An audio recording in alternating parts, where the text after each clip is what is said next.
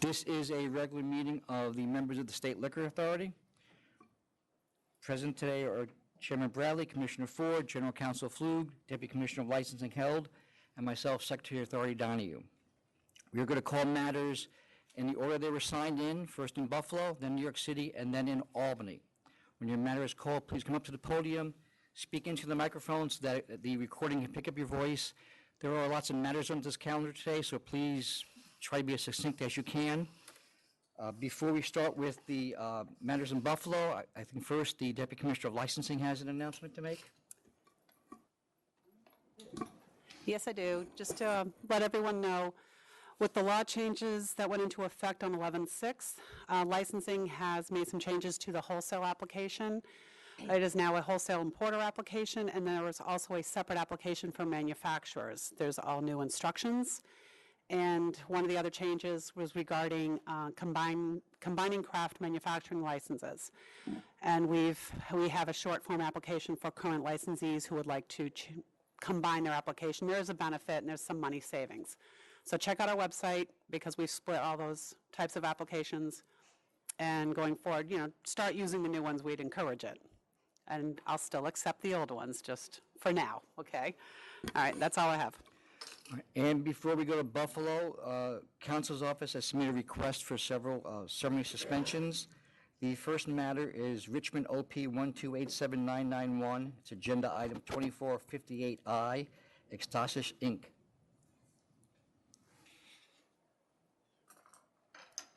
Good morning, members. Counsel's Office is before you to make an emergency summary suspension. We're requesting that you issue an emergency summary order of suspension. The reason we're doing this is because there was a recent stabbing inside of Extasis, which is located on Staten Island on October 30th, 2016. Extasis is on Front Street, which is a revitalized commercial waterfront area with residences in the nearby vicinity.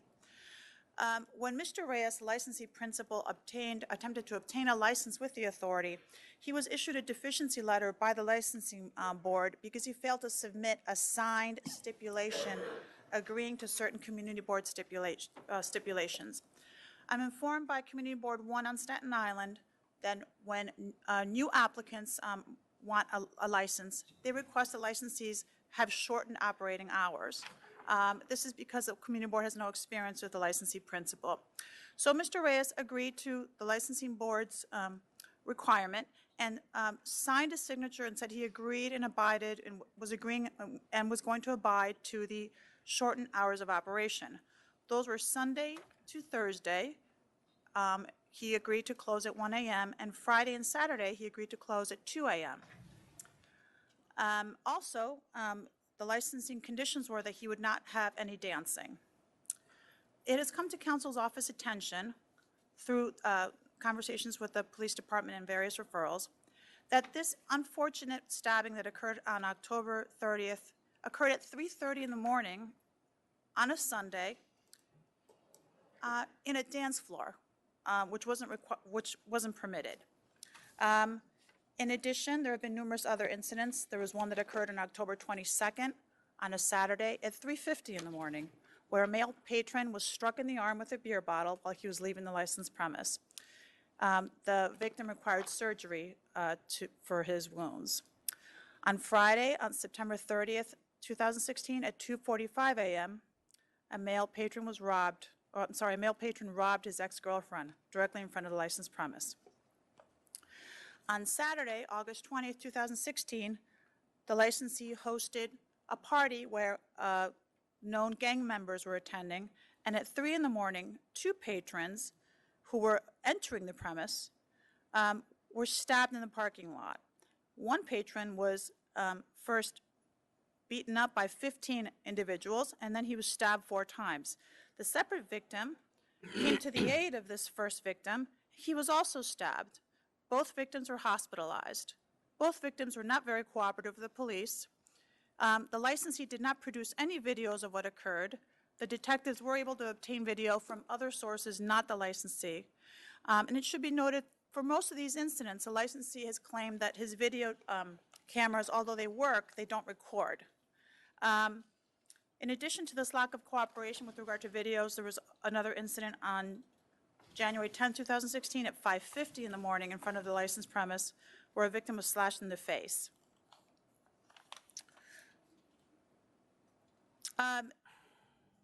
In addition to all these violent incidents that should never have occurred if the licensee agreed to his actually abided by a stipulation, the licensee has various charges pending. He's got 2 sales to minors charges, which are very strong. The sale to minors involved an undercover agent from the police department who was a minor, and he was sold alcohol on December 9th, 2015, and January 19th, 2016. In addition, at times that the SLA has inspected the licensed premise, the licensee, Mr. Reyes, has not had the wholesale records to produce to investigators, and when an investigator gave him the opportunity to produce those records at a later point, Mr. Reyes just refused to produce those records. So Mr. Reyes is uncooperative with the SLA, he's uncooperative with the police, he's sold to minors not even 2 months after he obtained his license, he willfully disregarded community board stipulations, he willfully violated the terms of his license, and he's a threat to the public. He obviously does not have adequate security in his premise for the crowd that he is attracting, and for all these reasons, we're requesting a summary suspension. All the incidents you talked about are after the stipulated closing time. Do we know the bar was actually open during those incidents? That is my information, yes. Does he have any security? The detectives tell me that on the times that they've been there, they've seen 1 security guard, and the application the licensee represented, he would have 2 security guards.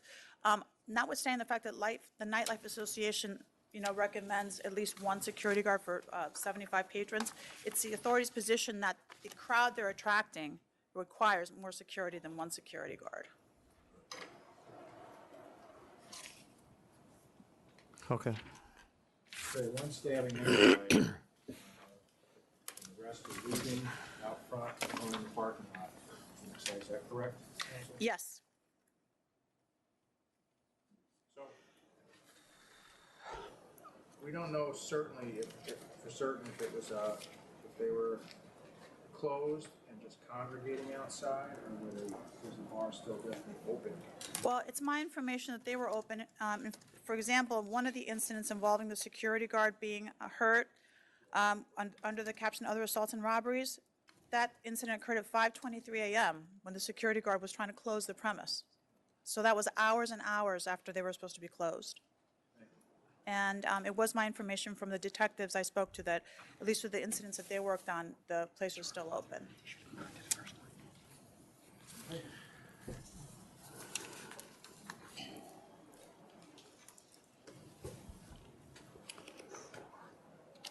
Are you voting? Whenever you're ready. I vote to suspend their license based on the fact that they're operating past their stipulated closing time, and it's obviously become a nuisance focal point for the police department.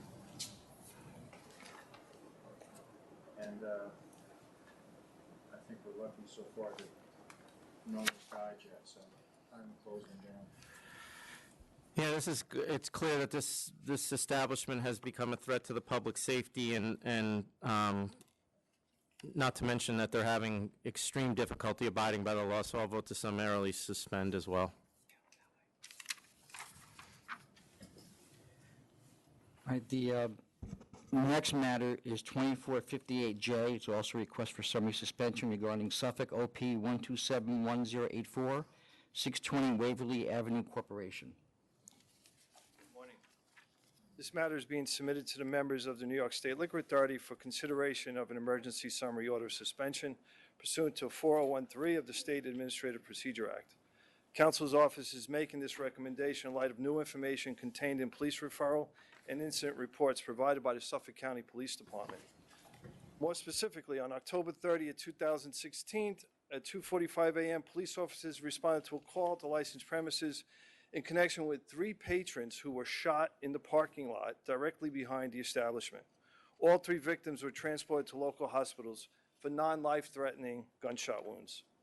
In addition to the October 30th, 2016 shootings, there have been 3 additional incidents at this location in the last 3 weeks which involved the actual or threatened use of a gun. More specifically, on October 16th, 2 separate patrons reported to the police that while inside the licensed premises, an unknown individual pointed a gun at them and then struck one in the head with the gun, resulting in a serious head injury. On October 15th, the Suffolk County Police Department responded to a call for a fight with possible shots fired inside the licensed premises. When the police arrived, the employees of the establishment told the police they did not hear shots fired. However, during the course of the investigation, shell casings and blood stains were discovered by the front door of the premises.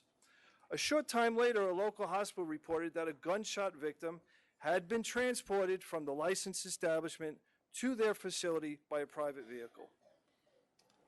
Additionally, on May 27th at 2:28 a.m., police responded to a call for gunshots fired in the parking lot just outside the licensed premises. According to the referral, gunshots were fired during a large disturbance involving more than 50 people. 1 person was shot, and additional shots were fired through the window of the establishment. The victim was transported to a local hospital for a gunshot wound. On May 1st at 3:30 a.m., a patron of the licensed establishment was involved in a physical altercation with 2 other females while inside the VIP lounge. The victim presented at a local hospital where she was treated for injuries and released. On April 15th, police responded to the licensed premises in connection with a report of males fighting inside and outside the licensed premises. When the police arrived, they observed a large, unruly group of patrons fighting inside and outside. Multiple units were needed to disperse the crowd. From January 30th, 2016 to October 30th, 2016, the Suffolk County Police Department, with its limited resources, has had to respond to the licensed establishment on approximately 25 occasions. Most notably, there have been 10 calls for disturbances, 8 disorderly premises, including 3 shootings and 4 altercations, 280 cases, and multiple cases for harassment. 620 Everly Corp. is doing business at the VIP Lounge, is located at 620 Waverly Avenue in Patchogue, in what is referred to as the Waverly Point Plaza, that consists of 1 structure with multiple tenants, approximately 2 to 3, including the VIP Lounge. The building has its own parking lot, which contains over 90 parking spaces, and according to the establishment questionnaire, the maximum occupancy level is 271 patrons. This license was issued on July 10th, 2013, to Jose Reyes for an OP license, billiard hall, bar, tavern, with recorded music, no dancing, and 2 security guards. Additionally, there's an outdoor fenced-in patio located in the rear of the premises and behind the building. And it's important to note that this establishment is located in a primarily residential community of Suffolk County. Now, in addition to the previously mentioned violation, this establishment has been the subject of 3 prior SLA disciplinary matters. Case number 98687 includes a charge for disorderly premises stemming from a large brawl involving 350 people. In addition to the disorderly premise charge, summonses were issued for various violations of local town codes. Case number 10951 includes a charge for disorderly premises because on October 24, 2015, the Suffolk County Police Department responded to a call at the establishment for an assault. Upon arrival, the police observed a male subject armed with a knife being held on the ground by security. And lastly, case 10961 includes 6 charges for local town code violations, and the town of Brookhaven condemned the premises because the violations deemed the building unfit for human occupancy. In a relatively short period of time, this licensed premises has become a burden on the Suffolk County Police Department's resources and manpower, and the evidence provided strongly suggests that the continued operation of this establishment presents a threat to the public's health, safety, and welfare, and has become a nuisance to the residents who live in close proximity to the VIP lounge. Clearly, these circumstances provide a rational basis for the authority taking emergency action, and therefore it's recommended that the license be summarily suspended immediately. Thank you. So the police responded to this place an average of 2+ times a month for the past year or so, maybe more. Shootings, people shot in the parking lot, guns pointed inside, shell casings on the dance floor. It's become a drain, a nuisance to the Suffolk County Police Department. And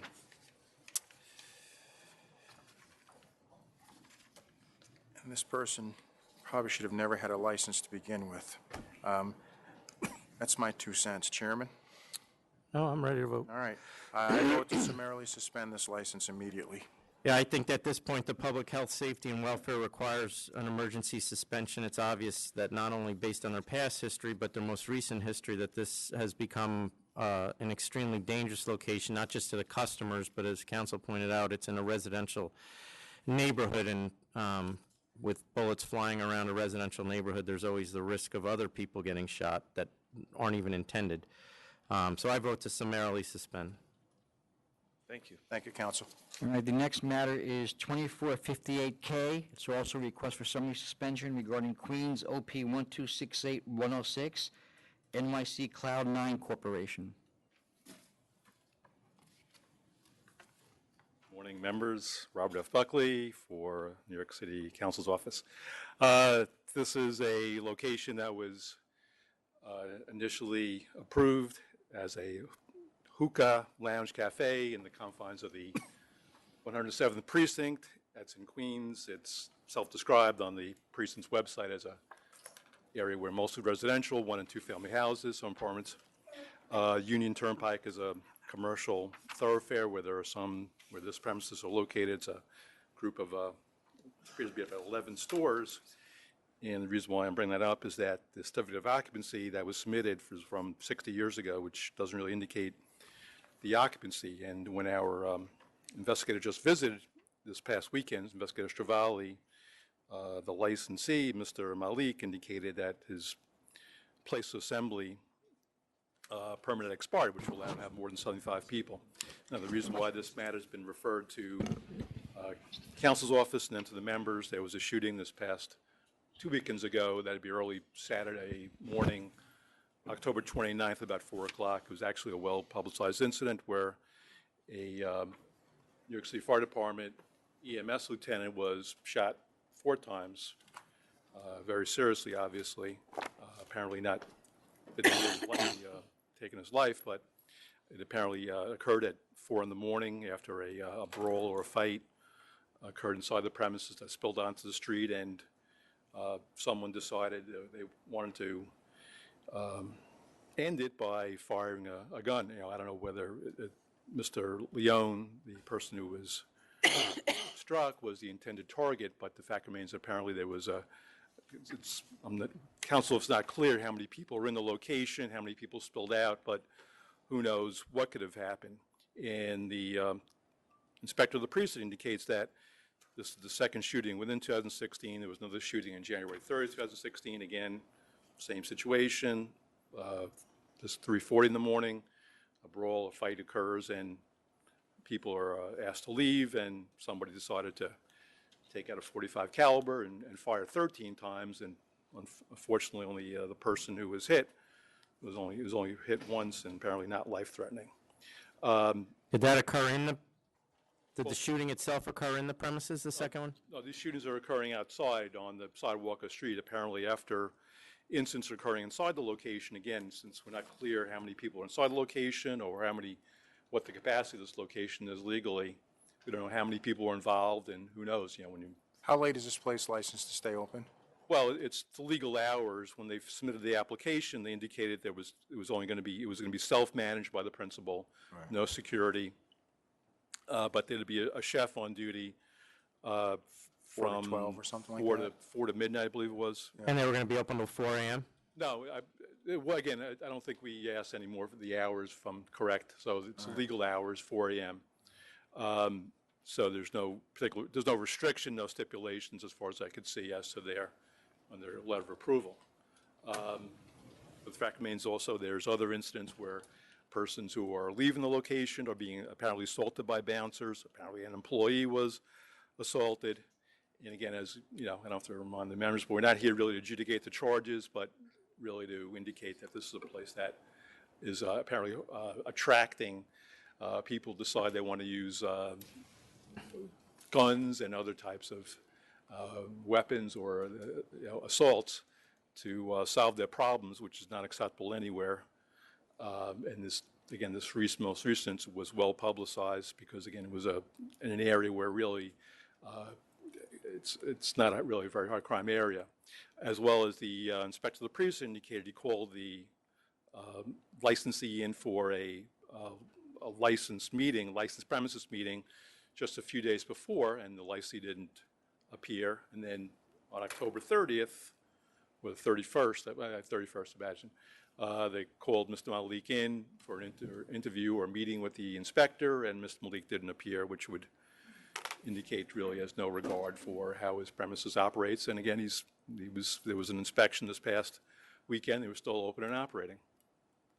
So I think, it apparently is a location which is apparently attracting a clientele, which again wants to decide to end their disputes with gun violence. You mentioned that there's incidents where the bouncers or security, whatever they may call themselves, are involved in altercations with customers.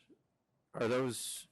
It seems to be Chairman, on July 16th of this year, somebody's waiting for a ride, and he was punched in the face, and bouncers apparently took his driver's license.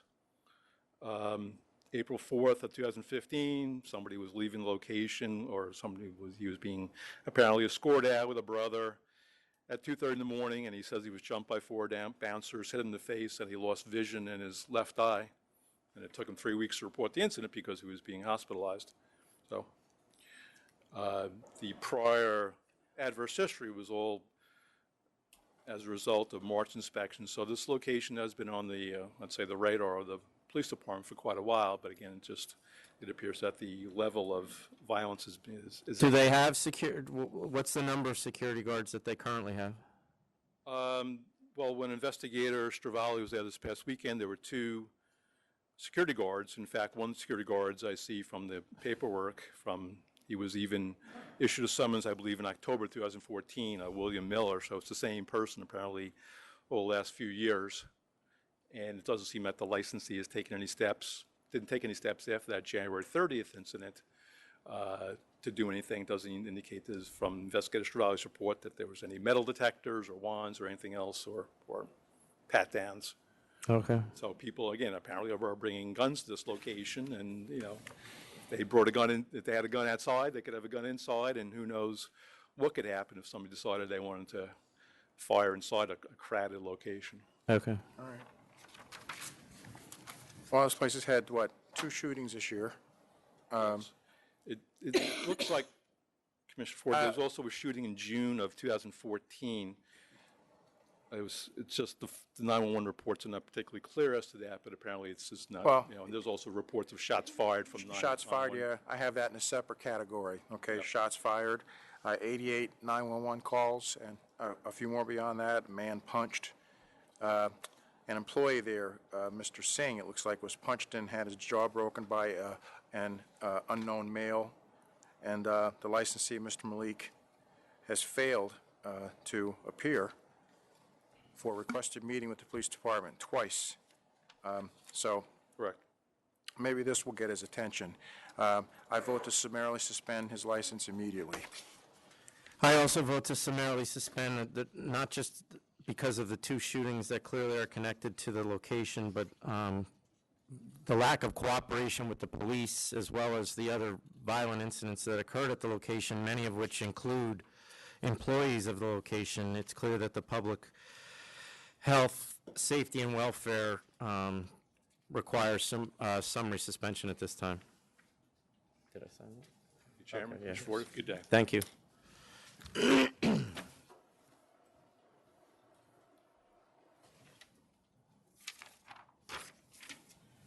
All right, excuse me. The next matter, we have someone in Buffalo and in Albany, is 2359 Budweiser Wine and Spirits LLC. We don't have, they're not here yet? Not yet. Okay. Yep, we have,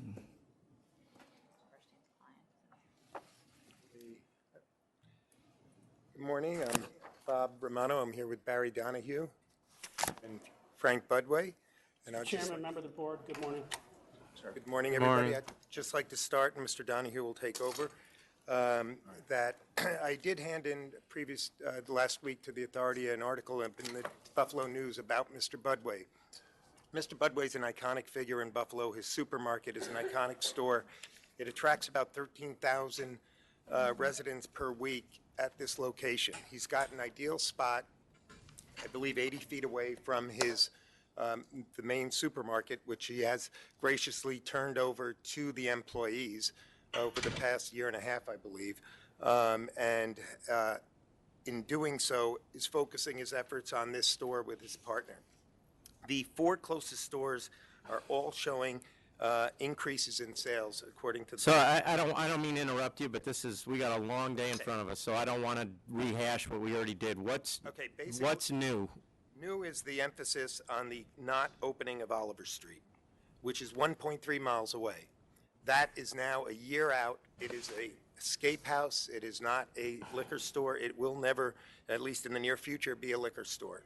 And that needs to be taken into account by the authority, I believe. And the parking access, it was not focused, the easy on, easy off parking. I believe, Mr. Donahue, would you like to say? On the what? Barry, would you like to take over and explain? Would you like to continue, or would you want me to finish up? Sure. Members, as Mr. Romano has correctly pointed out, Oliver Street is not going to be open. That is fairly near to the proposed store. In the Budweiser supermarket, Mr. Budway's store has 13,000 customers per week, as we represented last time. That situation has continued. He's still got that kind of traffic.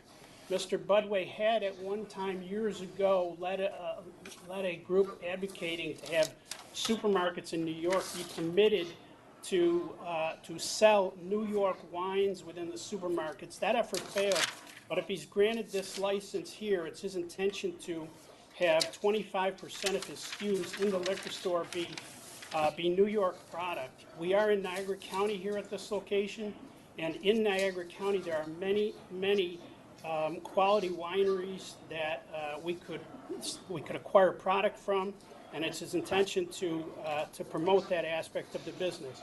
It's a 2,400-foot store in terms of actual retail space. I think the application had 3,000 or 2,900, but it'll be less than that, the actual retail space.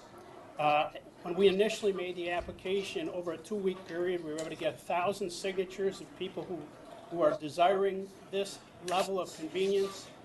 Mr. Budway had a number of other stores locally. Those have closed. However, his customers from those stores continue to travel because of their loyalty all the way to his store in North Tonawanda. And for them, it would be an added inconvenience to have to travel elsewhere other than his store. And as Tom, Mr. I'm sorry, what's the situation with Oliver's? Oh, it's withdrawn. It has been It's withdrawn. withdrawn. Just also note that at the September board meeting, Canal Street, or Canal Side, you disapproved that application, which was 1.8 miles away. And when was that filed? They filed twice. I think these were all heard around the same time. Hang on. Initially, let's see. I can just to give you the last one. They first filed in October 2015. They were disapproved by the full board in February. Recon was disapproved, was denied. Back in April, they reapplied. My dates, hang on. In June 15th, right after Oliver's. What reason were they denied? What was the reason for denial? If I'm not For mistaken, the I most believe, recent one, yes. public convenience and advantage. Okay. Is there opposition in Buffalo? Yes. Okay. But you'll get to be heard. You voted to approve. You voted to approve. For who? This was on Canal side on the recon. Okay. Yeah. Okay. We had to split, Do you need sorry. to hear from the opposition? No, I don't. Could I say anything, something, gentlemen? Go Ladies and ahead. gentlemen? Yes, what I just want to point out that our retail plaza definitely is in a different marketing area of the city of North Tonawanda than any opposition that we have. So we have our customers in our area supporting us, plus what Barry mentioned was that I had two other stores further out, like 7-8 miles away.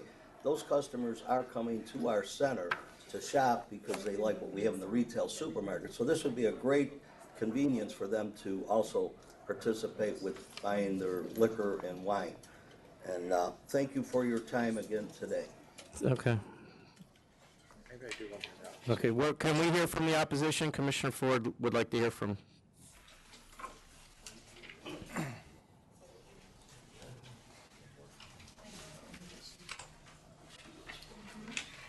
Good morning. I'm Gary Brennan. I have Yankee Spirits Liquor Store in North Tonawanda. I've only got a couple points I'm going to reiterate because we've gone through this back in April. At that time, you stated this wouldn't be looked at for probably another year based on Tonawanda liquor sales being down at the time, the new store at Isleview being a new store, and they were trying to develop a store. And also, that was at the same meeting where you also denied the Canal side. And at that time, one major point was raised was that Canal side had applied before Budweiser for a license, so they would have first option. Now, 5 weeks ago, give or take, you heard from Canal side again, and you refused them once more. There's no changes to North Tonawanda. The population isn't growing. Frank has a definite competitive advantage. He owns a plaza, and he can take that store from 3,000 square feet to 10,000 square feet tomorrow if he'd like to, because he's got an entire plaza to build to or take out tenants. Well, he can't do that without us letting him, but. Right, well, exactly. But it's still his ability to do things that we can't do because my only income is from my store. He's got how many places to draw income from where he can do anything he wants to be overly competitive with us, just to hit us. Larry from Tonawanda wanted to be here. He told me to say that he's on vacation. That's all I really have to say, gentlemen. I don't know what else to say. We covered this all in April for good reasons, denied. We're back at that point again. Thank you for your time. Thank you. Thank you. Would be willing to stipulate he'll keep the store the same size. He doesn't have any more stores. He gave his store to his 33 employees. No, I understand. Right. What Could I is the- make one point also that our store is going to be 2,900 square feet. The gentleman that just spoke from Yankee Spirits, his is 6,500. Nationally, the bigger stores are putting out the little guys. This is purely a convenience for the shoppers at our store weekly, the 13,000 customers weekly that shop at our store. We're not going to put anybody out of business. Thank you. And I think the board has before it, with respect to revenues of all the surrounding stores, I think all of those show increasing revenues. Right.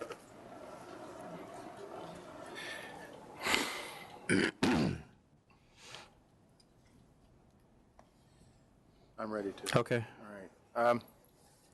I'm looking at the revenues, and I would say, yeah, you're technically correct. They're all showing, increases, but on a larger view, it looks to me like they're more or less holding their own.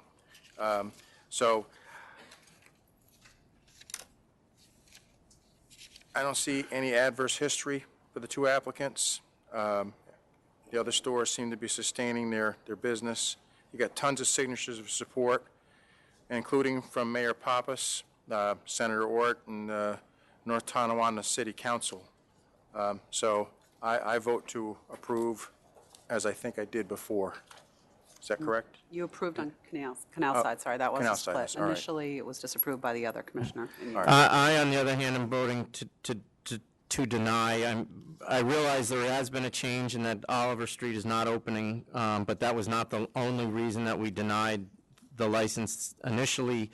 The main thing I found was within 2.4 miles, there's already 19,000 square feet of liquor stores. And to add another 2,900 or 2,800 or whatever it is, given that the sales numbers, while they have increased, as Commissioner Ford pointed out, I see those increases as basically stable.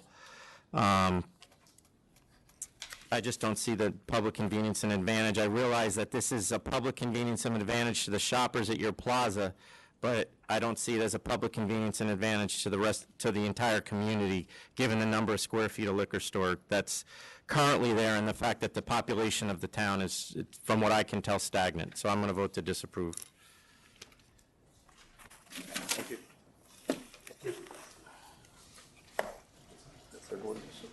Disapproved, yeah. I'll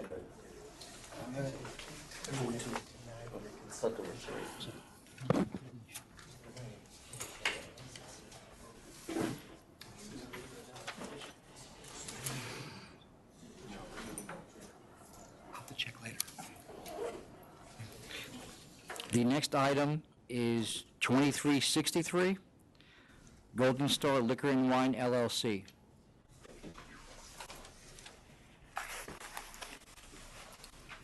Good morning, Chairman and Commissioner. I'm Chester McKenna. I'm the consultant that handled partially the application for this approval of this liquor store. Did you first want to talk if there were any protests to this application before I continue? Well, I'd like to know whether in his former application, which we granted and he never opened, why he Yes. never opened. The reason he never opened, there was 2 leases signed by the landlord, and he couldn't get in there because of the 2 leases. I don't understand what you mean. 2 leases with whom?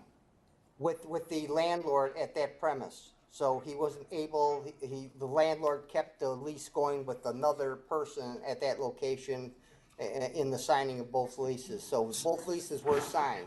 All right. and So could he have a filed, time- he filed an application for a location that he didn't have a right to have. I filed the application first. He filed the application first and, with the lease, and then at a later point, the landlord signed another lease with another applicant for, not a liquor store or anything, I think it was for a Game store. game store. So how did that override the lease he had signed earlier? He couldn't get in there because of the 2 leases. But his lease, whose lease was signed first? His li- Mine was signed first. So how did that lease just go up in smoke?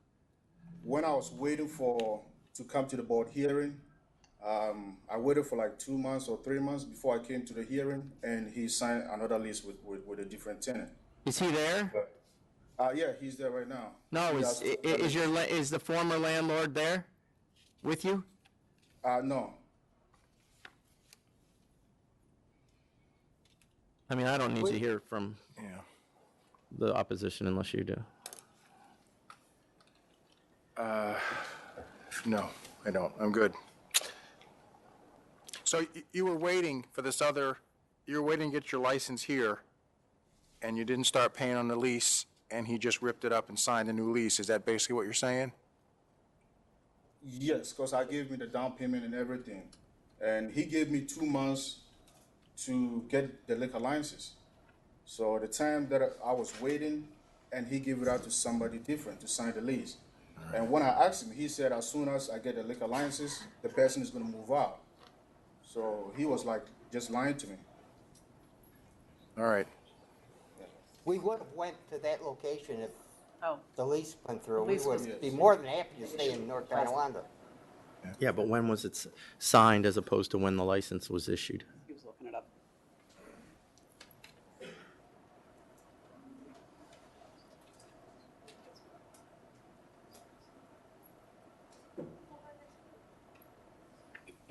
It it was dated June 2015, but it was conditioned on the approval of the license. It wasn't supposed to start until the license was approved. When did we conditionally approve the license? Oliver's. Conditionally approved on 11/6 of 2015.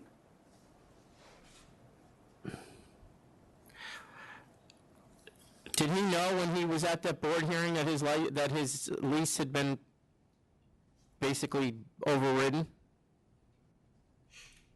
The applicant here? Yes. What do you mean by overridden? Well, we conditionally approved the license in November. He signed his Right. lease in June. When did he find out that he didn't have a valid lease anymore? When And you why start why didn't we hear about it until about 3 weeks ago? No, I did send a letter to the liquor authority explaining why we are not going to continue with that application. We knew other applications were going in, and we knew he couldn't get it because of this lease problem. So that's why we then said to rescind this application. Something's shady here. Yeah, I'm ready to vote. No, we can, go ahead. You can do your presentation, go ahead. The applicant has a small liquor store, it's 2,350 feet, 80 feet by 23 and a half feet, I believe it is. And it's a small liquor store. It's on Delaware Avenue. Delaware Avenue has a lot of traffic area in that area. There's a lot of businesses in that area. It's highly populated. And the applicant is going to open up a store that 50% of his business will be New York State wines.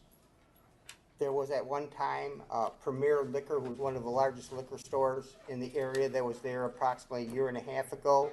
He moved out of the area, and we're here to answer any questions concerning this application. Does he have a lease? Yes, he does. Is it contingent, when did he sign that lease?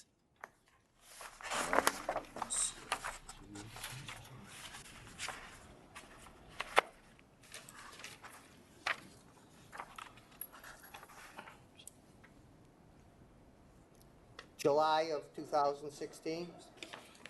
It's in the write-up as dated July 8th. Do you have any Yeah, questions? July 8th. Okay. Do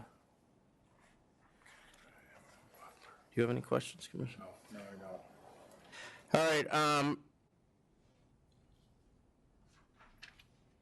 we recently, within the last 2 years, licensed 2 stores within 2 miles of this location. One is 1.6 miles away, the other is 2.0 miles away. Both of those stores have clearly affected the nearby store sales based on the responses that we do have. We didn't get a response from Sheridan Liquor. I'm assuming Sheridan Liquor is still open? Yes. Yes. So based on those recent issuances of those 2 licenses, I don't see any public convenience or advantage to adding another one at this time, so I'm going to vote to deny. I'm going to agree with the chairman there. I don't see the convenience, need, and advantage, so I'm going to vote to deny as well. All right, thank you. All right, we're going to go to an item in New York right now.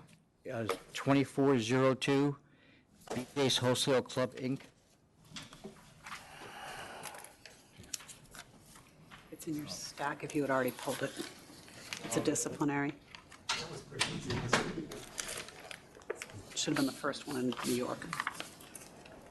Board, Richard Burstein representing BJ's, and I have with me Mr. Graham Lewis, who's Vice President and General Counsel of BJ's. This is a conditional no contest plea, and I'd like to introduce Mr. Lewis to tell you a little bit about the proactive things that BJ's has done since the charges. Thank you. Thank you, Rich. Good morning. Can you just, As Rich said, can we be quiet in Albany or Buffalo, because I'm having trouble hearing him? Thanks. sorry. We regret the incident that happened and want to do everything we can do to minimize the risk of a similar incident happening in the future. Since the charges, what we have done is to review in our purchase database significant purchasers in New York State and in the months preceding the charges. We sent letters to the most significant purchasers reminding them of their legal obligation to be purchasing only for personal consumption and not for resale. Most of these members were not business members, but were personal members. Nevertheless, we sent them cautionary letters. The result of those letters was that a third of the members receiving them, so approximately a third of the 75 members who received the letters, stopped purchasing beer at our clubs entirely. On average, the remainder of the purchasers reduced their purchases by approximately 40% following receipt of the letter. We did receive some angry complaints from members who had credible explanations for their purchase history as well. Nevertheless, we have continued to monitor purchase histories.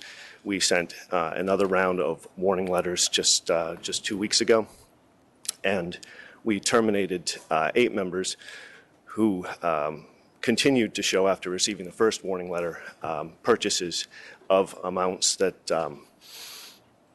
appeared to be significant to us. We have no reason to believe they were for resale, but in an abundance of caution, we simply terminated the memberships and refunded their membership. Okay.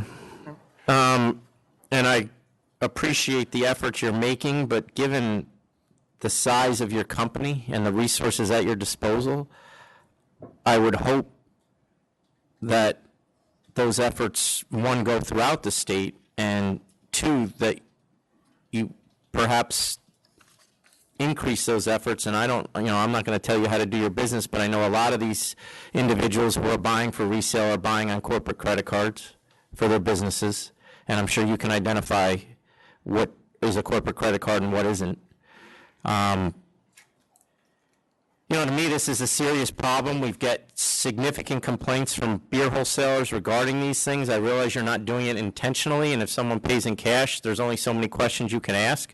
But like I said, given the size of the resources that are at your disposal, I hope that you increase your efforts. Because this, I realize this is an $18,000 penalty, and to your corporation, it's meaningless, but the next one won't be. And you're risking your right to sell beer is really what's happening, and that right could be done statewide. So I know you're taking it seriously given from what Council Flug has indicated to me, but I just hope you take it more seriously. Thank you, sir. We will, and these efforts will continue on a permanent, ongoing basis.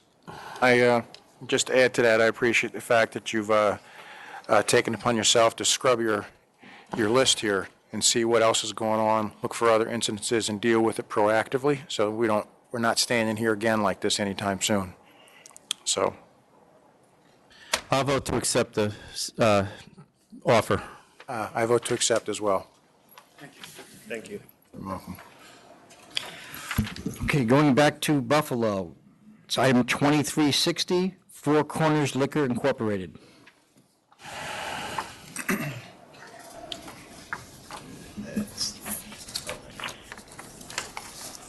State your name, please. Dante Washington. Jim Bingham Consulting. Is there opposition there? There's no opposition present. Okay. Go ahead. I purchased a lease on a existing business location. It's been in the community for a while. Successful operating location for many years on a busy corner in Buffalo, New York. And I'm focused on a polished wine and liquor store location that caters to an older local demographic looking for convenience and value. There are many means of traffic that all benefit from the New York liquor store location. No traffic concerns, full easy parking.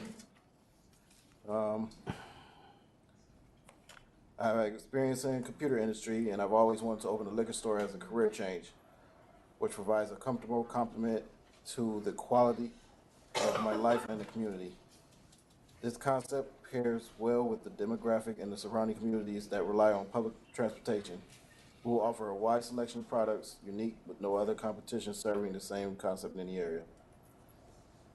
Well, what is that concept that's different from the store that's 0.4 miles from me and the store that's 0.7 miles from me, that both were licensed within the last year and a half?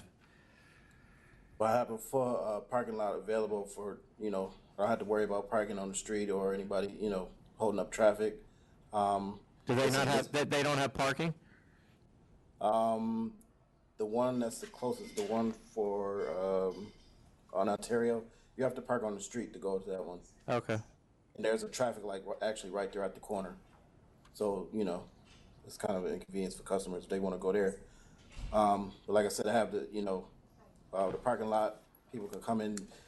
It's busy traffic over there. There's foot traffic, easy access, public transportation, everything around there. But what are you doing different that they're doing or not doing? Got a New York product line of 10 to 15%. They don't carry any New York wines? Not sure about that. I haven't checked to see if they carry any wines.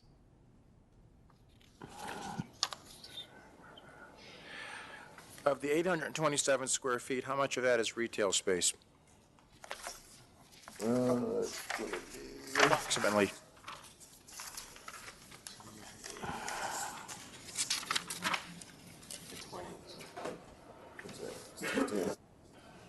Yeah, 160 feet. Say that again? About 160 feet? 160 feet retail. Yes.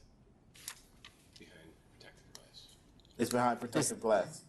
This is going to be bulletproof store? Yes. Didn't say that. Okay, I'm ready. All right, 160.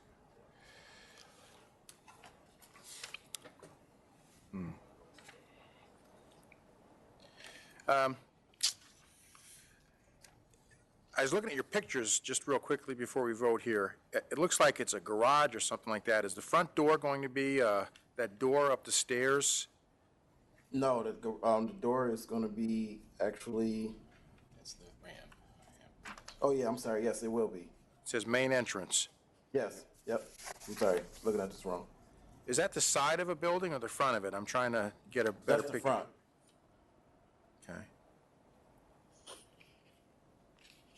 Looks like you got a lot of work to do. Yeah. A lot of cleaning up. Based on the small size of your store and so forth, and the fact that the other stores in the area, although one's kind of close, they appear to be sustaining themselves. So I'm going to vote to approve. I'm going to vote to deny. Only within 1.8 miles, there's 4 stores. Those 4 stores make up 26,000 square feet of liquor store. All 4 of the licenses were issued, or 3 of the 4 licenses were issued in late 2014, and the 4th one was issued in 2012. So at this point, given the number of licenses that we just issued in under 2 miles of this location, I just don't see the public convenience and advantage at this point of adding another one. I don't think we've really seen how these 4 stores are going to be able to interact with each other, given the limited sales histories we have on all 4 of them. So at this point, I'm going to vote to deny. All right. Thank you. All right, we have no other matters in Buffalo. We're going to go to Albany now, and the first matter there is 2424 and 2425, Three Brothers Tavern Incorporated.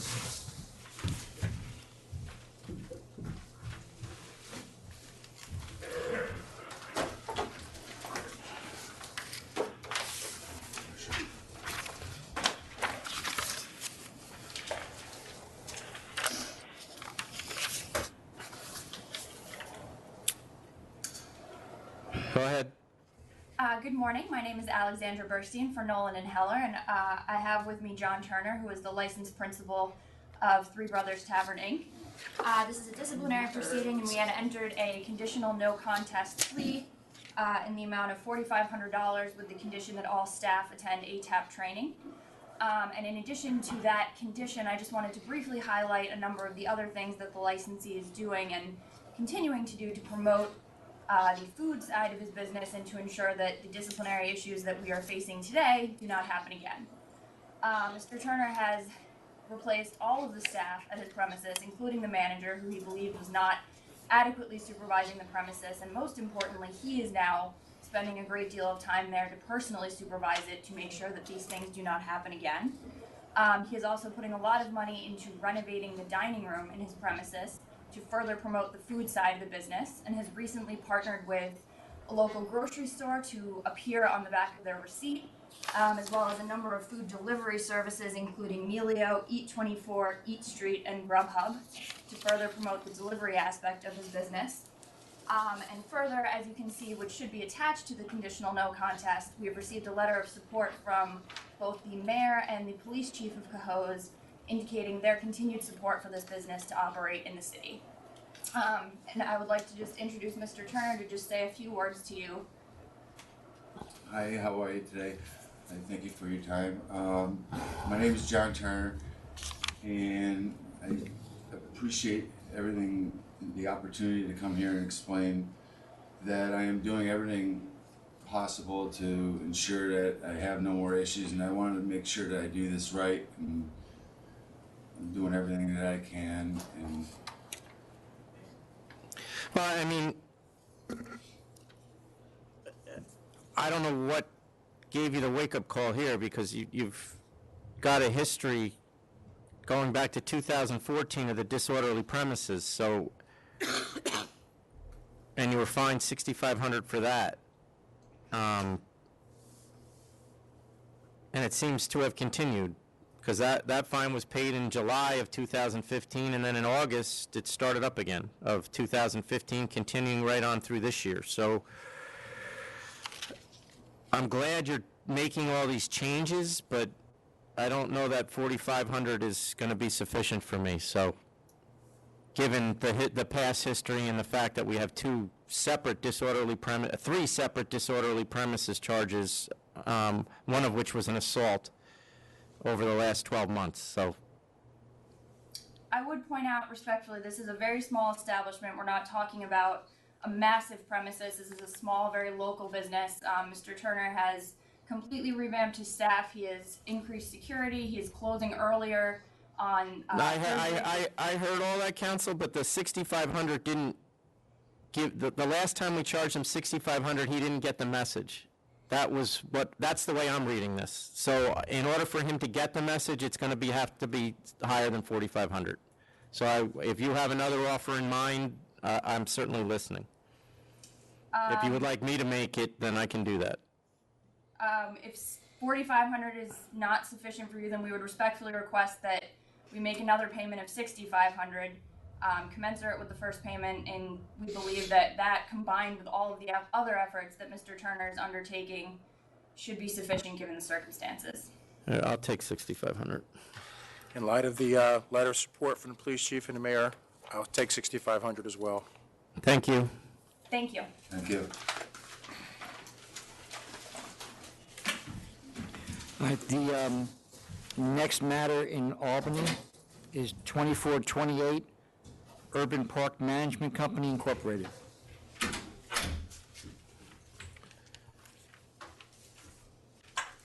Good morning. My name is Sean McGill. I'm the principal owner of Urban Park Management and would be the owner-manager of Peak Wine and Spirits, if approved. Mr. McGill, is there anyone there in opposition? No, sir. Okay, go ahead. I'm here today to answer any questions you might have. Well, if you could just describe what you're trying to open.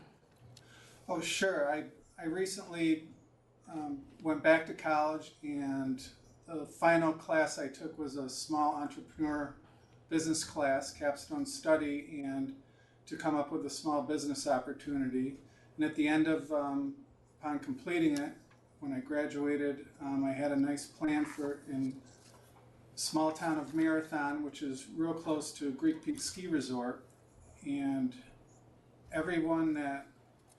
most of the people that travel to Greek Peak get off at the exit and travel directly through the town of Marathon. The store would also be located directly across from the supermarket, and the town has not had a liquor store in 25 years, and all the community members that have to drive 10 miles to the south or 13 miles to the north. Okay, how big is your store going to be? 600 square feet. Okay. Do you have any questions? Nope. Go ahead.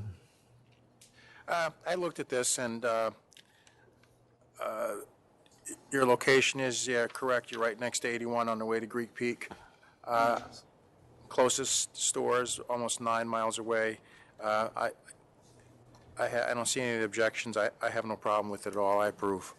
There is, I just want to point out for the record, oh no, there is not a protest. I thought we did have a protest letter, but as Commissioner Ford pointed out, the closest store is 9 miles away. The next closest 2 stores are over 13 miles away, so just on the distance of the closest liquor store, there's clearly a public convenience and advantage to the residents of Marathon, so I'll vote to approve. Thank you. Thank you very much for your time. And the last item in Albany is 2403. It's 804 State Street LLC.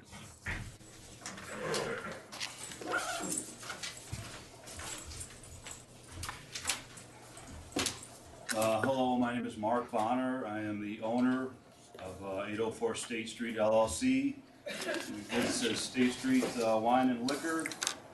I did have an incident of one of my employees selling to an underage buyer, which I and everybody considers a very important issue. I realize that, and I have stressed it throughout. I have another business as well. I have another license, and I've stressed throughout, and this is for 10 years, I haven't had the incident.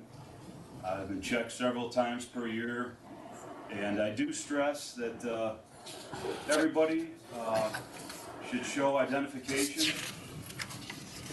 And one, like I said, it's an issue I take very seriously, and just to point out that factor, to bolster that fact, my employee, and I'm not making excuses for my employee, he's guilty, but he did ask for the individual's license, and for whatever reason, I don't know, when the individual was pulling out the license, he said, that's okay. I don't understand that, I don't know why he did that. My point is that I do train my employees to check everybody's license. I have a family myself. I understand the importance of not selling to underage people. Since the time of this incident, I have made all of my employees, including myself actually, take the ATAP off-premise test, and we've all passed it. And I just want to present this to the board for whatever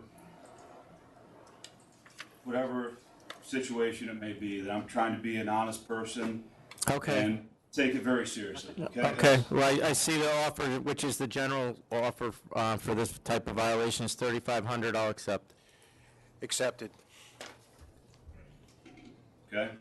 Thank you. All right, thanks. He'll be eligible for the reduction. And you obviously you get a reduction because of the ATAP courses that you and your employees took.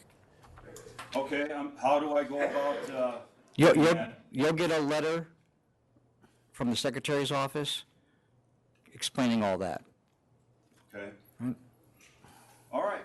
Well, thank you very much. Yep. All right, there's no more matters in Albany. The first matter, or the fourth matter in New York is 2458E, Fresh Pond Tavern, Inc. I'm sorry, Tom, which number again, sir? 2458E. E, way down the bottom. Way down the bottom. All the extensions are always at the bottom.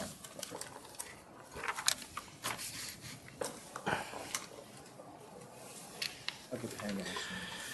All right, so The backyard is closed. Backyard is closed. Kitchen is open. Well, he has a prep area, and we'll make any necessary alteration application to Is this a amend- bar tavern or a restaurant? It's a bar tavern. Okay. It's always been a bar tavern. So he is serving food.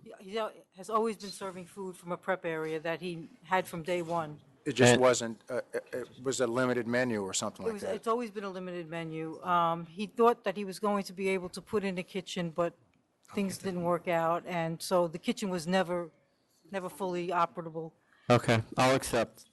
Accept. Thank you very much, appreciate it.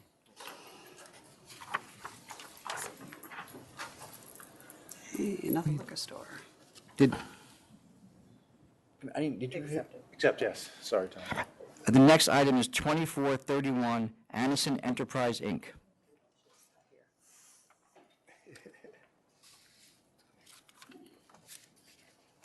Hello again, Robert Romano. I'm here with Sezgin Ak, who is the principal of Anison Enterprise. This is a store which he is looking to open in Manorville, New York.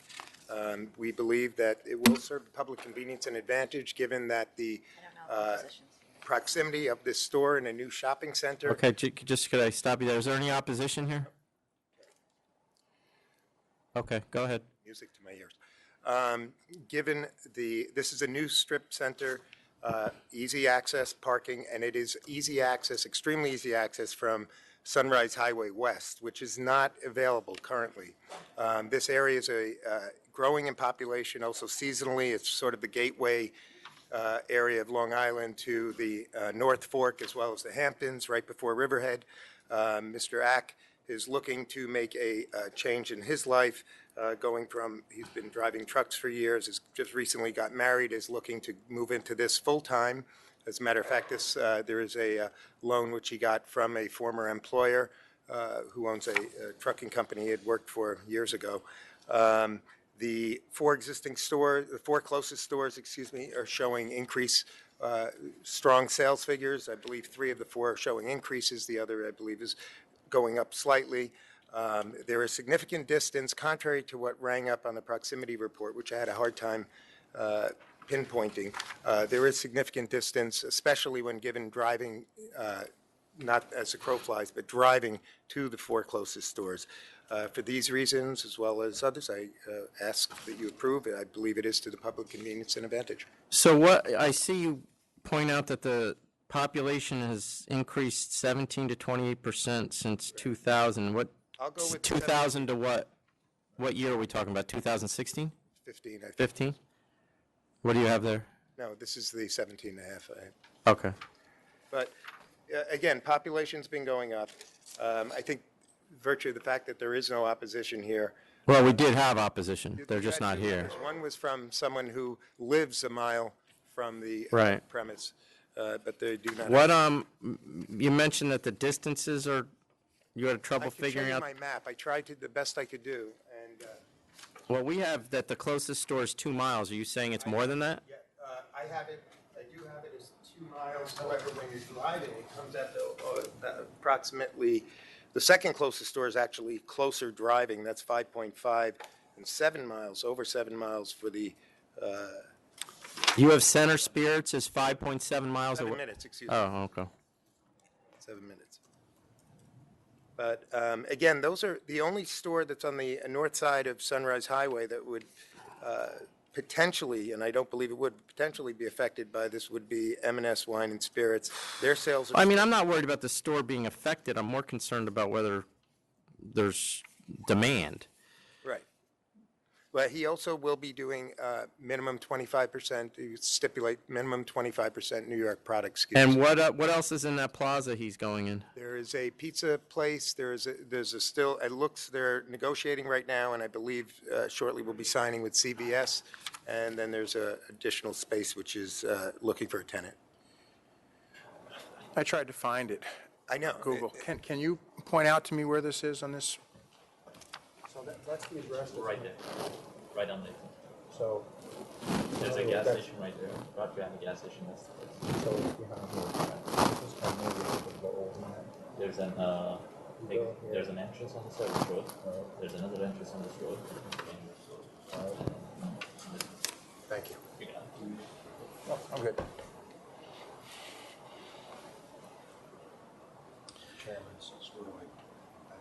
Yep. Okay. And you're going to do 25% New York products, you said? Yes.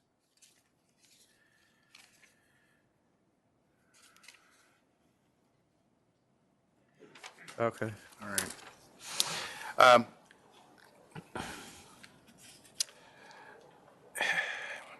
16, 189. And of course, of the 2,200 feet, not all of it will be retail. I would imagine in the area of 1,500 when you take away counters, sales counter and inventory. 1,500? Roughly 1,500. Yeah.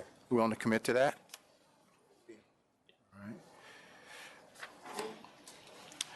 right. I'm going to vote to approve based on capping at 1,500 square feet and the fact that their closest competitor is a couple miles away. Seems to be sustaining. All the others seems to be, well, a little up and down there, but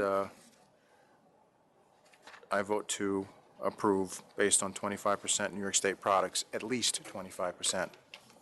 I'll vote to approve as well on those stipulations. The closest store's 2 miles away. It's showing up and down sales, but consistent. And then the next closest is 2.2 and 3.3, and they also show either consistent or rising sales. And given that the population clearly has increased significantly in this area since 2000,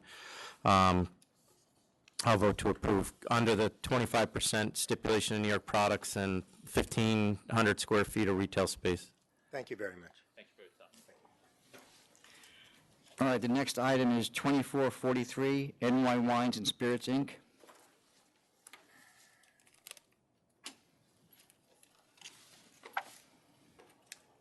Hello again. Robert Romano. I'm here with Sumita Kutwal, who is the principal of NY Wine and Spirits, Inc. Come before you for a reconsideration request. The denial that Ms. Kutwal received was based on information we believe was misconstrued by the authority. They had, in the denial letter, it was clear that they had based their denial on their belief that the population in the area had decreased between 2010 to 2013 almost 40%. I cannot think of anywhere in Long Island that might be true. No, and that clearly was an error on our part, but I did go back and watch the hearing, and that wasn't the discussion. Clearly, the decision, for whatever reason, indicates that the population dropped 40%, but that obviously is inaccurate, and it could be a typo. I don't know what it is. But during the hearing, that wasn't discussed. Those numbers weren't discussed like that. It was So while that obviously is something different, in my view, it appears that there are 5 stores within a mile, and the population in the area is stagnant. In fact, there's 5 stores in Massapequa and Massapequa Park, and then there's an excess of 12 stores within a general vicinity that are, that was not the only reason that this was disapproved, was the population was simply one factor. I think the authority was not comfortable. They felt that there were 2 new stores, relatively new stores, and I want to Herb Pra Liquor and 5 Goldfinch, and they actually are not. Ownership was transferred in February of 2015 for Herb Pra and in November of 2014 for Goldfinch, and they might have appeared to be new stores, but they were actually not. But Spirits by the Tracks was 2012, correct? Spirits by the Track. Which is the closest store. That was issued in 2012. Right, that's 4 years ago. Right. And, given that I have 3 of the 5 closest stores with increasing sales, unless I'm missing something, which wouldn't be the first time, but I do believe 3 of the 5 have increasing sales.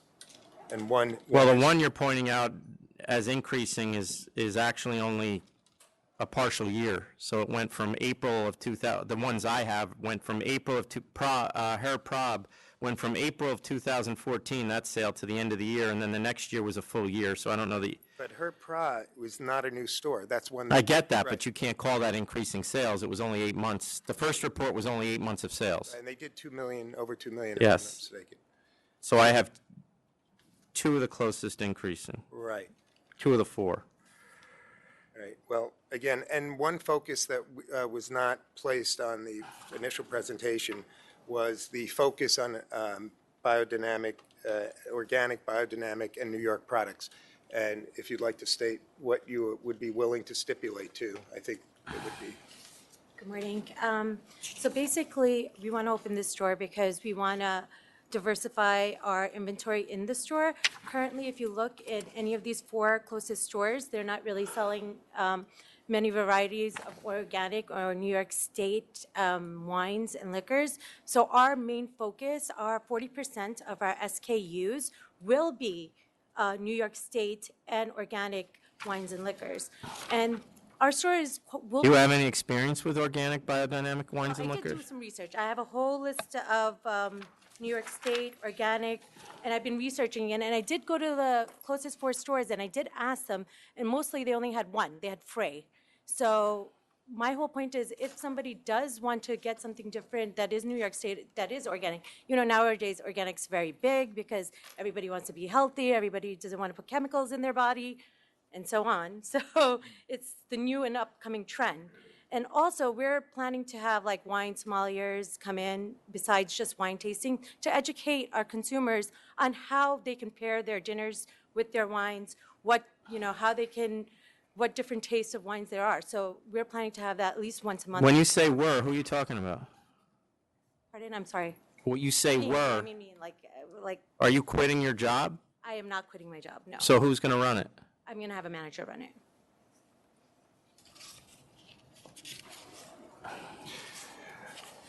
How many square feet?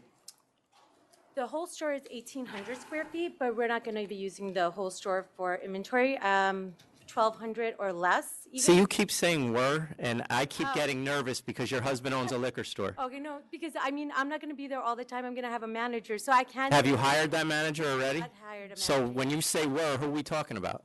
No, that's what I mean. When I say, I've had a liquor store before. I realize that, and I realize that your family has one now. And when you say were, No, I that's... don't mean my husband. I mean, okay, when I mean to say not my husband, but my manager and myself, because I work full-time. But the problem with my job is, corporate America, is that everything is nearshored or offshored. Everything is moving away from being here. So I need to have a backup plan. So this is my backup plan. Okay.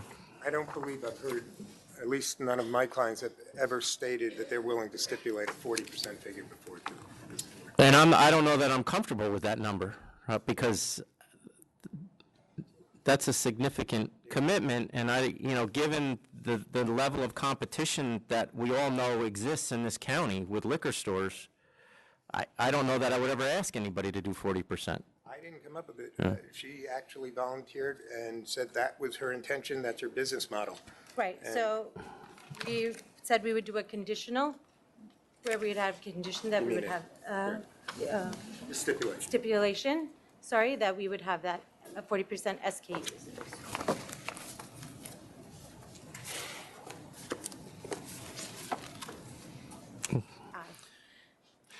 No figures for 2016, obviously, since this was Yes. gathered before a while ago. Okay.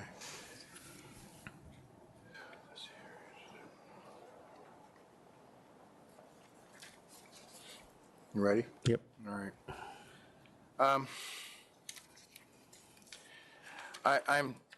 I'm sorry, but I'm still inclined to stick with my original vote here, which was to deny.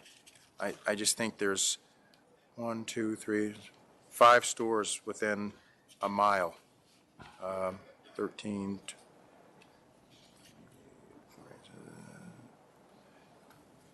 roughly 6,000 square feet of space already. So I'm going to stick with my original vote to deny. I am too. I mean, I recognize that the population decrease in the written decision was inaccurate, but that was not the population decrease we talked about at the hearing, and it looks like, at best, it's stagnant. As Commissioner Ford pointed out, there's 5 stores within a mile, and it's much more than 6,000 square feet. It's more like 8,000 square feet of liquor store in a mile. And I appreciate the 40% commitment to New York products, but given the level of competition in this area, I just don't even think that that's realistic. So at this point, I'm going to deny. Are the members amending their prior decision to correct that? Yes. Okay, thank you. Thank you. The next items are 2349 and 2386. I'll use a calculator. Maurice Designs, Inc. I have made a conditional no contest plea in the amount of $2,000 to satisfy both of these charges. I'll accept. Thank you. Accept. Thank you. 2452, Perlee LLC. Made an offer of $5,500 to satisfaction in full. Counsel's office has requested that we withdraw charge 3. So that will be withdrawn, and I'll accept the conditional contest.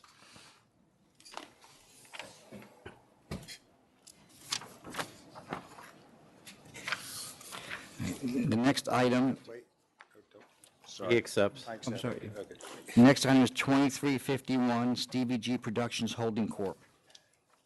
On this one, I have made an offer of $750. I would ask you to consider a letter of warning, given that he has had a 15-year blemish-free history and the relative minor nature of the charges.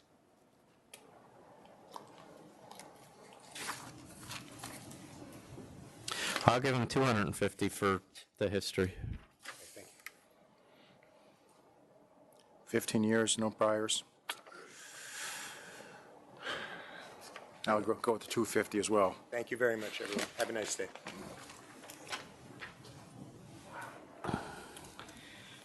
The next item is 2385, Boucherie LLC.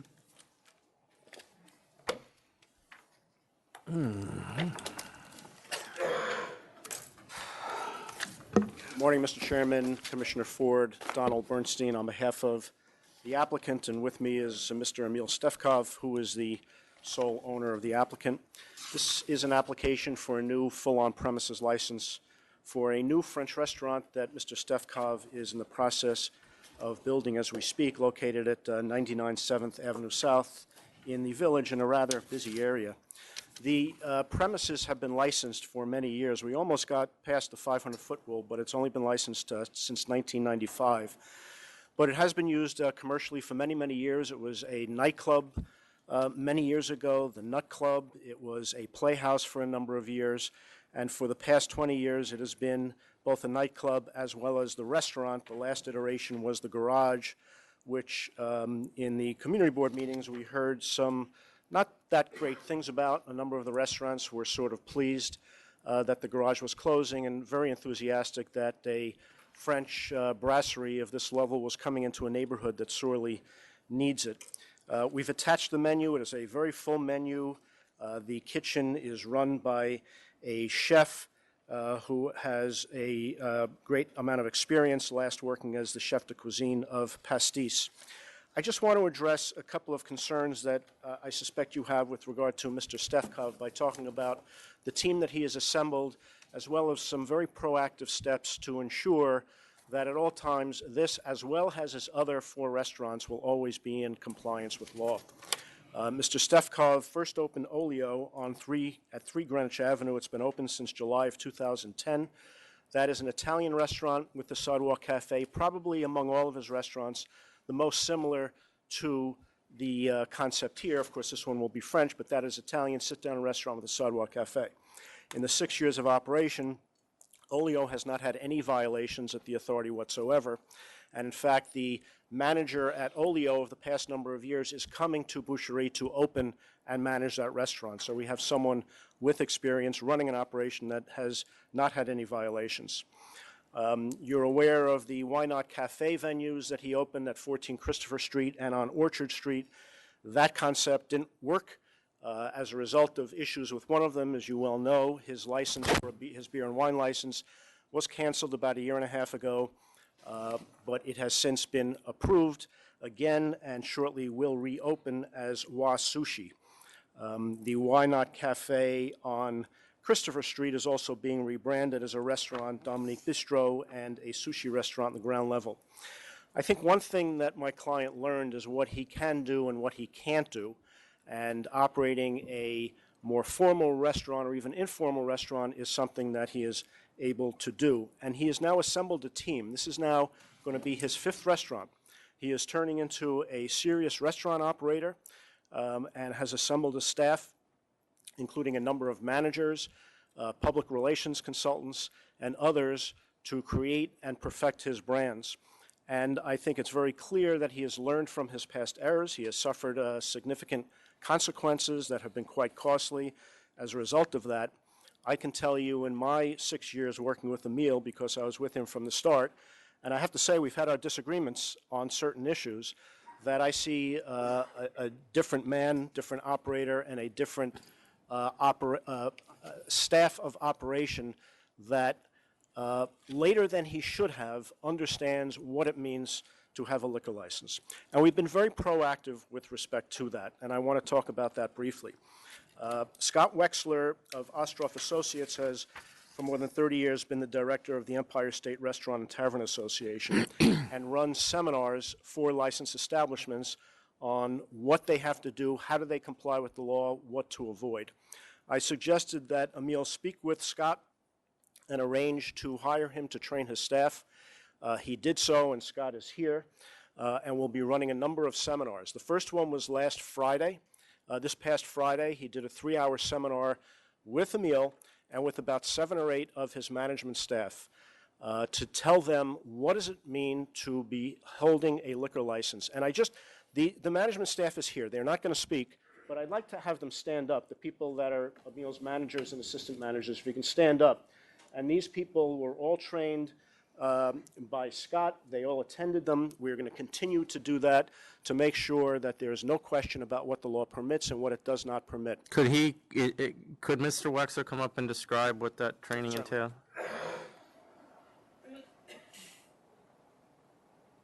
Good morning, Chairman Bradley and Commissioner Ford. Just like to take a few minutes to describe the work that I have done with Mr. Stefkov and his key staff to enhance their understanding of the ABC laws and their ability to ensure compliance with the law and any stipulations applicable to their licensed premise.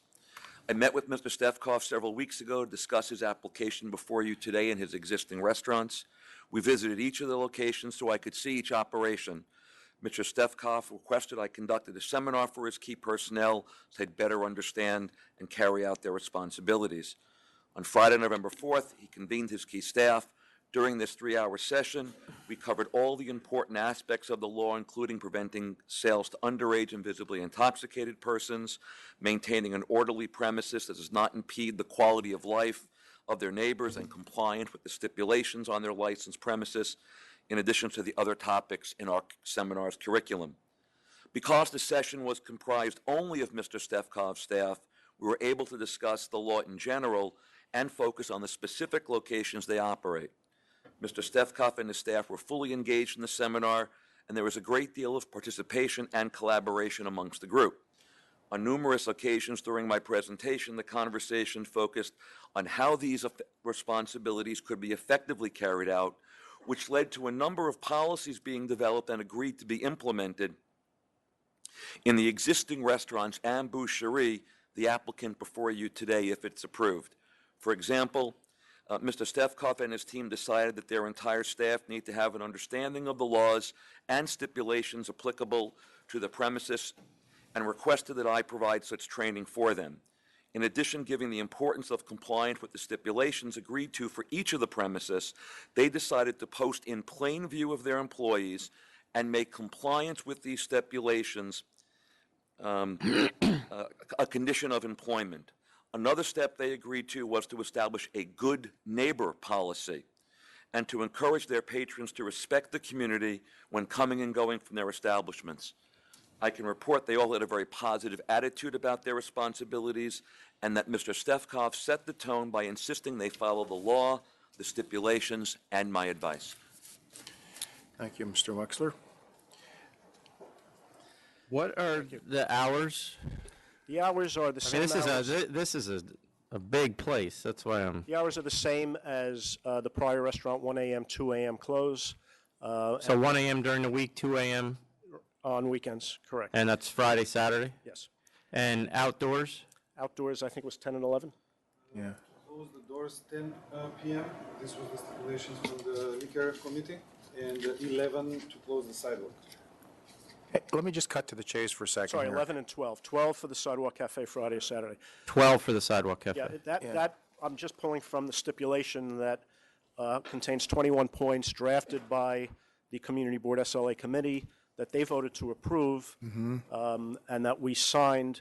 I just want to point out that we were also asked to contact the Central Village Block Association, which is the only community group in that area. They've already approved. We did. They Yeah. approved it. They asked for 3 modifications. We agreed to that. All right. We signed off on that. And I do also want to point out, and if you don't want to hear it, I won't discuss the community board proceedings, but I just want to say that there were 4 opportunities for the public to speak. The Community Board SLA Committee, the Community Board Executive Committee, the Community Board Full Board, and the 500-foot rule hearing here. On not one of those 4 occasions did a single person from the community come to speak in opposition of that, to that application. Each time, we've had anywhere from 2 to almost a dozen residents, a number of whom are here today that would like to address you, if they may, very briefly, strongly in support of other restaurants owned by Mr. Stefkov, as well as this. We have, I think we've submitted to you, if you don't have it, I will hand it up, 450 to 500 signatures of people in the immediate area. No, we have that. I won't burden with those. No, there's clearly a level of community support. Is there anyone here in opposition? Oh, why don't you come up?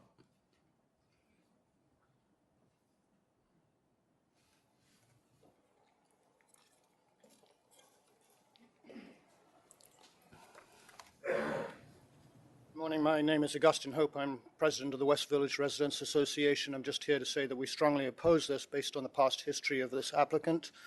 What history, is there a specific thing you're pointing to? Because he's got obviously a number of licenses, so are you talking about one in particular? Oleo and Why Not, where he hasn't abided by stipulations in the past. Say that again? Oleo and Why Not, two of his other 2 venues. What's the problem with Oleo?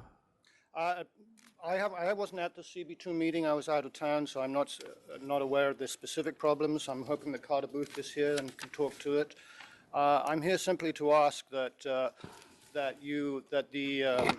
SLA full board append the stipulations, the 2 sets of stipulations that have been submitted, that they be appended to the license if you choose to approve this. As representing the community, I would hope that you don't approve. Thank you. But can you be more specific as to why, other than their history? I mean, this place was licensed for years, so Right, but it's disturbance to the what's about this individual? illegal use Can I finish? Sorry. What's about this method of operation that he's proposing that you disagree with, that your liquor committee agreed with, by the way? I don't dispute that. There is the history has to do with illegal outdoor seating, disturbance to the community, and stuff like that. I am simply here to ask that that the stipulations be formally appended to the license if you choose to go ahead. Well, we don't. I mean, they're part of the license, but we don't formally append them to the license, do we? I mean, generally, if they're, in this case, 21 pages, it may be, we may recommend it be attached or around the license certificate, but there's no way we can fit all that on the front. Right, that's what I figured. Okay, yeah, but They there are will bound by be, I usually do impose the stipulations that the community board has requested, at least within reason. Okay, I appreciate that. Thank you. So, Just also add that the community board also approved unanimously the Sidewalk Cafe application, which actually is already been issued to the DC.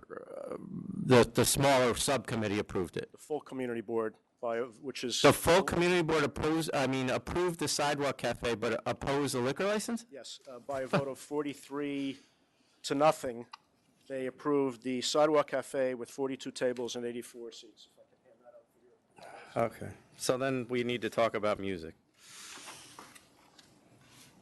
I'm not comfortable with 2 to 3 nights of music.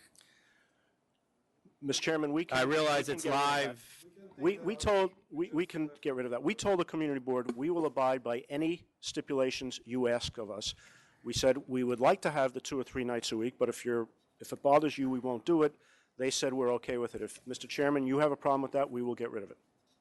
I mean, I have a problem with the nights. I don't know that I'm necessarily saying that if you're going to have a jazz trio, acoustic trio at brunch or something, that I'm opposed to that. And then the outdoor seating hours, you said they were 12 o'clock, the Sidewalk Cafe? 11 and 12. I mean, I would make it 11 all 7 days, or whatever you're open. I would just ask you to reconsider that because there are a number of sidewalk cafes on 7th Avenue, which is obviously a very noisy, busy thoroughfare. And we actually asked for a little later. They proposed this because that's consistent with other sidewalk cafes on the block. So I appreciate your concern. I just don't want to put my client as the only sidewalk cafe that's closing an hour earlier than all the others. Let me look, hold on.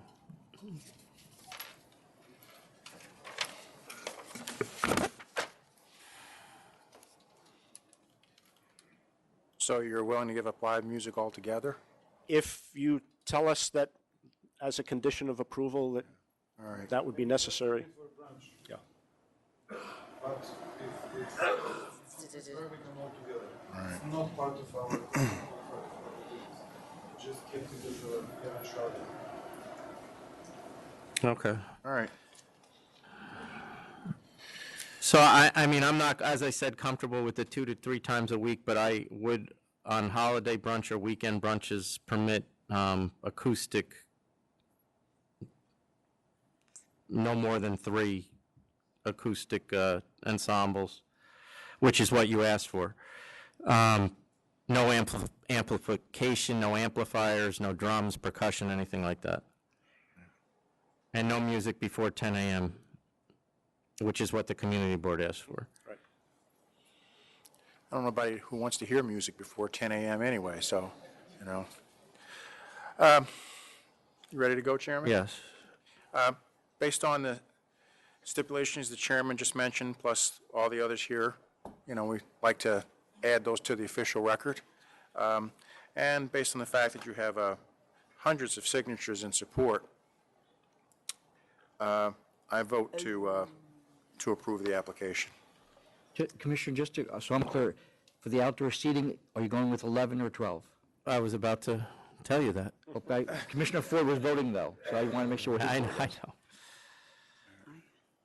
I'm going with the 12, since that is what the community board stipulated. There did, I mean, it's obvious that when you met with the community board. Carter Booth just came. Oh, okay, come on in. Hi, Carter. We were just talking about you. Let him say what he's. I haven't had a chance to hear what was presented. Well, I don't think they presented anything that you hadn't heard already. Right, and in this particular case. And there was one objector who, I don't know if he's still here or not, who did speak as well from who's on your, I don't know if he's part of your community board or not, but. I believe he's probably a resident. Yes. In this particular case, I think, clearly there's a pretty detailed resolution in there on these factors. In this particular case, there was a lot of concern from the board, not on, the operation itself, but on the fact that the applicant's other premises have never complied with what he said he's going to do each time they have come back to us. So, for example, he has a premise at 14 Christopher Street. Why not? Well, that one I'm very familiar with. Right, and so each time. But he mentioned the person who spoke before you got here mentioned Olio. I'm not familiar with any issues with Olio. Olio, yes, I'm aware of issues. I happen to live down the street. You're going to hear a different story from Mr. Sefcoff.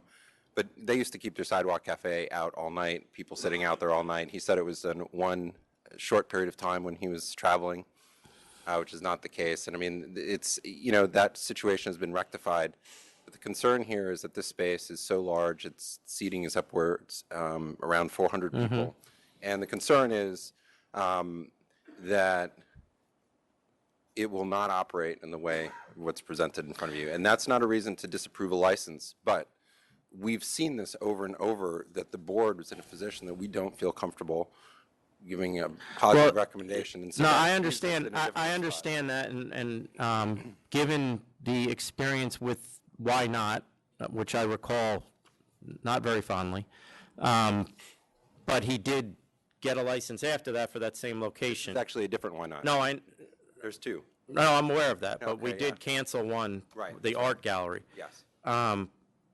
And he has, at least in my estimation, taken significant steps, such as hiring Mr. Wexler, who just trained his entire staff, and I assume will be continuing a continued relationship of some type.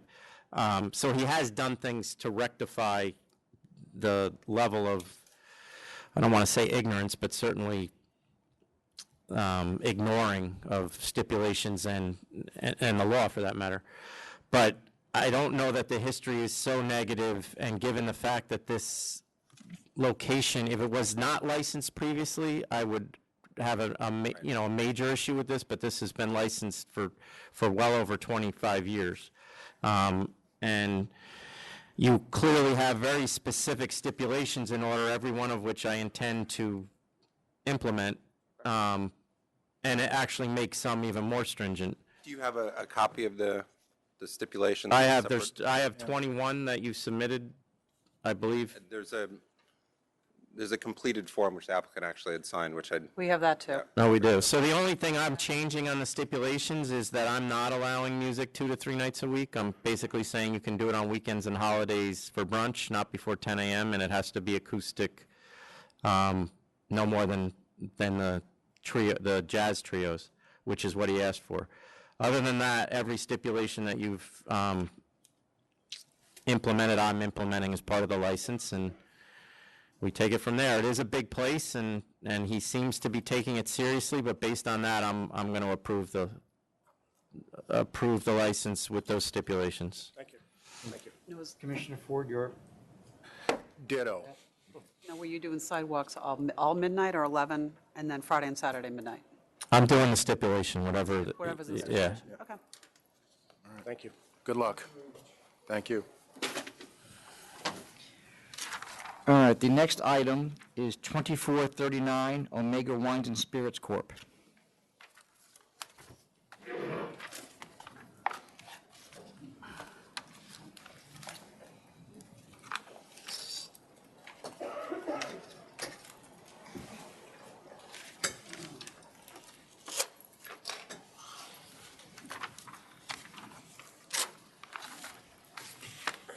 Good morning, Leonard Fogelman, attorney for the applicant. This is the principal of the corporation.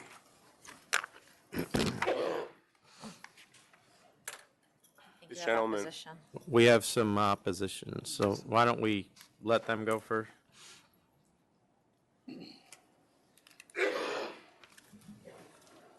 Good morning, John Springer for Nisa Wine and Liquors. On the closest store with me is the owner. What's your name? yeah, I'm the owner, yes. Say your name. Your name. Say your name. My name is Hassan Ajani. Okay, thank you. I sent a submission on Friday. I didn't get a reply. Did you get that? Yes. Okay. So as you can see, there's 12 stores already in Woodside.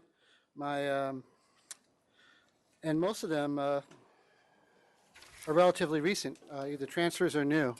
My client's store is new from 2011.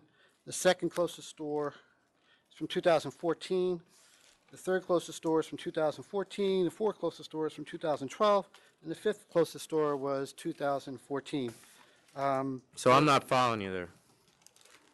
What do you have? I have that there are some new ones, but not that many.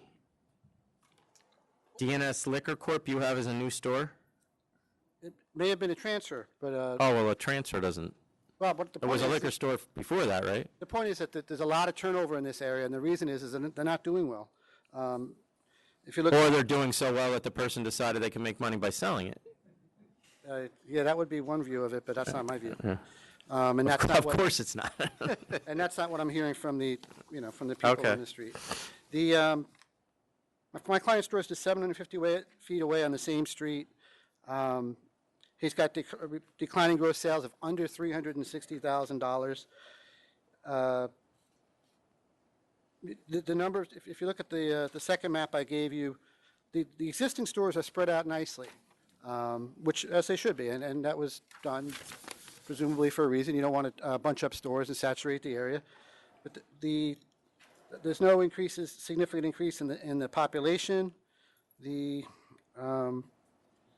I don't see any reason to upset. Do you know what the increase or decrease in the population is? 300 people in 10 years. It's pretty stagnant, and I put that in my. Okay. Yeah, there's nothing significant at all. So, 12 stores for this area for one zip code's a lot. They are spread out. So you have, the lamp indicates there are 12 stores within a mile radius of this location? Yes. Okay. And I listed the stores. That's pretty much it. The area is saturated, so unless they're going to tell you right now that they're going to offer something new, I think my client's store is an open store? No bulletproof, right? You're bulletproof? No. Yes or no? No. He's not bulletproof. As far as I know, the other stores are not bulletproof. So I guess we can hear from the applicant. I just got this case on Friday, so bear with me. I may have some additional comment after we hear from them, if that's okay. Yep.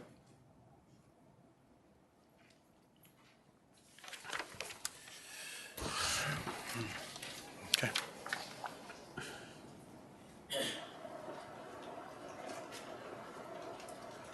Despite what Mr. Springer said, we provided you with some information about the population, and within the zip code of the proposed store, there has been an increase in population at a rate of 3.04%, the population going up from 87,000 to 89,000 approximately, which is certainly a little more than 600. Over what period of time? This was from 2013 to 2014. It has not decreased since then. I don't have figures beyond that. This is on the north side of Queens Boulevard. If you're heading on Queens Boulevard, heading towards Manhattan, it's on the right side. There are no other stores nearby on the north side of Queens Boulevard, any place reasonably close. The closest store east of the proposed store is in Rego Park at 9885 Queens Boulevard, a distance of 2.8 miles. If you continue further west heading towards Manhattan, the closest store going in that direction is at 3511 Queens Boulevard, a distance of 1.8 miles. We provided you with a good number of construction going on in Woodside, showing with 12 attachments showing apartment houses going up, expansions of one family to multifamily homes, hotels that are being built, all of which have replaced used car lots, car repair shops, etc. This is going to be approximately a 900 square foot store, retail with 900 feet in the basement. He will have deliveries, he will have wine tastings.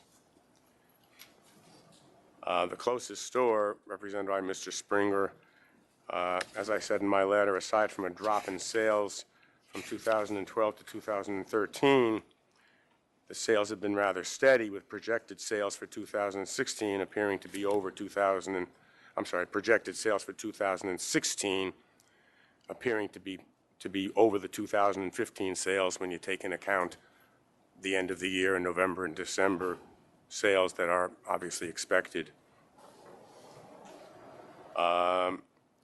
The second closest store's sales went up considerably from 2014, $476,000 to 2015, $786,000. Well, that's not going up. The license was issued in May. Excuse me. The license was issued in May of 2014, so you have half a year there. In fact, I think it probably means it went down. Because if you double 476,000, that should have been 900,000 in sales, and the next year they did 786. But go ahead. Okay. DNS Liquors on Woodside Avenue has relatively low sales, but increasing sales, in fact, and a 75% increase from 2013 to 2015. Yeah, I don't know what's going on there. Right. The fifth closest store, which we got a report on, shows a slight drop from 2013 to 2014, but the sales are in the ballpark of $1.5 million. For some reason, the store did not report their sales for 2015 or the first 6 months of 2016. My client has been in the industry basically his whole life. His family has been in the diner business. He has a license now, a eating place beer license for a location in Long Island City, which has been approved by the Liquor Authority. And my client would like to If I may. add a few words. The other lawyer here mentioned that we're on the same street. We're not. I'm on Queens Boulevard, he's on Woodside Avenue. There's traffic going west that if there's a liquor store on Woodside Avenue, you're not gonna leave to off Queens Boulevard to go on Woodside Avenue to go to a liquor store. Bless It's you. right there, right in front of you. I mean, you're gonna. You go have there. parking? Street parking meter. Across the street used to be a liquor store on 6902 Queens Boulevard. Got bought out by developers, got destroyed. There's gonna be a 300,000 square foot building there, and they broke ground on it in the coming month. I mean, maybe last month. It's the coming month. Permits are pulled. There's a new building, the tallest building in Woodside, that just finished getting built, 11 stories, right diagonal from where I'm gonna open up the store, if you approve. There's also 10 other developments going on at this exact moment that you could just Google them and you could find them. Now, the population hasn't increased all that much, but it will. The car washes that used to, nobody lived there, I mean, are gonna support thousands of people now. I mean, that's gonna happen in the coming years. This is just an application to be ahead of this curve.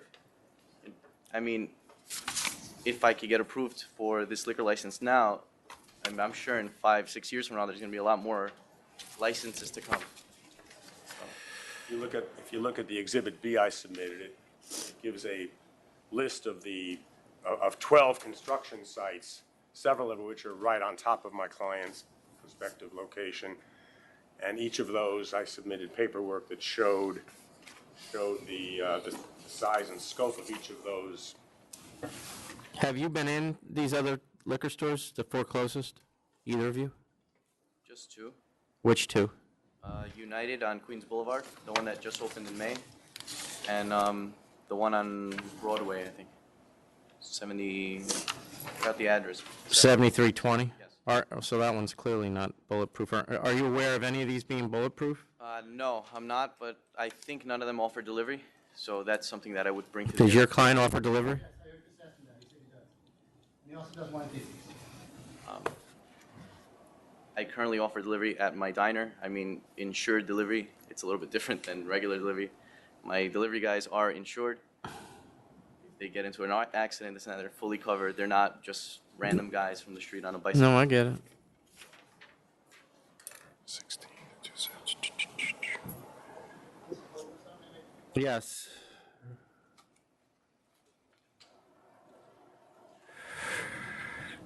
Both stores are on 69th Street. They are on the same street.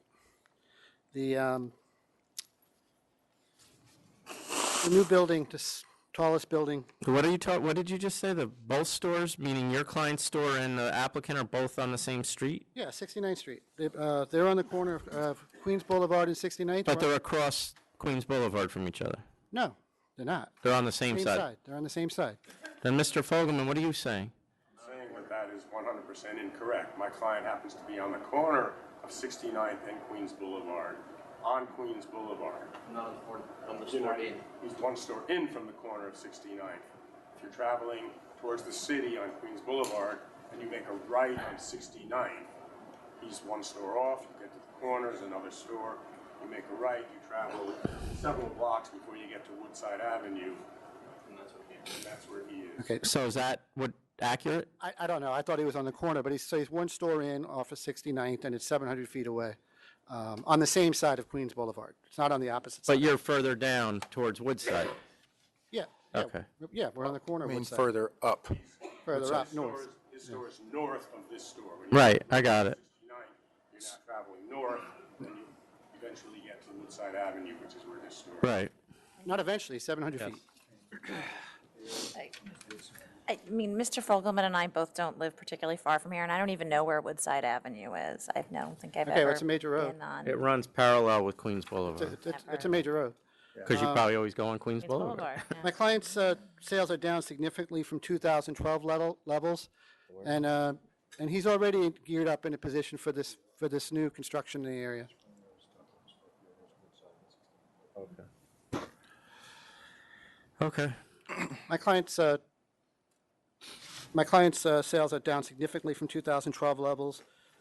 If they do continue to hold this year, and they should somehow pass 2015 levels, which we don't know, he is well positioned to serve that new store, that new building that. Well, not just that new building, but there has been representations that there's a significant amount of development here, and that was backed up with evidence, or at least articles indicating that that's accurate. And based on. Are you denying that there is that development there? Or? I asked for any submissions by the applicant. I didn't receive them. I received gross sales that are not legible. If you believe there's some public convenience advantage, I would ask that you hold this over so I could get the submissions and look at some of the. Well, I mean, I'm not going to do that simply because you got hired on Thursday. That's not the way this works. Okay. Okay. Well, 1, 2, 3, 4, 5, 6, 7 within 2,715 feet. It's 0.7 miles. There's plenty of stores here to accommodate any new construction in the area. The gross sales that I see are not knocking anybody's socks off. You see some of these stores are new. My client's is relatively new. There's been, and I don't believe this would. Okay, thanks. Can you ask your client what the issue is with Roosevelt Avenue Wine and Liquor, the one that's closest to him now? The issue meaning what? Well, they just, I'm sorry, not Roosevelt, DNS Liquor Corp. It's the third closest. It seems to have very bizarre sales numbers. Is it even open? I'll ask him, can I see that? Because that's the page I showed you that's blacked out. I can't see them at all. Yeah. It's 63,000, 82,000, and 103,000.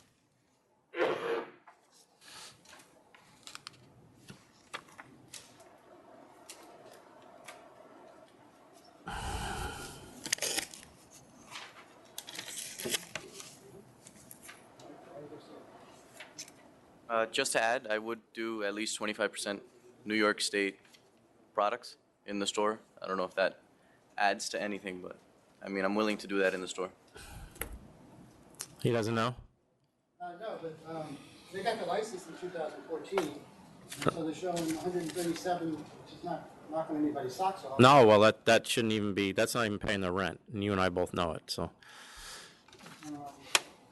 Okay. I mean, if you look at I'm not asking you to analyze all of them. I was asking you that one. That's the one he asked you to That's look what I'm at. talking about. I was talking about, I'm sorry, 6905. Okay, are you ready? Yes. My client, before ahead. you vote, my client, I don't know if you caught. Yeah, no, I heard him, yeah. Right. About New York State.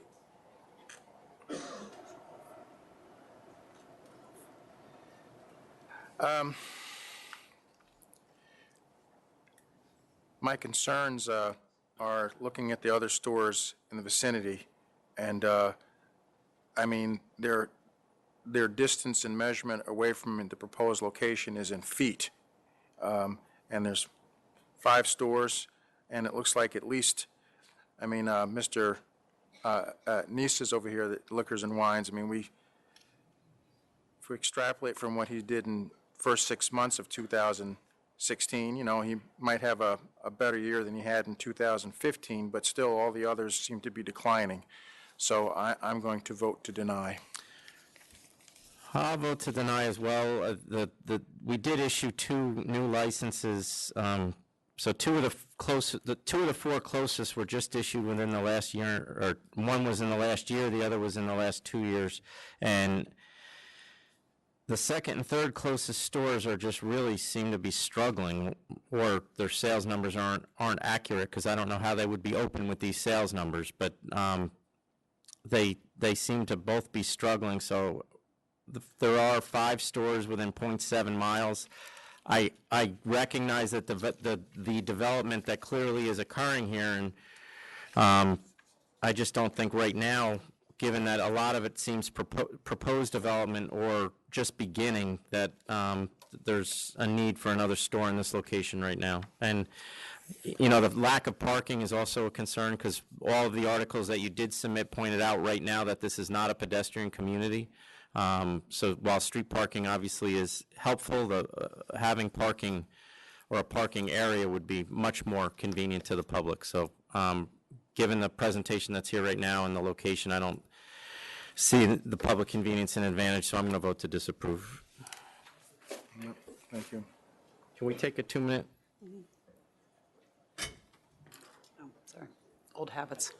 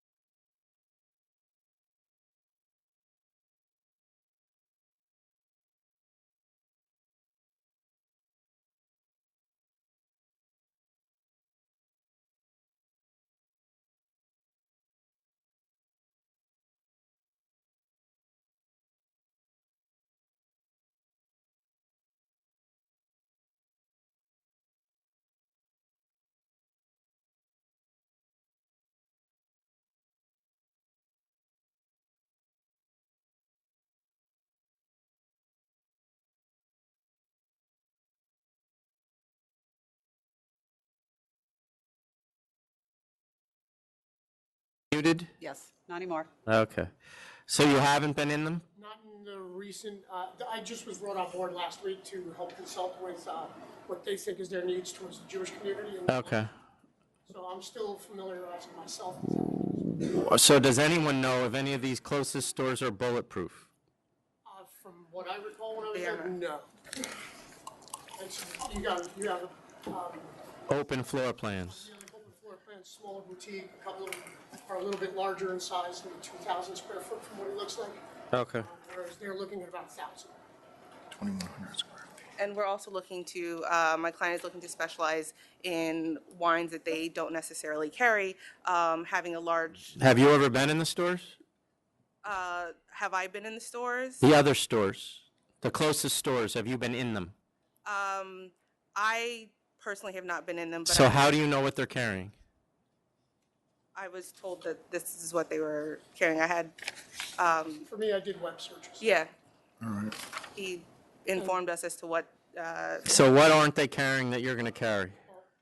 We're predominantly looking at a good 30% of our stuff being kosher, between kosher wine and kosher liquors, to service that community, 20% of it being New York State products as well.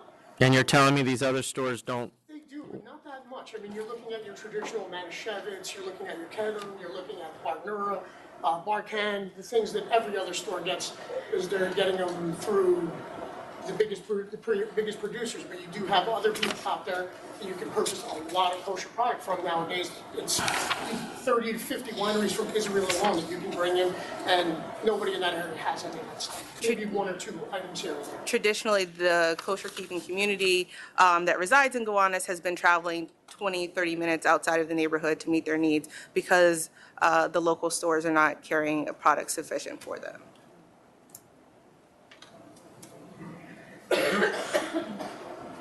And I see he got a license in 2014? That he was conditionally approved and never opened?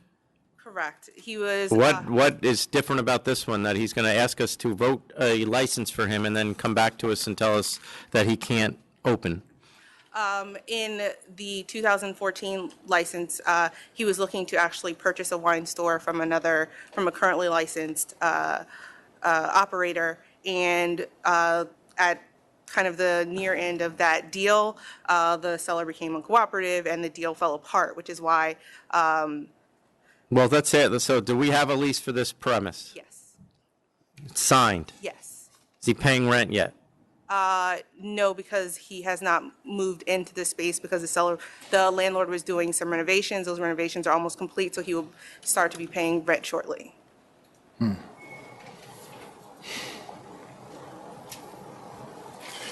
Okay. Do you have anything? Is there any opposition here? No. Just have the two There letters. are two protest letters. Yeah.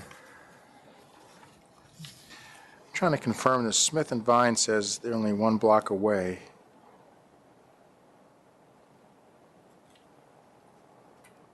"17 Smith Street." I'm looking for that. They just got approved to move, Right, okay. and they moved up about a block.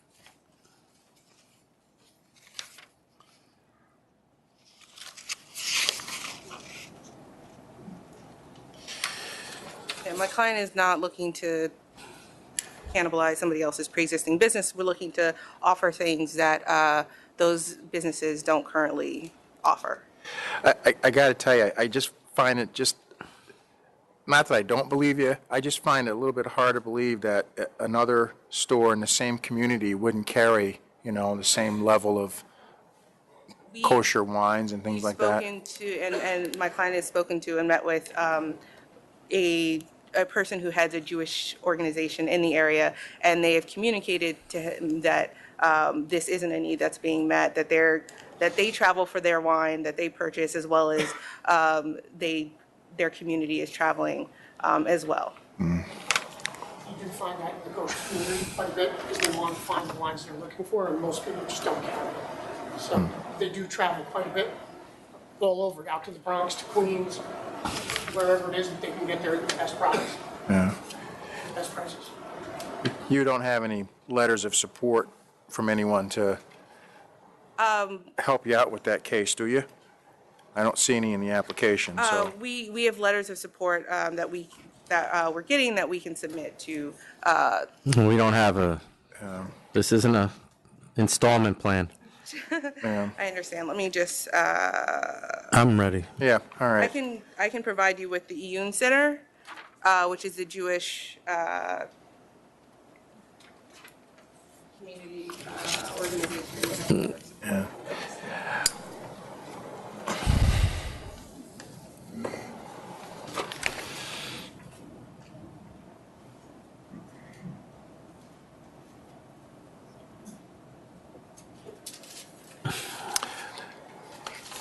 Can we make a copy of this, or keep it, or what? You can keep it. All right. You ready? Yep. All right. I'm still going to vote to deny. I think there's stores like right on top of one another, and they all just seem to be just moving steady along. I mean, if you can come back with more community support, perhaps you can request reconsideration, but at this time, I'm going to vote to deny. I'm going to vote to deny as well. One, I think we just moved the closest store, Smith and Vine, even closer to the applicant's location, to the extent that now it looks like they're just over a block away. I think that the business plan that they submit, as Council pointed out, Council Flug pointed out, is technically, based on what you're suggesting, is illegal. Whether that is being misconstrued or not, or whether it could have been articulated better, I don't know. But you're talking about event spaces that have to buy from wholesalers being one of your big focus areas. They can't buy from a retail store. So right off the bat, I think that the business model is failing. Well, a lot of the event spaces that we're speaking to, are not, the event spaces themselves are not purchasing alcohol. They are having small. Then what do they need him for? Okay. These are not viable customers for a retail liquor store. No, absolutely, but there's So based a lot on of that people being that the they're bit- attracting to the community. Based or on that being the business model that's been presented here, and the proximity of the other stores to the area, and the fact that right now it appears that the population, there is development, but the population has remained consistent, I don't see the need for another store at this time, so I'm going to vote to disapprove. Thank you.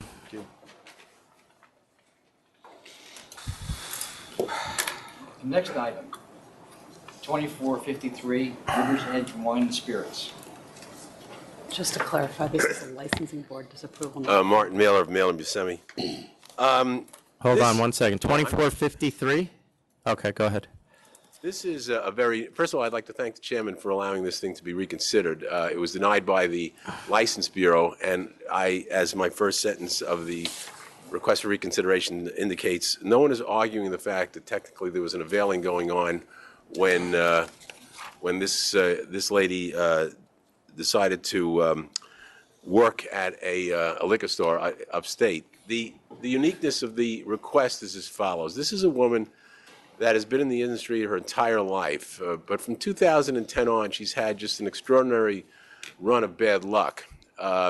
She had a very good paying job with Monsieur Touton, and she was let go because of others within the organization that were family members, et cetera, and they took her position.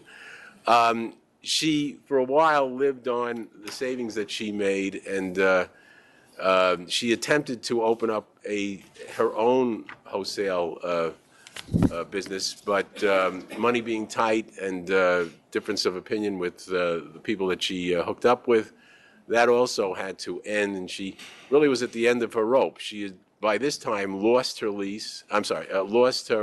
house because the mortgage couldn't be paid. She had no more money.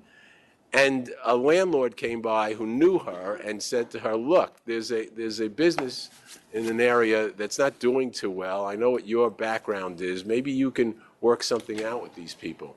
Well, the thing that she worked out with these people wasn't availing, and it didn't make any money, or at least whatever money she was able to generate went back towards inventory and trying to build a business up. It was down to zero. When she first came to me, I said, "Look, your chance is not all that great, but you are a good woman, and you've tried." She didn't. Another thing she did wrong was she didn't have money for an attorney, so she went along with the owners of the liquor store. She used their attorney to try to work this out, and it just never came to be. The authority was given, I guess, information that this woman was running the store. On top of everything else, she needed the store, at least above the store, to live. It had a residential area, and that's just fit in with because she had no place else to go anyway. She's coming before you today to ask that justice be tempered with mercy. She did what she did. She's lost just about everything. She made one big mistake. We have a number of character references saying that this is a good woman. If you'd like to talk to her, I would ask that you would. She regrets what happened. She does not deny what happened, but is asking for a second chance to prove that she can be an honest and forthright licensee, and would like to be given a second chance. This is it for her. If she doesn't get this. So you said she's been in the business her entire life. What else did she do? Why don't you go ahead? I was vice president of operations for Monsieur Touton for 17 years. And then I opened my own wine design, which is an import wholesale distributor.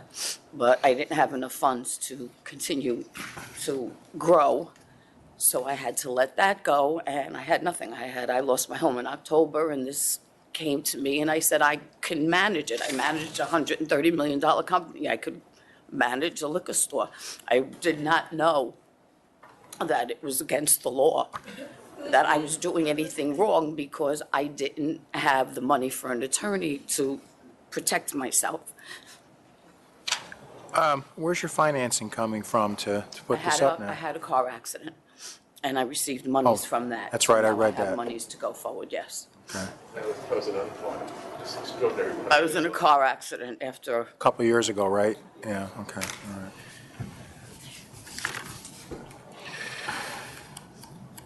As I understand this reconsideration, it's not for public convenience and advantage today. It's to direct, I believe, to direct the license, if you're going to do this, to direct the License Bureau to continue its investigation.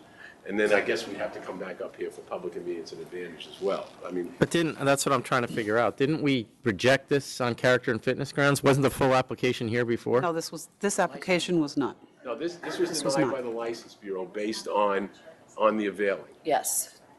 So this got denied even before it got here on character and fitness. All right, I'll send it back to licensing.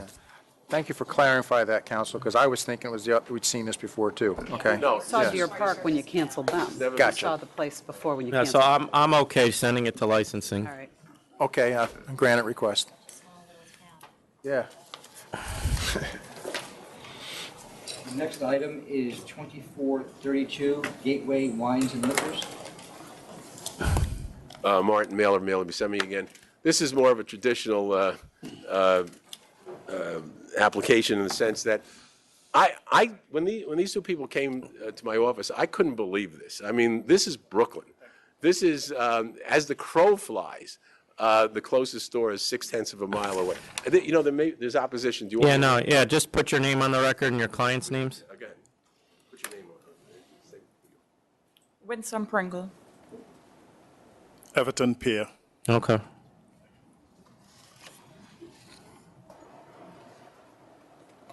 Frederick Rudin, I represent TJ Wine and Liquor. In opposition, I have submitted a letter to the authority with regard to the objections. There is a school, which apparently the authority was not aware of, which is located. We were aware of it, and we sent an investigator out, and it's beyond the distance, so it's legal. The door, even the closest door, is 243 feet away. There is also a side door That's the door I'm talking about. The other door is 360 feet away. The door that you're referring to is the one on Flatlands Avenue? Yes, that's 243 feet from the Flatlands Avenue door. The other objection was the proposed size of the store, also the fact that the building itself apparently is a warehouse building, and the potential of this becoming a warehouse type of store is something which would be very impactful upon my client. Well, how big do you think it is? Because I have it at 1,400 or almost 1,500 square feet. The actual building, which it's a part of, which is a warehouse building, is approximately 20,000 square feet. Oh, well, I understand. It's the potential, or if not, then to limit it. He has to come before us in order for that to ever happen. So I don't. Those are the objections that we noted. I believe there were other objections noted, not from my client, but from other people who are here. I don't know if they wish to speak or not. They're welcome to. Who else? Hi, I will. I'm Daisy. I'm from the Spring Creek. They liquor store, You're from where? Spring Creek Liquor Inn. She's the open store. No, but where? What's your address? 1368 Pennsylvania Avenue, Booker, New York. Yeah, so you're the sixth closest? Okay.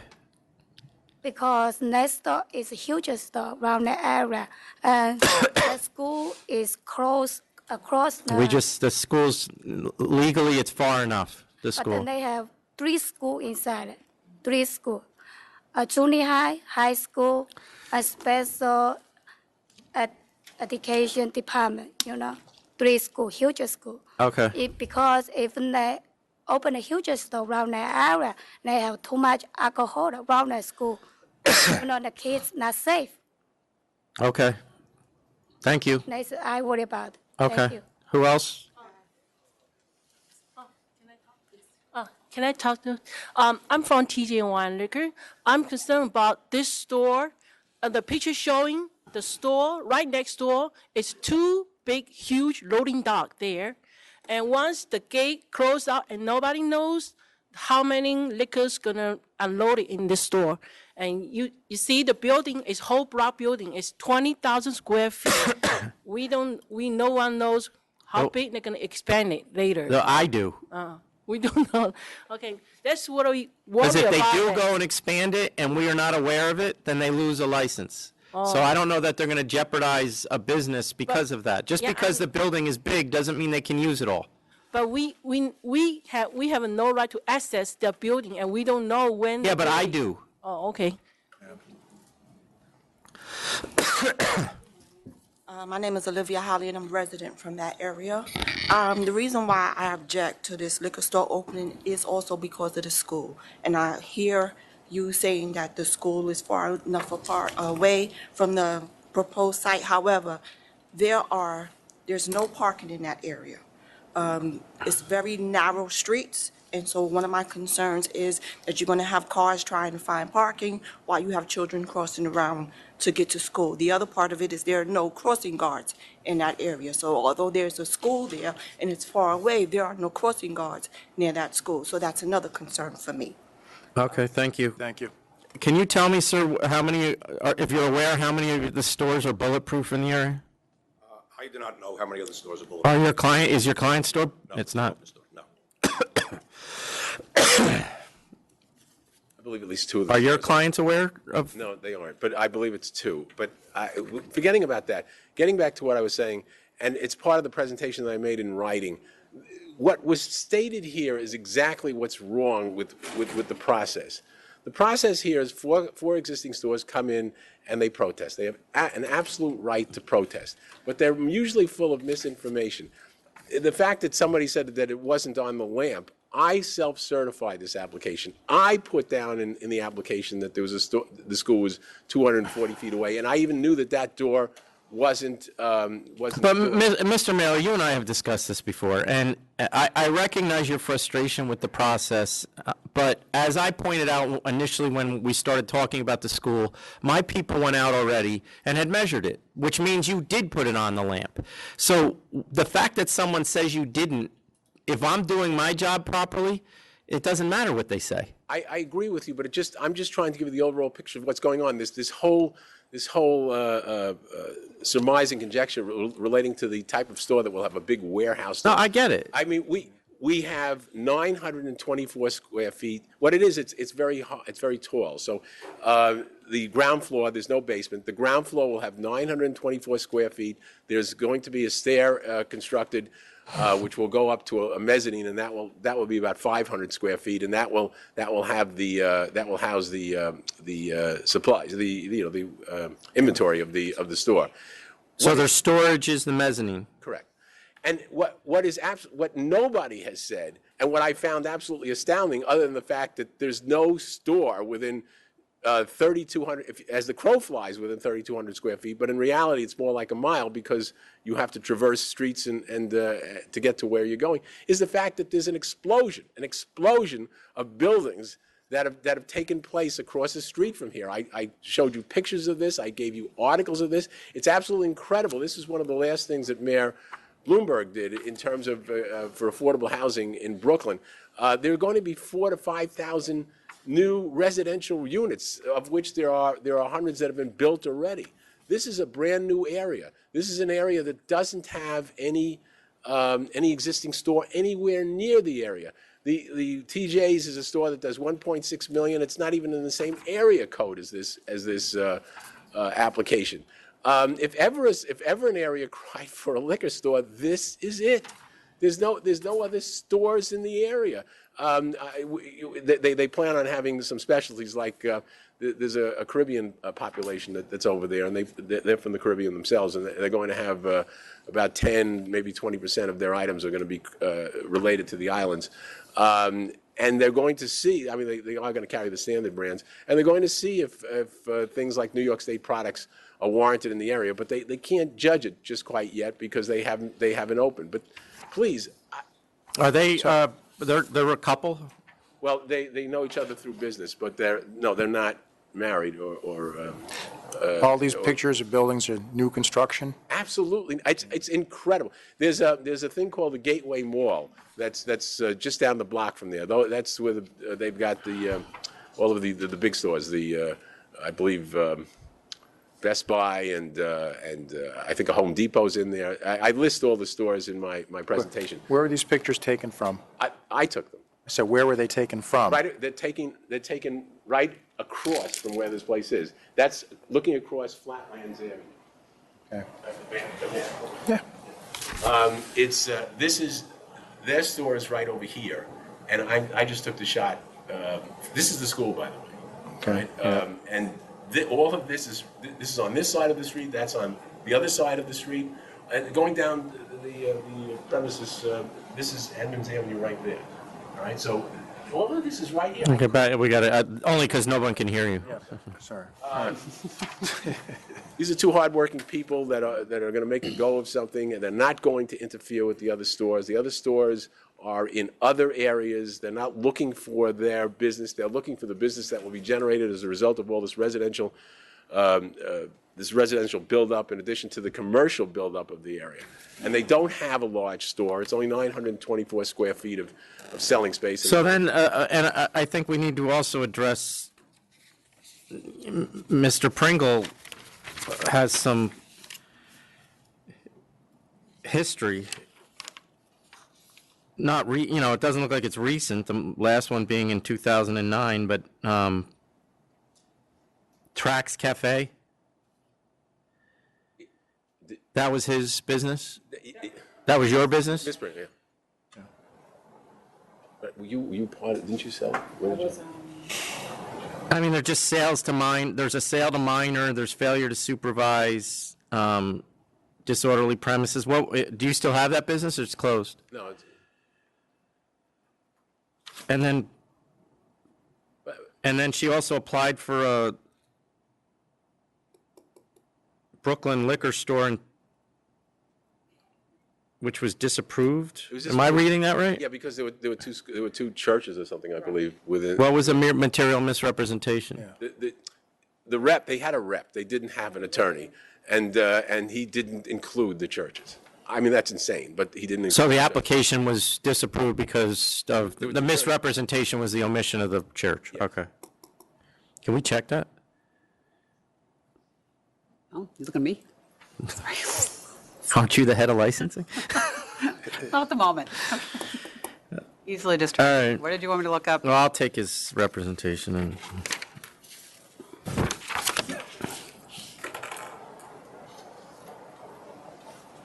So, Jackie, Sure.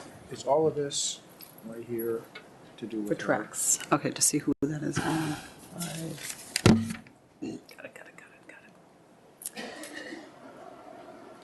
And you haven't had any problem, Ms. Pringle, with No, it's okay. I'm just. the Round Two Cafe?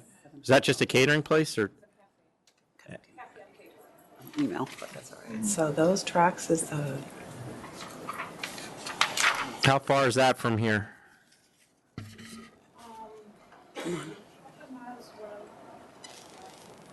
yes, it is just her. This was just. They work, this works out well for both of them, because he's a real estate agent, and she has this, this catering facility. They can work days and nights. They're going to be on premises. Either one of them is going to be on premises at all times. Yes. Can you speak into the microphone? There's a real safety issue there. Right now, although this is a developing community, it's a largely residential community as well, because there's not a lot of. They wouldn't be putting a store in if it wasn't, I don't think. Because there's not a lot of stores around there, there's no police activity around there. There's also not a lot of police that roll through there. So then it becomes a safety issue, because if you have a liquor store there, that means you're going to have people outside of that liquor store. And who knows whether or not they'll be able to move them out. But we don't have police that rides around there on a regular basis to try to prevent any type of incidents. Well, I mean, if that becomes a problem, I would assume that if they're not going to deal with it, then we would be forced to deal with it. And, you know, I know you brought up the traffic, and I don't, you know, most times of the year, a liquor store is lucky if they get 50 customers a day. But we already have a problem with parking in the area ourselves. But we're talking about 50, possibly 50 customers. I think they're not looking for people to drive to the area to their liquor store. Well, I'm sure that there are going to be people who will drive, and there's no parking in the area at all. You have to ride around. Me personally, I have to ride around some nights looking for parking because there's no parking. I don't anticipate this is going to make that worse. See that being a problem. I can see the fact that there's, as I said before, there's no crossing guards near the school, and though you're saying that it's far away, there's no crossing guards near the school. The streets that are directly around this area, there's only stop signs. There's no parking on the outside, on the inside of the streets along the. But my point, ma'am, is I don't see the opening of this store significantly affecting traffic, if at all. Well, how about the safety of the area? And the You've already reiterated. You've already said this. The community only found out about this last night. I went to a community meeting, and we only found out about the opening of. Well, they're required to post a sign, and from my understanding, based on what I said, it was posted, correct? The community itself didn't know about this until. Okay. That's why I'm the only person here. Okay. Here, because no one knew. I mean, I hear your concerns. Thank you. All right. You ready to go here? Yep. Chairman?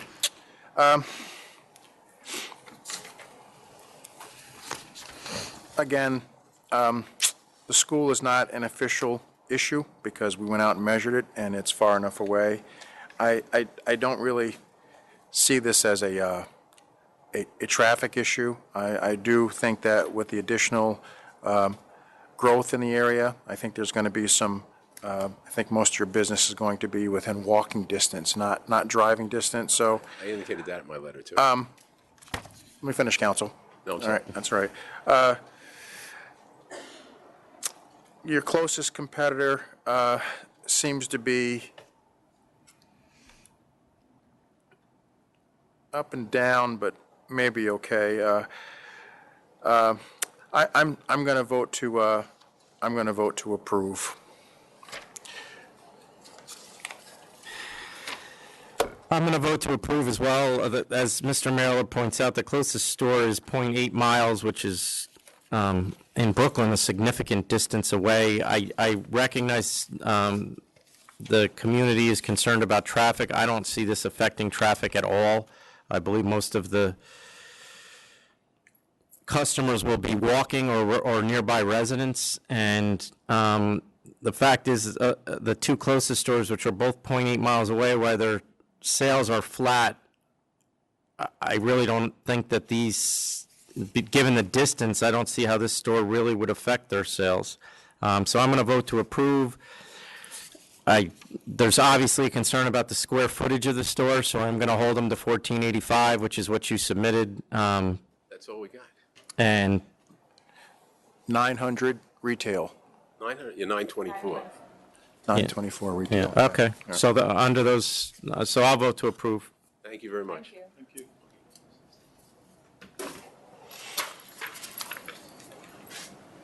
The next item is 2394, 693 Allison Avenue. This is after a hearing, the ALJ voted not to sustain the charge, so I have nothing to say. 2394? Yes. Yeah, so dismiss the charge. Thank you very much. Have a good day. See ya. And the Dismiss. next item, In case he wants to know. 2364, Rumble Liquor Warehouse Corp. No more liquor stores.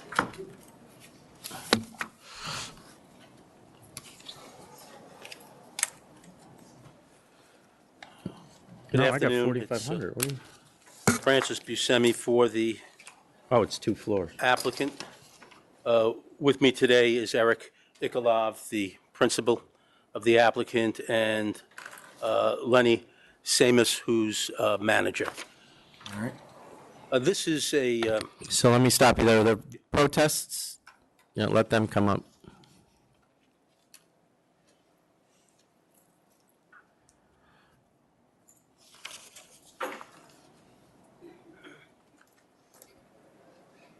Good afternoon. I'm Ann Nguyen and my father, Kevin Nguyen. We are here from TNY, and we are here to oppose the opening of Gun Hill Liquor. Our position is that this is a very close store to our store. We literally can look across a parking lot and we will see the store. So I submit on Friday above view map between the two stores, showing that it's about 422 feet between us. I know we don't qualify for the 500 feet rule, but this is very close. And it's a walking distance, it's less than 2 minutes. We're not gonna be able to compete. Looking at their size, I also sent in a picture of their store versus our store. They are a lot bigger than us. There is no way we can compete with them. If they are open, we will be out of business. And Okay, thank you. yes, I see that your sales have increased significantly over the last 3 years. well, we reach a point where we're about equal now. We're about even now. You're about even? They've almost tripled. What I meant is that it's stable now, the sales. So when we first opened, we didn't have a lot of experience with the business. My Well, father, how long have you been open? since 2011, And it's a bulletproof store, correct? it's not. It's all enclosed, though? It's just some sort of plastic to prevent thief. Well, it looks like it's entirely, based on the picture you sent us, it looks like it's entirely enclosed. It's enclosed, yes, Yeah. but it's not bulletproof. So semi-bulletproof. Not really, it's not going to prevent Well, any the bullet. customers can't grab anything, correct? Well, they still can, unfortunately. But it's a small cost of doing business, and it's fine. It's actually for protection of my father, so that he won't get blood pressure because of these things happens. Further pointing out that, my parents, they put everything they have into this business. My father was fired from his job. They closed out his business in 2010. They let him go, and he lost everything then. So then he put everything he had, he mortgaged his house, the only house they have, the only real property that they have, and they put everything into this liquor store. Now, if you let this one open, it will drive them. Okay, thank you. Thank you. We hear you. Thank you.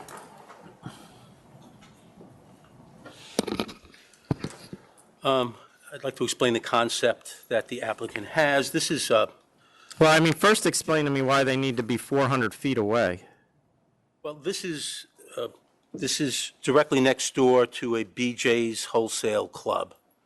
All right, so in a shopping plaza that has, directly across the street, has parking, So they're not in the plaza? There's 237th Street. It's almost like a drive. You go down. To the right side is BJ's and the applicant's store. So they share the parking lot with BJ's? No, not BJ's has additional roof parking, has huge roof parking on the top of BJ's. I'm sorry?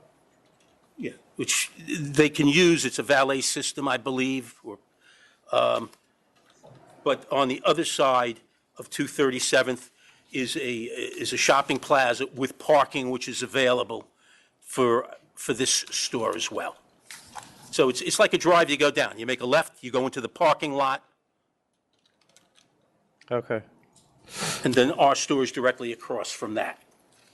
So again, this is on the corner of Broadway and 237th. So the parking lot you're talking about that they could use, they would have to cross Broadway or 237 to get to the No, not applicant? Broadway. Our space is, it's on the corner of Broadway, 237th, but the door is on 237. But where is the parking lot you're talking about? Parking lot is right here. I can't see that. I'm sorry. This is the parking lot is all along 237th here. So it's not, That's a lot, or that's a lot, or those are parking spots? It's a lot. It's a lot. In other words, the lot is like this, and you've got all parking all in here. So there's where's the entrance to the lot? The entrance to the, you got an entrance here, I think you got an entrance here. Okay. I don't know how many entrances there are. So it's basically street parking that's been cordoned off. Anybody can use that lot as public parking. They're all stores in here. Right, okay. You know, I mean, it's a parking lot for the stores. Right, okay. I don't know that I don't think I could just park there and then take the train to wherever I wanted to go. It's for the stores. All right, so again, directly next door to BJ's, as we all know, BJ's is a destination store. It encompasses a tremendous trading area. The proximity of our store to BJ's provides us with a tremendous customer base, which far exceeds the immediate area in the Bronx where the store is actually located. Grocery food items is the largest category in BJ's product. So we feel that we will provide needed convenience for consumers that are doing food shopping and beverage shopping at that location.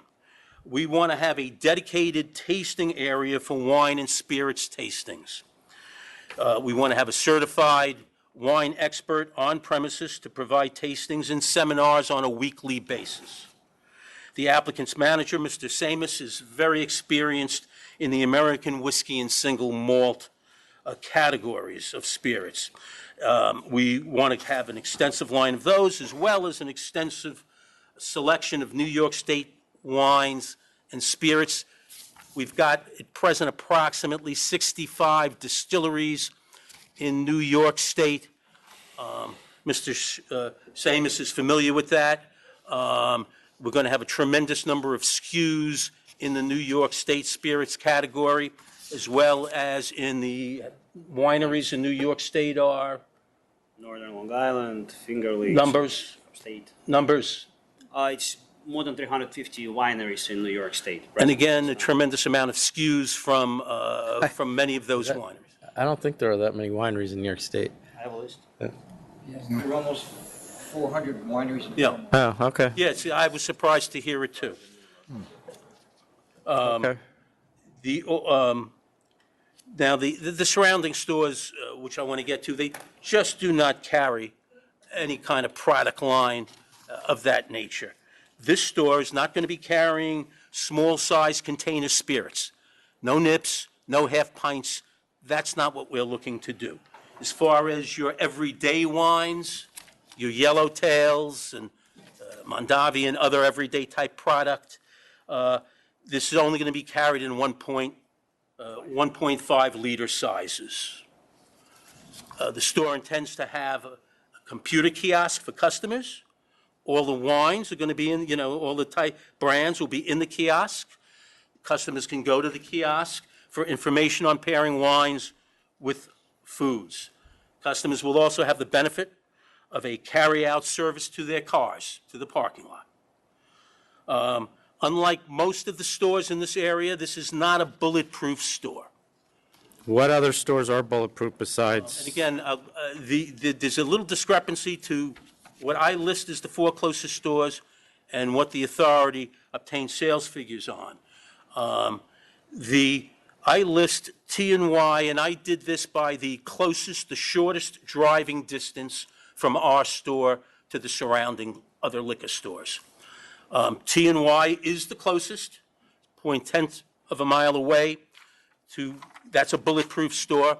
I have photographs of the exterior of each of the 3 bulletproof stores, as well as the interiors that have been included in my presentation. We have J&B Liquors at 160 West 231st Street, a half a mile away, a bulletproof store. We don't have that even as Exactly. And in place of J&B Liquor, you receive the gross sales for a JJ Vineyard, which the closest driving distance is 1.1 miles from our store. That's located at 3704 Riverdale Avenue. J&J being, as I said, 1.1 miles away, is on schedule. If I extrapolate out the numbers, in 2016 to do about 1.1 million. Just who's bulletproof? T&Y, J&B, and 5203 CA Liquor, Inc. How are these so off? I do not know. Closest, I listed it. If you look at the letter that I supplied on the second page, see what we got. you'll see the listing of stores, Mr. Chairman.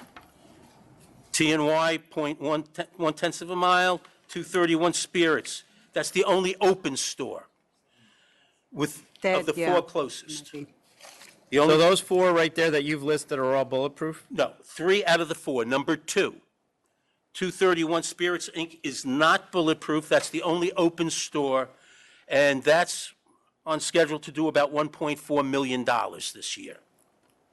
In place of J&B that I have listed, which is bulletproof, that I have listed as a half a mile away, the Liquor Authority replaced that with JJ Vineyard, which the closest driving distance to JJ. We have J&B. J&B is. No, I'm not. J&B has changed names. It's now Iris and Angus, but we have it. But that's bulletproof, you said. That's bulletproof, yes. Okay. And again, you have photographs that were just taken the other week of the 3 bulletproof liquor stores. They're in the back of my presentation. Okay. Can I ask you a question, please? Yes. Come look at this and explain to me something. Yeah. I'm looking at this shot here.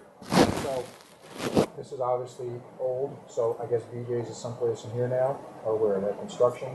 This is Correct. 237, and your store's right here, right? We're right here. This is BJ's. Okay. This is the other stores. This is 237. See from here over? This is 237. Commissioner? This way, right? No, So no. Next street and extended, or what? Wait, let me, maybe I'm looking at it incorrectly. I'm sorry. Take it. This is 237, so This is 237. going this way. Right, Yes. but this is the plaza now, right here. Okay, this is BJ, and this is the plaza. Okay, so over here there are stores. This parking lot we can use, and the parking lot upstairs we can use also. This is all part of our team. That's 237 and extended or something like that? Or is that just the end of it? No, it's an end. It goes, and there's an end of it right here. This is so this is Broadway. No, 237. It stops right here. Okay. There's not. It's a dead end. All right, I'm good. But I ask you, I want to see where your store is in proximity to it, so I just have a better understanding. Broadway is 237. Just gonna do it right there. Thank you very much. Chairman, right there. Yeah, no, I'm familiar with the area, Okay. unfortunately. Anything else? well- Do you have anything else? I'm sorry? Do you have anything else? Well, just to say that the applicant is going to have this is going to be an open, modern, and pleasant store for shopping. That's not provided for as of now. The issue here is public convenience and advantage. We feel we are going to really add something substantial to the area and provide for the area itself, as well as all the shoppers, the customers, that are going in to the BJ's and into the plaza for shopping. There is some new construction, residential construction close to us as well. There's, right at 5731 Broadway, there's a 94-unit residential building being put up. And also at 5701 Broadway, close to us, there's another new construction building going up. It's going to be residential. I couldn't find specifics on that yet. I think it's too early.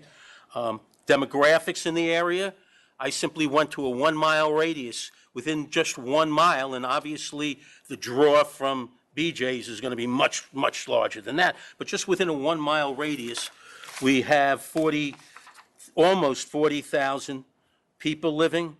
I'm sorry, 100,000 people living, 40,000, almost 40,000 households with a median age of 37 years.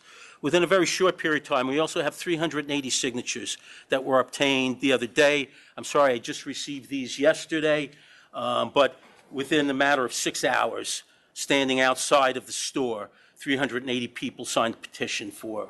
Okay. All right. I can hand this up. Yep. Yep. Thank you. You ready to vote? Yes.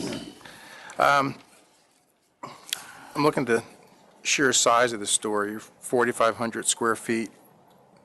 All the other, 1, 2, 3, 4, the other 4 I have here, they don't total that. They're total 4,000. If I may, on that issue, though, just so you understand the breakdown. All right. We've got we have about 2,625 square feet of sales area, 1,300 square feet of storage and bathroom area, and the office, which is on the second or mezzanine floor, is 575 feet. So you have actually a little under 2,700 square feet of shopping, All right. of sales area. Got it. I'm still going to vote to deny. I don't see the public convenience and advantage being necessary here. We're talking stores. One store you can hit, it's 2 football plays away. And you have 1, 2, 3, 4, all within half a mile. So I'm going to vote. I don't see the need. I'm going to vote to deny. I would have voted to approve, given that this would have been an open floor plan, and obviously next to BJ's, which is a destination location, there would have been a public convenience and advantage to that, plus looks like 3 of the 4 nearest competitors are bulletproof, and I think an open store plan, or floor plan is in the public convenience and advantage, so I would have voted to approve. Commissioner Ford, I mean, would you reconsider if you want, with regard to size, if we could do something on sales? I'd be open to reconsideration, yes. Not today, though. Oh, no, well, that's what I'm Yes, asking. yes. Today. Thank you. All right. I'll keep this one, 'cause I may need No, it. you'll get it back. You'll get it You'll back. get it, you'll get it Get the back. whole thing back. Next item is 2434, Fiesta 735. Good afternoon, Commissioner Ford and Chairman Bradley. This is Mr. Nestor Rodriguez. He's the one and only principal of the applicant. He did the original application, and when he got the deficiency letter, I eventually was contacted. And obviously, there was an error, which I think is a non-issue about the 500-foot rule. What I Sir, can I did- ask you just, hang on one second. I'm sorry. I can't find it. 2434. Sorry, Nope, I just want to make sure you get a fair hearing, 2034. that's fine. Got it, I'm sorry, continue. Yeah, I had, myself, I had did some research and found out that this location, shall we say, not a good place. I never represented them before. I had instructed Mr. Rodriguez to go to the local precinct, which is the 7-2, and he visited it with Lieutenant Meyer, who is, I have a card if you need, or I'll just take my word, I'm reading it off. It's 7-2 Precinct Special Ops. They're the ones who do the inspection of the bars, restaurants, et cetera. And then he contacted Best New York Security Company. From what I had read of the prior history, all these things were not done.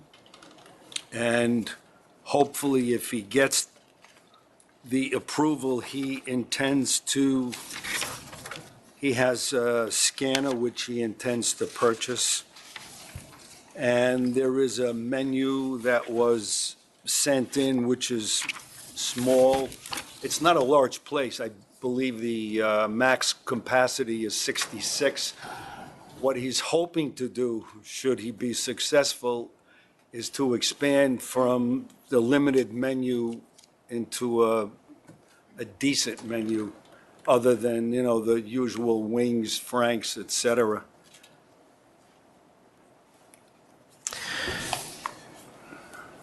What does he do now for a living? Oh, he worked, oh, he could tell you, he works in construction. He was a chef for 4 years. Will you help in getting any advice from anyone, about running such an operation as this? And who's helping you? I mean, where are you getting Where your, he had worked, well, he could tell you where he had worked before as a chef, about the food business. food business I'm not concerned about. you know. Right, well, that did serve alcohol. Do you know Walter Guerra?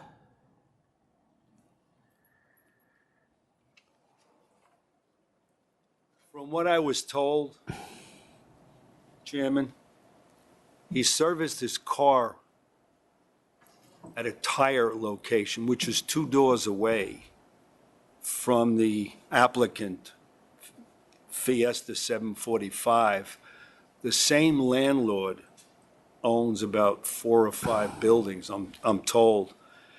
And he's friendly with this guy Ramirez, who owns a tire shop, and he knew that Nesta was looking to try to, I guess, improve himself and open up, his desire was to open up a business. And he told him it's the same landlord, and he met with the landlord. Okay.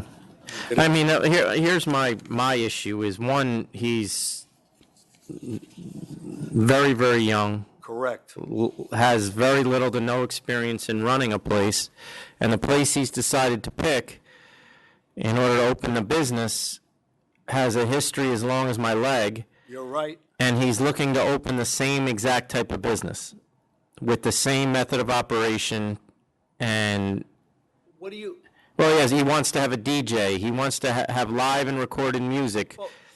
I mean, that's what if you want to limit something with that, it's a non-issue. he hasn't presented any kind of security plan.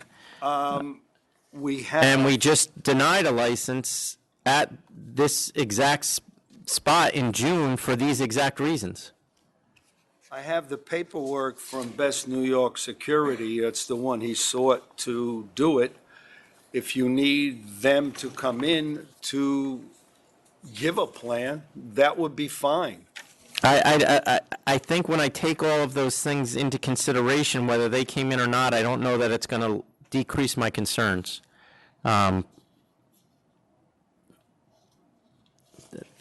You know, this type of business at this place caused significant amount of problems, not just for the community, but for the police as well.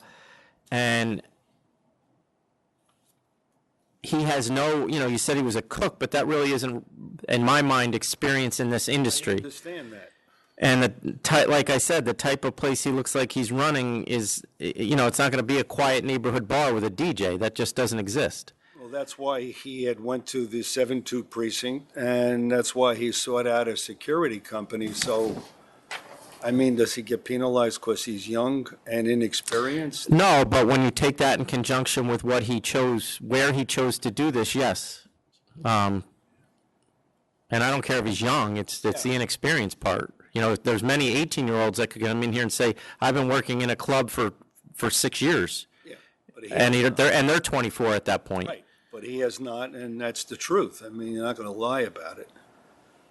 I don't know what you would require from him. I mean, he did reach out. I think it's like I said, it's the combination of the location and the lack of experience, and the method of operation. And the limits I would put on the method of operation, I don't think he's going to want to live with. Now, and when I say that, I would say there'd be no live music, there'd be no DJ, the hours would be significantly reduced. Well, he was told by the operations lieutenant to reduce it to 3 a.m. Well, I'm talking more like 12 or 1.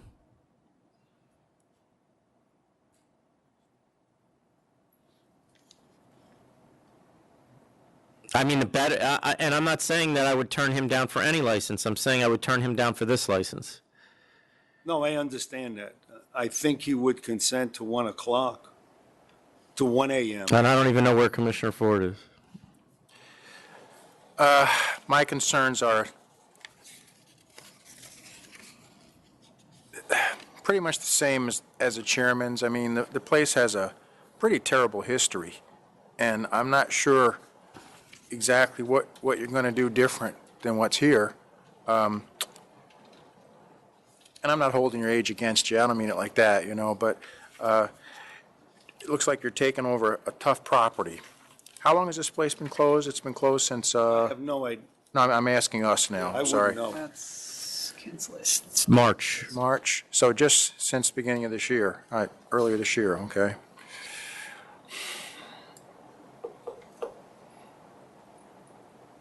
I mean, he's willing to take a shot and to close at 1 o'clock because. Now, you see, and the more I think about it, I'm just not, I just don't think he has the requisite experience for a place like this. So I'm going to vote to deny.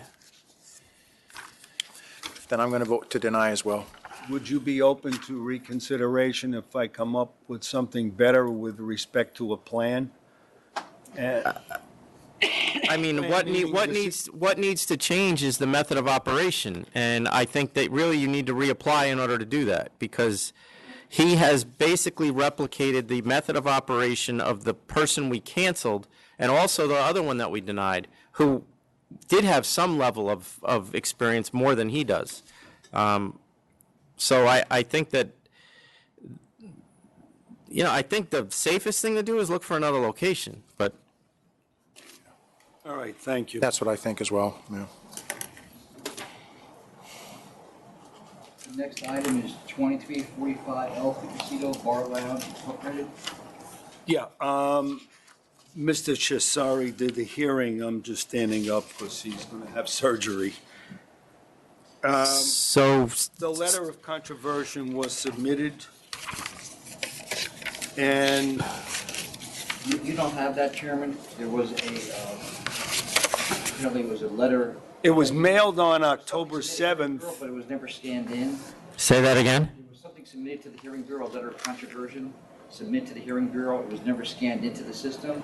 And unfortunately, with the copier down, I can get a copy to you. Okay. Chairman, if you want, I have a copy. So sustain 1, dismiss 2, and sustain 3. And I do have the letter of controversy, which is a page and a paragraph.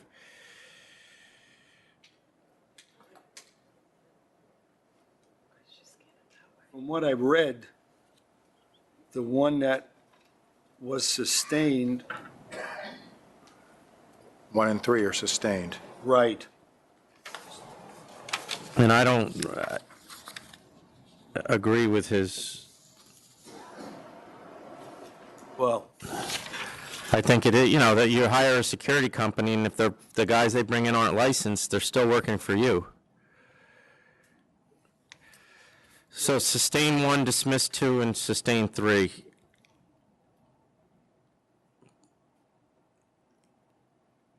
Agreed. And I know, $35,000 in fines.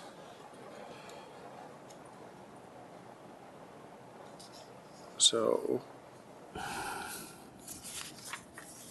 does this mean charge 2 that he paid gets refunded? He hasn't paid it yet. No. It says paid. No, that's the previous history. Oh, yeah, I'm sorry. Yep, sorry. Okay.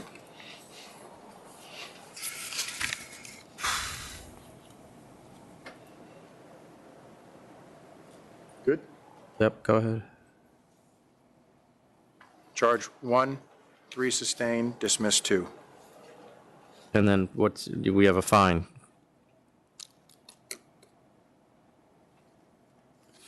I can recommend the fine. No, yeah, I know you could. Yeah. I'm going to let him go first because I know what I want to recommend, and if he disagrees with me, I'm going to let him.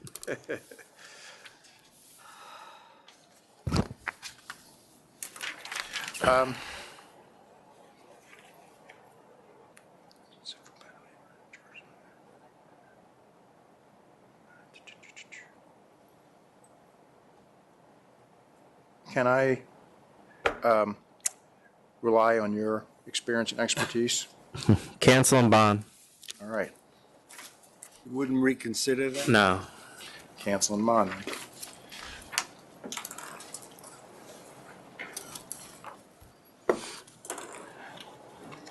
I was trying to think No, of a I was number. going to give you a break if you want I was trying to keep it think of a open. number, but No. I had a feeling where you were going, so. The next item is 2413, 2415, 2416, and 2417. Hellenic Efforts Corporation.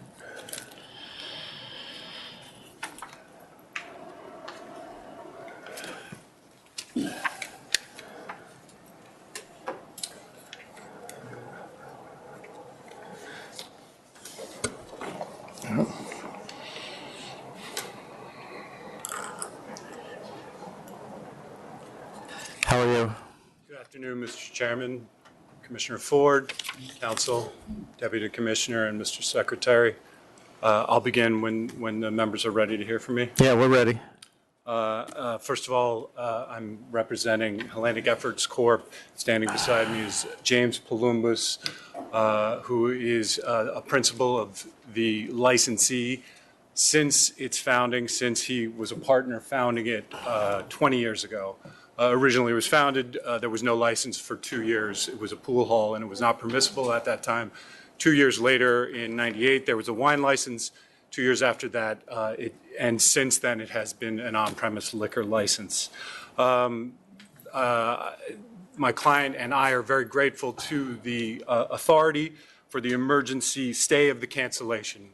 We very much appreciate that. Given these circumstances, I think the authority understood what had happened, and I'd like to explain a little bit about the principal's lack of staying on top of this. He contacted me. He's been with an attorney that is not experienced appearing before the SLA, and he contacted me in late September after he had appeared before the administrative law judge. Right around that time, his father became very sick in Greece, and he had to leave the country. He went to stay with his father. His father passed away sometime in mid-October. So for the first week of October. So the cancellation notice, which I think was sent out sometime around then, he didn't receive it until he returned until later October. But he has returned, and he is ready to participate fully in however we proceed, whether it's a defense of any of the actions, whether it is some sort of global settlement with the authority.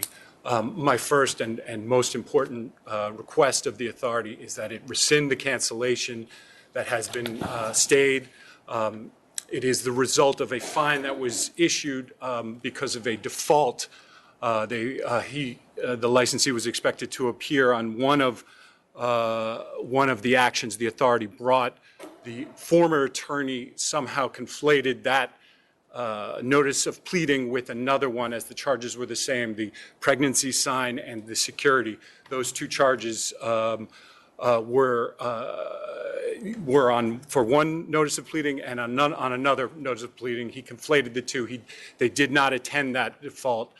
He didn't receive a notification of the fine at the location.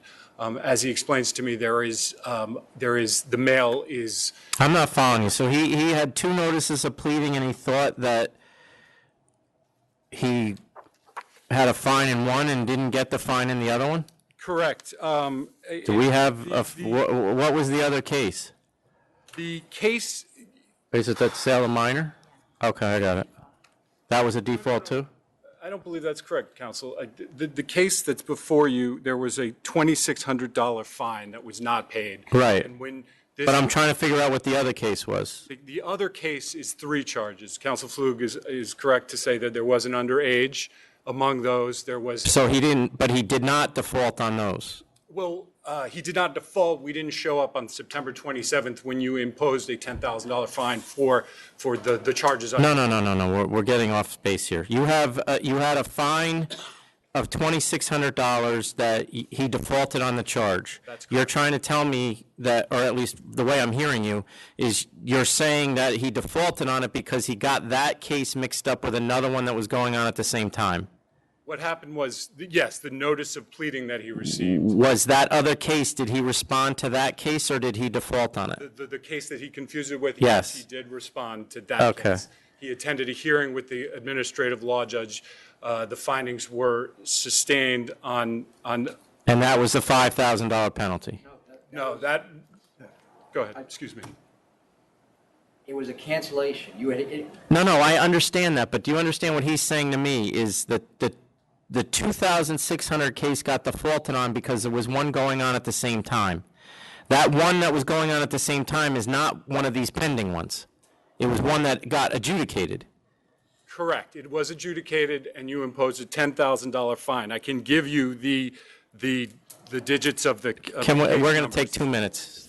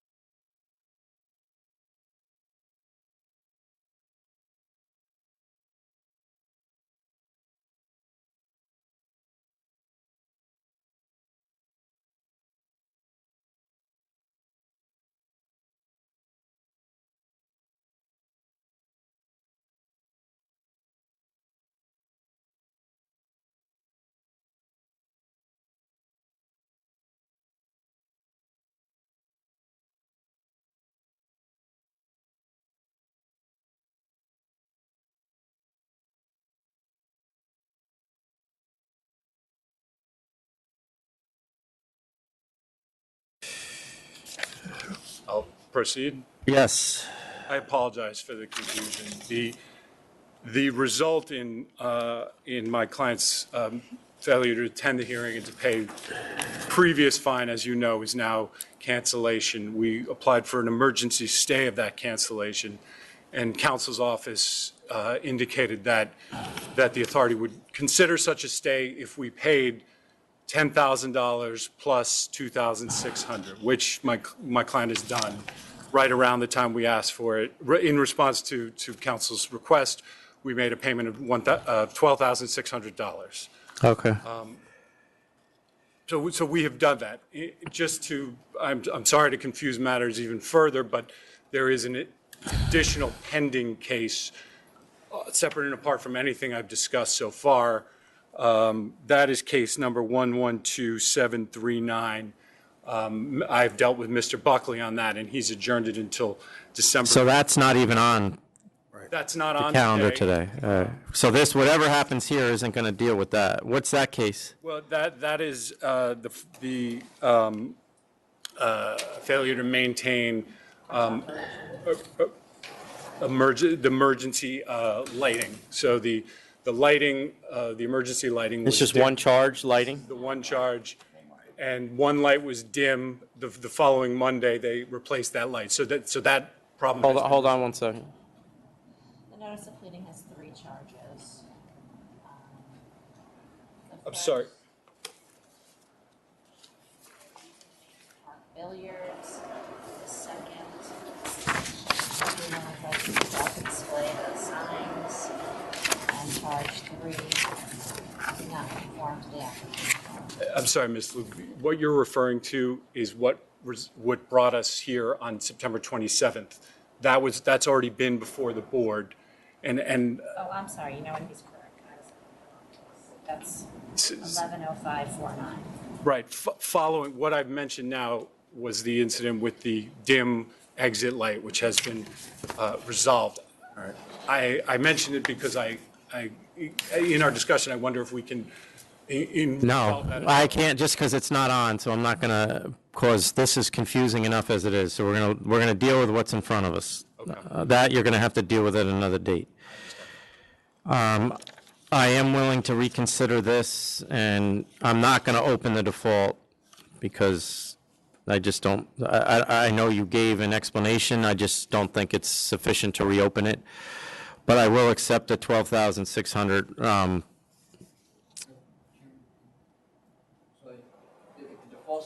That's 2,600. Yes, and then 10,000, yes, okay. And then, so I'll accept the 2,600 that, in response to the default, and then the 10,000 for the other 3 cases, Tom? Correct. Also willing to accept the 2,600 and the 10,000 for the other 3 cases. Okay. I wonder if I didn't have an opportunity to address the 3 cases, and I wonder if I can make a point as to why I think 10,000 is excessive. You can, yeah, but I mean, we have your submission and I read it. If you're going to add something to that, then go ahead, but. I'd like to highlight 2 points from that submission. One is the decision regarding the music was wrong. There was no they never committed that they wouldn't have music. They committed that there would be no live music. There was no live music. The administrative judge was wrong. The attorney before me wasn't aware that he could contradict or move to contradict anything. So he was incorrect. A DJ is not under any understanding live music. So they were penalized for that. In your calculation of $10,000, I assume that was included. The second point I'd like to make, and I made this point, but I'd like to highlight it, with regard to the underage, my client understands how serious it is, absolutely. But I think I'd like to point out that the officer that is assigned to this area for this precinct has been to the premise 31 times over the course of about 100 weeks, 31 times over 100 weeks. So that's approximately once every 3 weeks, once every 4 weeks. In that time, he has checked everyone's ID in the place. That's his process. He comes in and he checks everyone's ID. So over the course of those 100 weeks, he has never once found a person that was underage and drinking alcohol or in possession of alcohol within the place. It was a foolish mistake on the part of the security to allow that person in because that auxiliary officer had befriended somebody within the place, an employee, who came to the door and told that door person, please let her in. She is a police officer. I vouch for her. That was a mistake, and clearly it was a mistake, but please see that in light of the 100 weeks, 31 times. Well, I mean, and that all may be true. I'm not going to dispute that, but the police don't work for me, and they're not doing this at my direction. So they may feel the need to do it. I don't know why they're doing it, but this is the second sale to minor. He had one 6 months before this, or a year, whatever it may be. Correct. It was also an auxiliary situation. I understand that, but whether they're there every day or every 4 weeks or every 3 weeks, I'm not really concerned about that. I'm more concerned about the 2 times it happened. I'm not asking you to order them to do anything else. No, I know. You're asking me, though, to mitigate it because the cops check him so much and he's successful most of the time. That's not really a mitigation to me.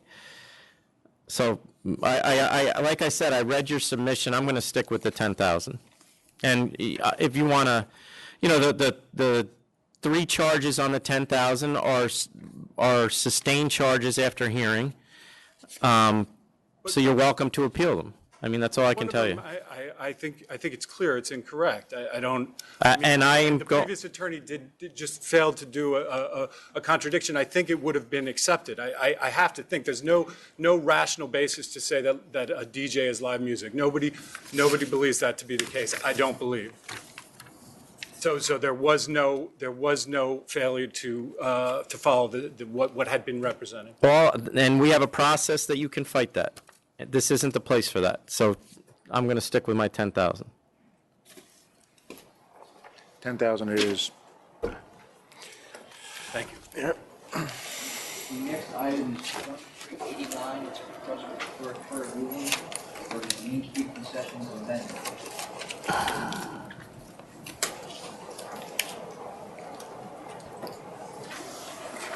Mr. Chairman, Mr. Commissioner, good morning, good afternoon. Thank you so much for your time and for your consideration. Also want to thank Council Flug, who's been incredibly gracious and very helpful to us. In front of you today Yes, absolutely. I'm sorry. My name is Jeffrey Nadell on behalf of Main Street Concessions and Vending. In front of you today with a petition for declaratory ruling on this matter. Main Street is a company that's in the business of operating and placing vending machines and other business optimization and automation equipment. Part of what Main Street desires to do and what Main Street is seeking this declaratory ruling on is Main Street desires to lease certain vending equipment and other business automation equipment to certain retail licensees in the state of New York. And as part of that, would like to enter into an agreement with a company called LEN TV. LEN TV operates a media network on various different types of screens and hardware that has news, trivia, weather, different information about local businesses. And part of what LEN TV does is sell advertisements. And some of those advertisements may at times be for licensed manufacturers and wholesalers. And those advertisements may be displayed. Of course, we're in front of the authority to make sure that there are no tied house issues here.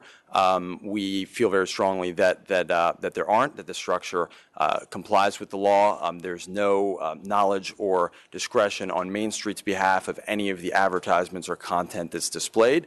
There's no knowledge or discretion on the part of the retail licensee, certainly of any content that's displayed. And there's no money that is going to the retailers for anything there. The retailers, under 3 of the 4 scenarios that we described in our petition, the retailers are paying Main Street a lease fee to lease the hardware, and that's the extent of the money changing hands there. In one other scenario that we outlined in the letter, Main Street is paying a fixed payment to the retail licensee in the case of certain beer off-premise licensees for the ability to locate a vending machine on their premises and to receive the revenues from that vending machine. In that case, any advertisements displayed on the LEN TV's media unit would not be for products that are sold by that retail licensee. as to what I called scenario number 3, that one with the beer licensees, just to be clear that it would be the grocery licensees and not the C wholesale licensees. Meaning that if it was a grocery licensee, they could put the manufacturer advertisement, and the C licensee, they could not? No, being that the C licensee has the second business prohibition. Oh, and couldn't accept money, okay. AX or the A licensee doesn't have the second business prohibition. Okay. Yes, and with regard to liquor store licensees specifically, the method of operation has been specifically tailored to account for the second business rule. So the only products that would be sold in any vending units on those particular licensed premises would be ones that are governed under exceptions to the second business rule. Okay. No, because I think they pointed out in their submission, and you pointed out as well, that scenario 1 and 4 and scenario 2 are really the same issue. And then scenario 3 is the C licensee, which he just mentioned, they would not be putting any manufacturer or wholesaler on their advertisement? So for the grocery beer licensees, in scenario 3, there could be manufacturer or wholesaler advertisements, but right. only for products not sold by those licensees. Right, okay. Exactly. That's the unique part of that, is that the advertising would be products that Right. So this is all up to Len to discriminate? Exactly. So that whatever content LEN TV is running we have no knowledge of discretion over, and neither does the retailer. It's their content that they're displaying. There are certain stipulations that we've required. We basically said if we're going to enter into an agreement with LEN, we need to be sure of certain things, and those are enumerated in here. One of those things is that if they do have any manufacturer wholesaler advertisements, they cannot specify any retail stores at which those manufacturer wholesaler products can be purchased. They have no knowledge. They don't know what retail stores these might be in, if any. They have no knowledge of that. And they're also agreeing that any advertising that is displayed on there would comply with rules that are identical to the interior signage requirements in the ABCL 63-4. And so they're certifying that as well. Does LEN hold any interests in manufacturing, wholesaling, or retail? None whatsoever. Yeah, there's no ownership interest on the part of Main Street or LEN in any alcoholic beverage licensee or on the part of the principals of either company. Same applies. And you're saying that the C licensees are not going to engage in scenario 3, or do we have to limit them? They cannot, because it would be viewed as Right, but so the plan is not to. That's Right. not what you're presenting to me, right? Right. Our intention. You're aware that's illegal. Correct. Our Okay. intention with scenario 3 is just those Grocery. beer, and Okay. yeah, and we enumerate a bit of them in a footnote. Okay, I'm okay with this, as presented. Your reading would be consistent with what the opinion of conclusion council wants to know? Yes. I'm okay with it too. I just have one question. Let's say the wrong feed gets sent. Who do we hold responsible? If there's an advertisement or something that's sent that's not compliant. Yeah. Yeah. So the devices. The licensee, unfortunately. Yeah, okay. There you go. All right. Like I said, we would never. It's a critical component of our agreement. We're requiring that these be agreed to. So we would never want to jeopardize anyone's license. Can you hand that to Jackie? Thank you so much. You're welcome. Thank you. Good luck. Next item is 2440, the wine website 8.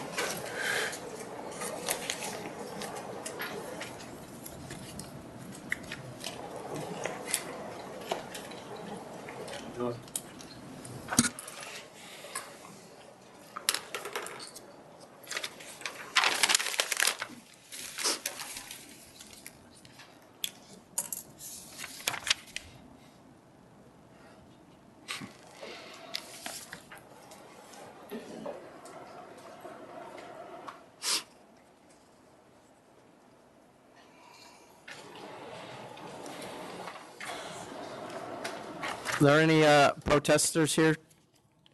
No. Go ahead. Can you put your name on the record? Yes. Jose Durena, and I am a resident of Mamaroneck, where I plan on putting this store. Mostly, it's the wine website. It's more of a obviously e-commerce. Been doing sorry, a little nervous here. I've been doing a lot of graphic design the last 5 years and got into the wine business, building a website for another company that's no longer in business that used to be located in Mamaroneck, at 410 Mamaroneck Avenue. So you're going to have a store and also do internet sales? Yes. Can you explain what the internet sales platform is? Well, the platform is a e-commerce platform where we'll be offering a lot of wines, ciders, and small amount of spirits, probably none on the website, but at the store. A lot of small distributors or producers, I should say. And are you shipping it or are you delivering it? Shipping. The delivering will be, we're going to do some delivery in and around the area where we live, like where the store would be in Mamaroneck, Larchmont, Rhinebeck, Scarsdale area. Mostly delivery. I mean, shipping it throughout, the New York and the other states that actually we're allowed to ship to. So you're aware you can't just ship to all states? Yes, I am. Okay. Like I said, graphic design artist. I went into a location to build a website for the particular store that's no longer in business, and they decided to hire me in-house to do the building of the website and send me to school to learn about wine. So basically want to bring that type of service to and around the surrounding area where the store will be going into. And Nerisse Garina, is that your wife? Yes. She's walked out. She what? She just left. She's going to be in the business with you, though? She will. She does marketing and advertising for Time Warner Cable, so she'll still be with her job, but she'll do some part-time marketing and for the company.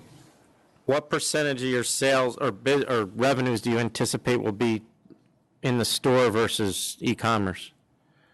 I mean, is most of your business going to be online, or is it going to be, but you're going to have a store there? Yes. Okay. Yeah, most of the store is about 2,500 square, the retail location, and about 1,200 will be actual retail sales or of alcohol, and we'll have a small room for teaching classes and that sort of stuff. Can you check? Is that Vetus? Yes, that's the location where I used to work. Do they have that as abandoned? Do we have that as abandoned? Oh, that's the store you were a graphic designer at? Yes. There's a sneaker store there now. I have pictures somewhere in here. Do you have any questions?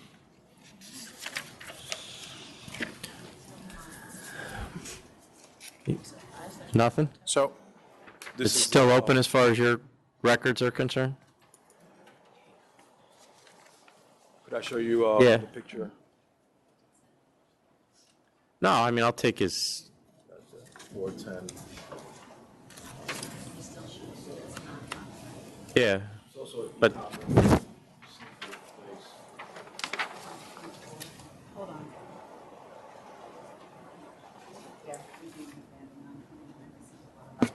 So it's abandoned, okay. So other than the graphic design, do you have any other experience in this industry, or is that?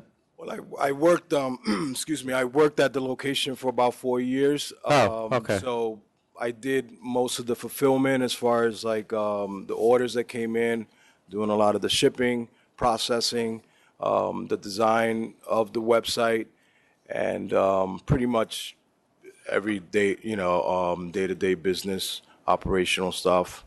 Okay.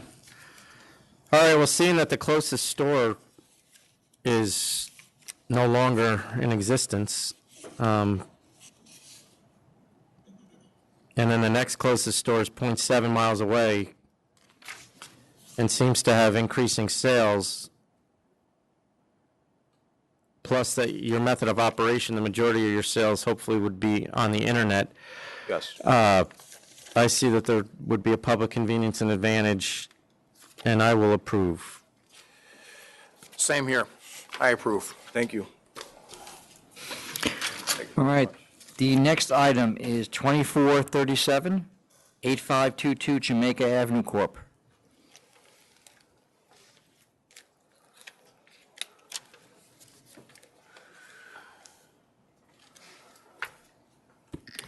Good afternoon, John Springer for the applicant. With me is Attorney Franklin Janeo, and Francis Ramirez is one of the principals. We're here because of an objection. This is not a 500-foot situation. We're here from an objection from the community board about permits and a stop work order, which have since been rectified, and what they term a lack of cooperation, which we can only Just let me stop you there. Is the community board here? Okay, go ahead. So I think the only issue is, we can only surmise that the lack of cooperation issue had to be that the applicant didn't want to agree to the 1 a.m. Have you followed up with the community board? That was another charge. I'm sorry? Have you followed up with the community board yet? They said you still hadn't. Yeah, we believe 1 a.m. is arbitrary. We appeared, they appeared, and they made the case on why 1 a.m. was too early. The rest of the neighborhood closes at, actually, these restaurants, they open 3, 4, 5, 6 in the morning, even after they stop serving.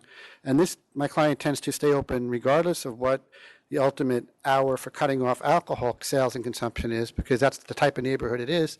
There's a lot of 24/7 diners, and this is sort of a diner layout. Are they open now? Yes. And what happened to the restaurant wine license? Do we have that? They're not serving the wine now, right? Anything. Yeah.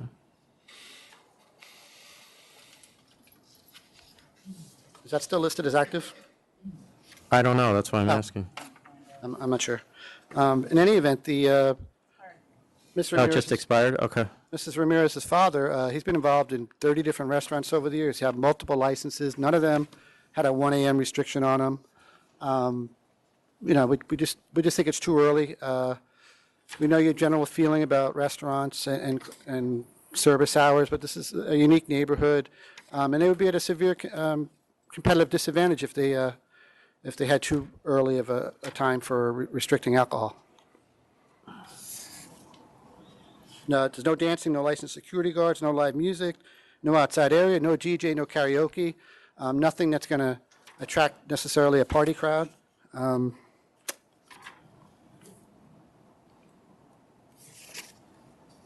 Let us know what else we can tell you.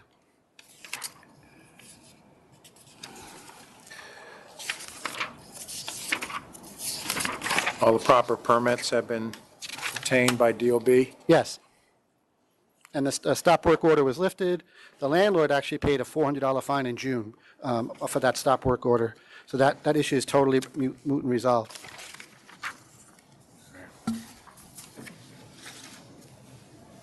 Some info.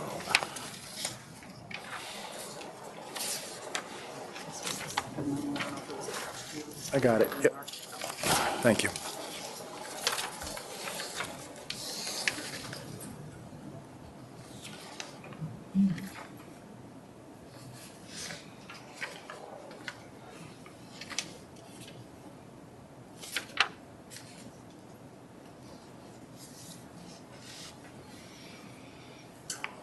So we don't have anything, I never got anything from the community board saying that you're the one who's bringing up this hour issue.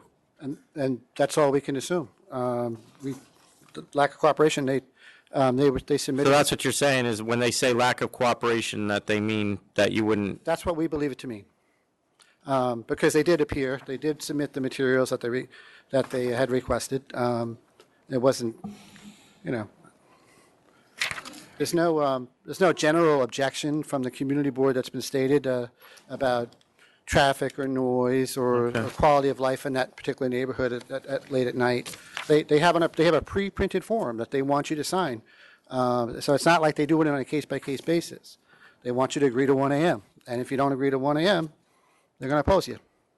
And Mr. Ramirez's father has been on numerous licenses. I'm not aware of any significant adverse history. He never had a 1 a.m. restriction at the others that we know of. I think he's proven himself, and he's got a, yeah.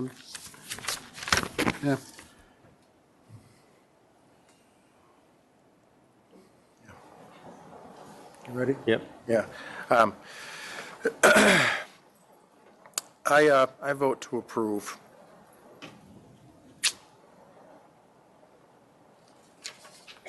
I'll vote to approve as well, but I am going to put 2 a.m. on it, at least for the year.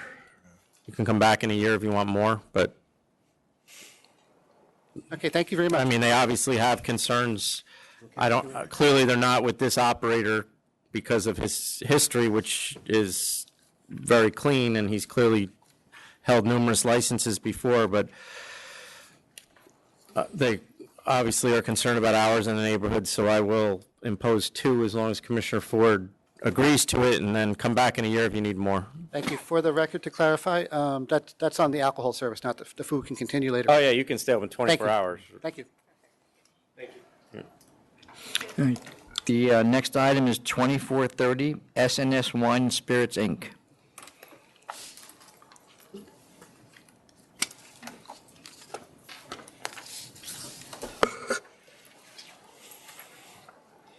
My name is Joseph Penn, and I'm representing my wife, J&J Penn, Janice Penn, because she's ill today, so I'm here.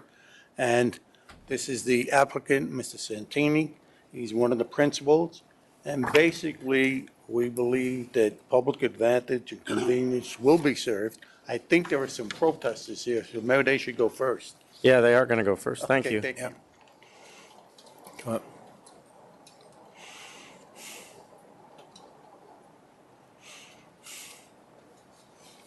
Good afternoon. It's Stephanie from Ginny's Wine and Liquor. I'm sorry, I couldn't hear you. Who? Stephanie from Ginny's Wine and Liquor. Thank you. My store is approximately 3 blocks from this store opening. Within the 5-mile radius, there's 13 liquor stores. You approved a liquor store approximately a mile from my store, which is now out of business. There's no need for another liquor store. in When my was area. that? When did it go out of business, do you know? Last year. Yeah. Last year. And he was a liquor store owner for 25 years, and he went out of business. So there's no room for another liquor store in our area. It's literally, I can, walk there from here, from my store. There's not enough foot traffic where we live. It's not like down the city, it's just not enough room, for us. I have a liquor store right down the road. He's right down the road. 13 liquor stores in the 5-mile radius. As you can see from the, if you'd like to know what they are, I can tell you. I'm pretty new at this business. I've been there since 2010. I've been trying to make this business flourish. I've been doing okay with it. And I like to still keep it where it is. I'm an only owner of it. So that's my plea. And Is Jefferson Valley, is that the village of Jefferson Valley, town? Mm-hmm. And how many, are you the only liquor store in Jefferson Valley? in Jefferson Valley, yes. It's a small town. It's like Yorktown, and then there's Jefferson Valley is in Yorktown, Shrub Oak is in Yorktown. There's like little hamlets in Yep. there, I think you call it. Okay. So we are literally like 2 blocks from them. There's just not enough people there. Okay. The foot traffic has not changed in my business. Do you since have, I'm there. do you have parking? Yes. Yes. Okay, why don't we? Thank you. Thank you. Brian Moss.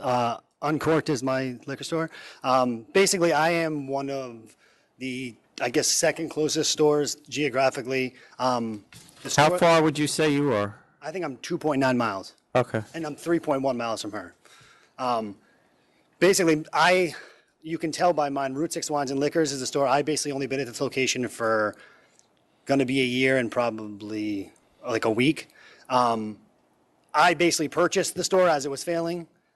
So I guess in that area in the last really year, there was one that closed and one that got bought for almost closing.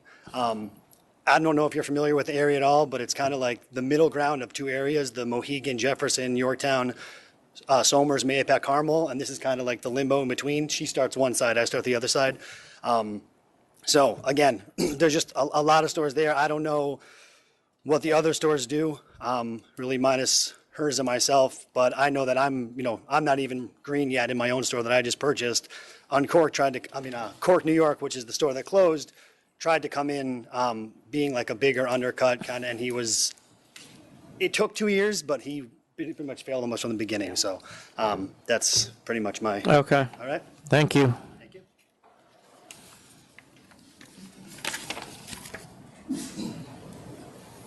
Basically, what we're trying to show that public. Can you talk in the microphone? Public convenience will be served by issuing this store, a new store. This is a brand-new shopping center. Okay, we will be the first store into this shopping center. Other stores will be coming in later. We don't know who they're going to be right now, but we. Two other stores that are already, there's a pharmacy that's established in that area. He moved from one location to here, and also A&S Butcher Shop and Delicatessen also moved. So right now, it's the Butcher Shop, Delicatessen, a Rite Aid, sort of smaller Rite Aid store, empty store, us, and empty store. That's the 5 stores. Just opening up now. And we mowed the distance, although she claims it's about a half a mile away. But in a driving community. Yes, nobody walks in that area. Right. And as far as population is concerned, the population has been increasing. I didn't go to the various towns, but I did go to the various schools, and enrollment in the schools has increased. So there is more people in the area. That you don't have any population numbers? That means there's more children and they don't buy alcohol. Families are there, so they moved into the area. A lot of people have come in from Putnam County and from Fairfield County, Connecticut, because Connecticut was too expensive for them to live in. But you don't have any, okay.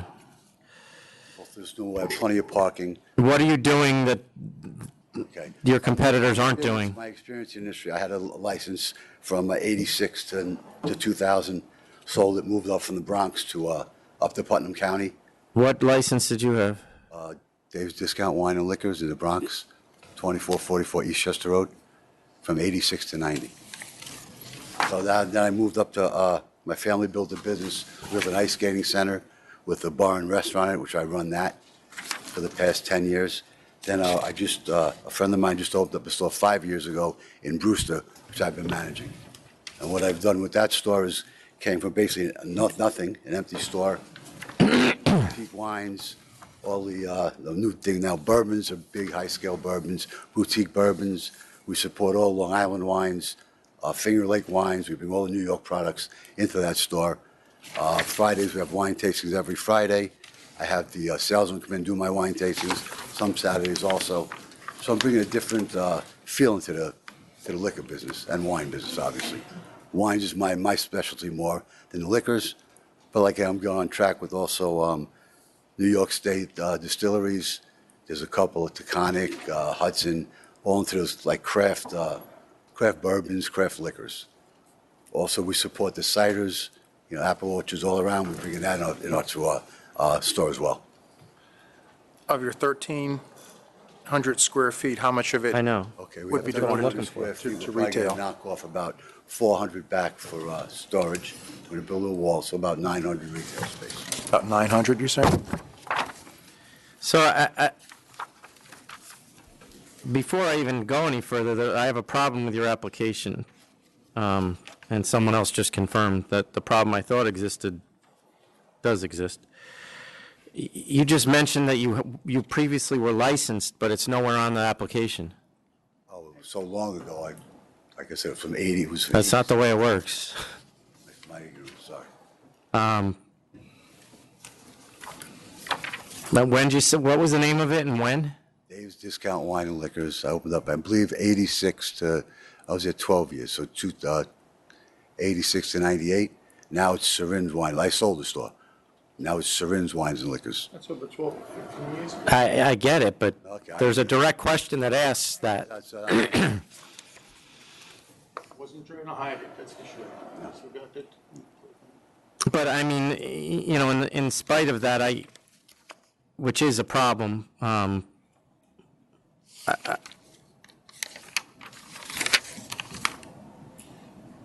like, can you two come up again? Do you do tastings or carry New Basically, I will York tell you that products? Every product that he mentioned, we sell.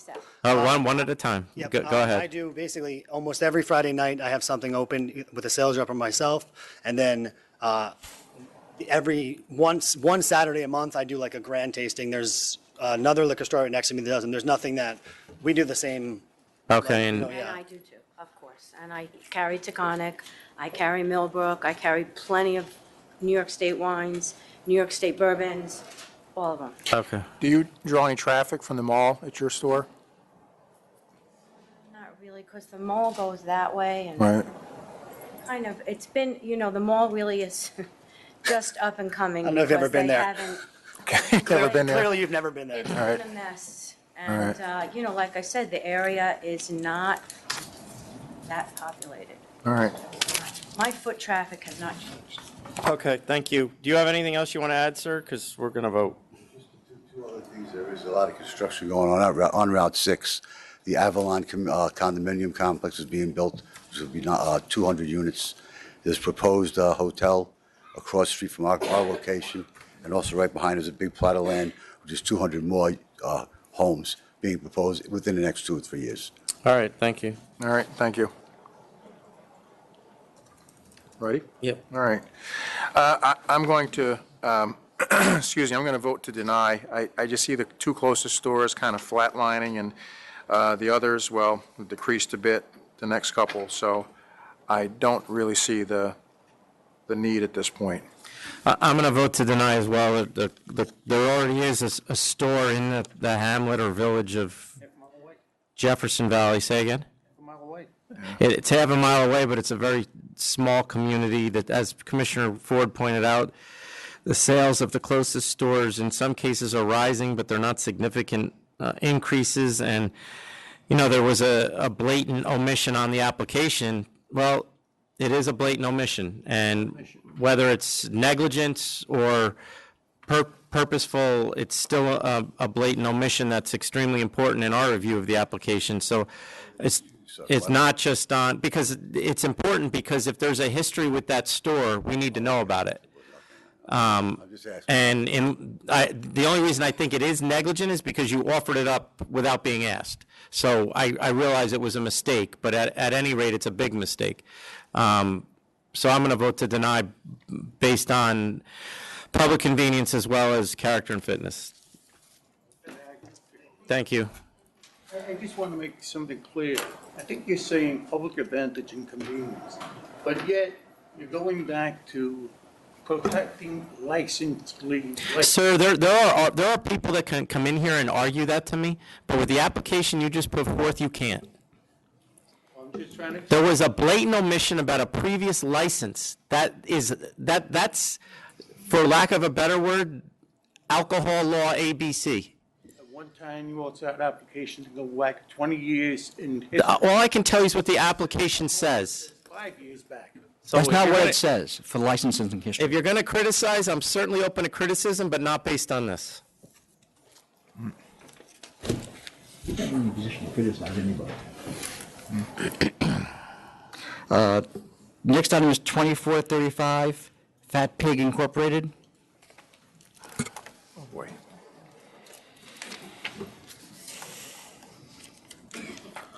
Good afternoon, members. My name is Ariel Ferreira, representative. This is Jairo La Paz, principal of the establishment. I think there's an opposition. Is there opposition? Okay. Good afternoon. My name's Lori Tobias Cohen. I work for State Senator. Oh, sorry. Just wanted to show you this. My name's Lori Tobias Cohen, and I work for State Senator Adriano Espaillat. Thank you. Oh, thank you very much.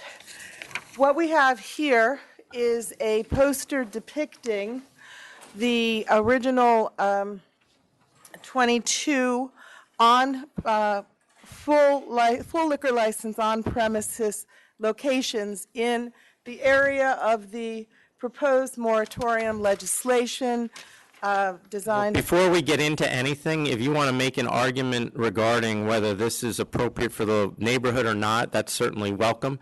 But to my knowledge, there is not a moratorium. It's not legal, and this board does not follow a moratorium.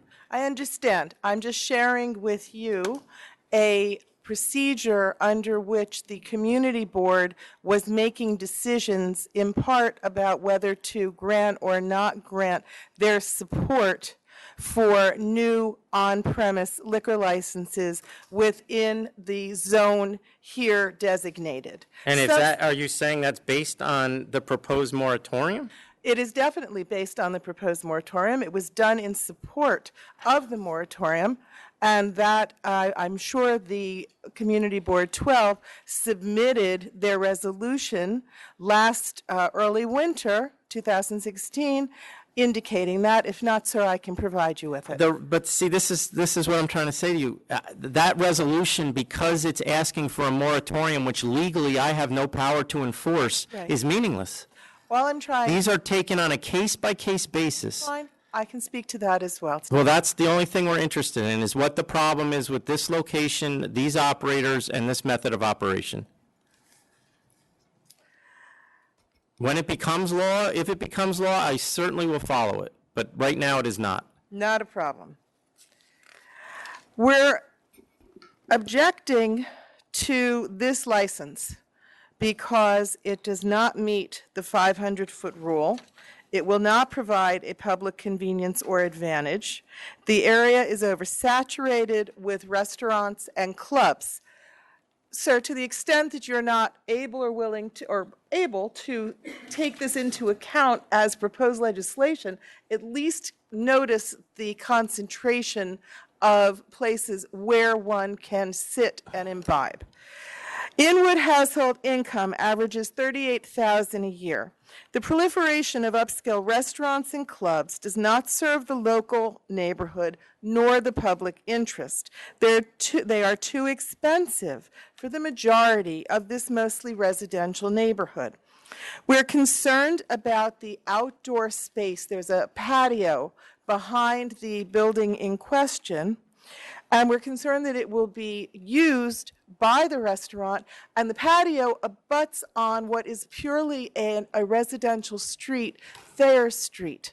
And this will extend the torment that the community experiences with the proliferation of these licenses.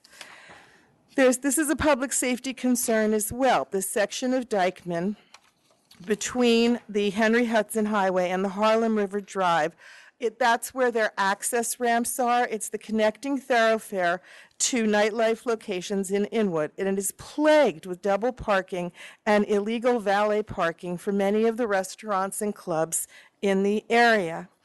And if I may ask your indulgence, I'd like to read you a quote from the Deputy Inspector Raimundo Mundo, commanding officer of the 34th Precinct, and he says, "You would think that increased ticketing would decrease the double parking, but they get summons and drive back to Jersey and then get someone from downtown to come up and they double park. We're constantly battling this, and the majority of these people are coming in from New Jersey, Connecticut, Rhode Island, Massachusetts, and other places. Every year, it seems like we're getting busier and busier with the traffic conditions." And as I said, this is a quote from Officer Mundo. Dyckman Street and Inwood are saturated with OPLs. The NYPD is overwhelmed with the crowds, the traffic, and the enforcement to maintain safety and order in the public square. This application we're not talking about that, excuse me. 2 new OPLs were granted nearby on 151 and 141 Nagel Avenue last week. Please take into consideration the additional venues to this mix. There is also a 300-person venue at 160 Dyckman just a block away from the proposed new establishment that these gentlemen are here to discuss, and it hasn't yet opened. A place holding 300 people, this venue will have a major impact. This is simply not a time to add to the disruption of public safety, traffic, and quality of life. A real restaurant that serves local residents is what's needed. DJs, live music, karaoke, hookah, valet parking, late night closings are earmarks of nightclubs. And finally, we want to point out that the applicant operates a restaurant called March Coquina. 2 locations of that. They are downtown and in Washington Heights, and they close 11 p.m. weekdays, 12 a.m. Friday and Saturday, and they are asking for much further extended hours in an Inwood location. And so we presented a photograph. Was this scene of Yes. the? Okay. And it is and we presented many, you have letters from citizens, residents of the neighborhood.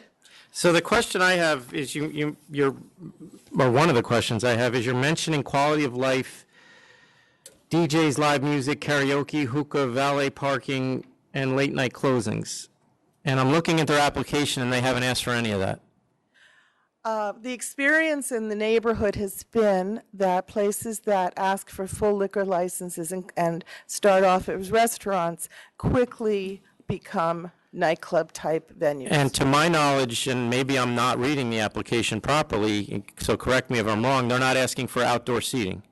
As yet, but they certainly have. So all of your potential complaints are either about other restaurants or about what you think is going to happen to this one? No, certainly not all. They do not. Well, why, can you tell me what specifically you have as an issue with their method of operation? The 500-foot law doesn't, in other words, they're asking to be located within an already quite crowded area, and they're not bringing something unique to the table. Well, within the within the number of establishments you're talking about, how many of them are barbecue restaurants, if any? And maybe they know the answer. Do you guys know the answer? None. Yeah, no, I know. Yeah, it is a 500-foot case. Yeah. It's just that the memo from the examiner said no. Okay. But that is different, isn't it? Then I would say, and I say this as a resident, frankly, as a interested citizen, come in as a bar. The most interesting new restaurants in our neighborhood have come in asking for beer and wine licenses, because that is much more in keeping with the kind of community that exists in Inwood. This is a residence filled with family people, children going to school, and a place like that would perhaps have the kind of atmosphere that would be appropriate. But why do they need a full liquor license if they're looking to become a place that serves the community? The only thing I asked was whether there's a barbecue restaurant within the 500 feet and whether that, if there isn't one, would be something different. And that's really, is that true or I'm not in a no? position to speak to that. I don't know. Okay. All right. Why don't we let them do their presentation? Are those, just don't, you can leave that up there if you would. How many of those are the purple dots are all the full licenses? Purple dots are The restaurant. on-premise liquor licenses, and there is an additional 2 now because of the licenses that were granted last week. The purple are restaurant wine and, I imagine, wine and beer. Blue is cabaret. Black is a tavern. Wine, and the orange is a beer. Yep, okay, thank you. Go ahead. All right, so first of all, to respond to her last request of being a true restaurant, this is exactly what we're proposing. It's a barbecue restaurant. In Community Board 12, there's only one existing barbecue restaurant, which is Dallas BBQ on the southern part on 166 and Broadway. In the rest of the district, there is no barbecue restaurant. We're aiming to close at 2 a.m. from the other establishments that are within this 500 rule, as she mentioned, operate totally different. 3 or 4 out of those restaurants provide hookah, DJ, operate till 4 o'clock in the morning. We will not be operating to that extent. Now, speaking to the experience of the owner, Mr. La Paz, who's here, he also runs Mancha as a true restaurant, which has been recognized in the media and also has received Michelin recommendations for the year 2014, 2015, 2016. Where is that restaurant located? On 171st and Broadway. It's the only restaurant in Washington Heights and Inwood that has been able to maintain such recommendation in 3 years. He's been featured on New York One, CBS News, NBC New York, New York Times, New York Post, ABC Channel 7 News, and Manhattan Times News for the type of food, service, and the way they run their operation, Mancha. And he's trying to duplicate that same true restaurant experience, but providing something that's missing in the community, which is a true Southern-style barbecue restaurant.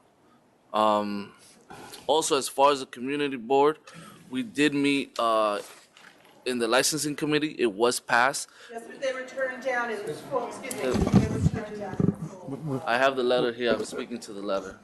Okay. I'm speaking to the letter, which is the... Do you work for Senator Espat? What's your position? Okay, go ahead. So within in the letter, it was 15 in favor in the general meeting, 14 opposed, and 2 abstained. This was granted as a no objection because the 2 abstentions for Community Board 12 as a bylaw, it counts as a no, so they have to calculate it.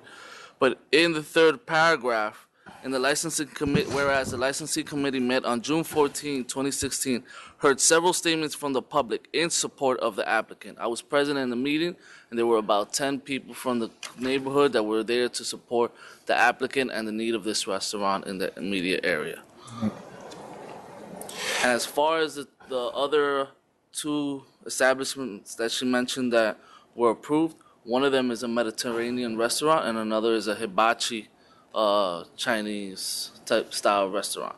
So it's still in 2 different, it's totally different from what the other establishments are proposing. So you're not proposing any type of DJ, no live music, no outdoor cafe, nothing like that at all? What type of music are you suggesting here? It's just recorded music more as an ambiance type of music. This place fits no more than 40 people. It's more to sit down, grab, eat your food, enjoy some drinks. We're gonna have a program of some bourbon and rye whiskey to go along with the barbecue food. We have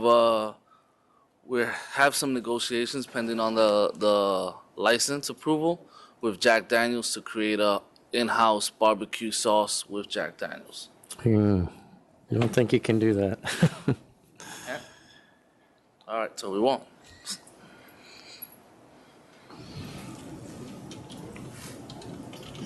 You can create your own barbecue sauce, or with somebody else, you just can't do it with a manufacturer. Okay. Okay.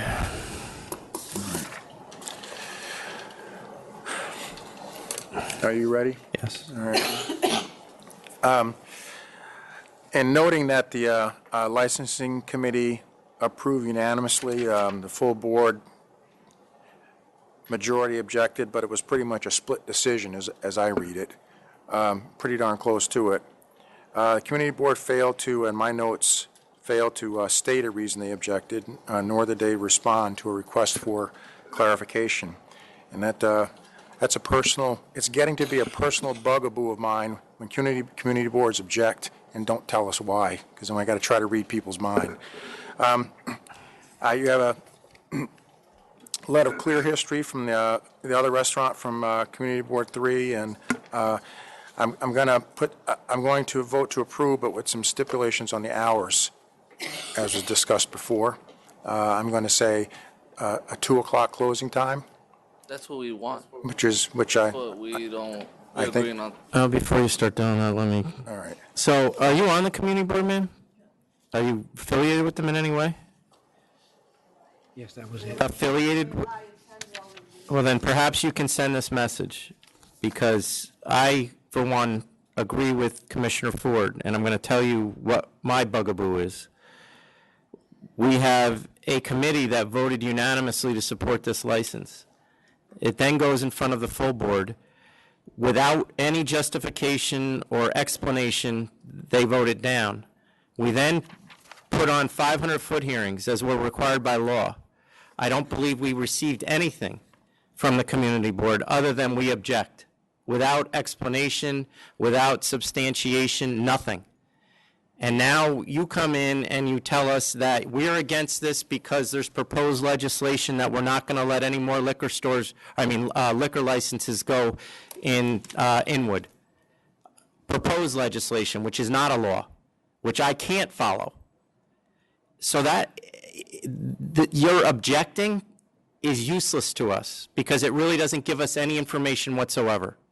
And that in and of itself makes my job much harder, because if you are having problems with their method of operation, with their hours, with whatever they're proposing, then I would like to hear about it. But when you don't show up, and I'm not saying you, but when the community board doesn't show up at the 500-foot hearing, doesn't submit anything to the 500-foot hearing, and then doesn't submit any reasons in their letters to us, it's pretty much useless. Because now the reason I'm seeing that this is being objected to by the community board, after their licensing committee said unanimously it was okay, is because we are in agreement with the senator's proposed legislation that right now is not law. And that's my view on it. Now, I'm going to vote to deny this license only because this location has never been licensed before. And it is a 500-foot case. And while your method of operation, I think, is fine, and you are proposing a different type of restaurant, because the community board has made it clear that they feel they're oversaturated with licenses at this time, and this is a building that, based on the information I have, has never had a license before, I'm going to vote to deny this one. Is there anything that we can do to reconsider that?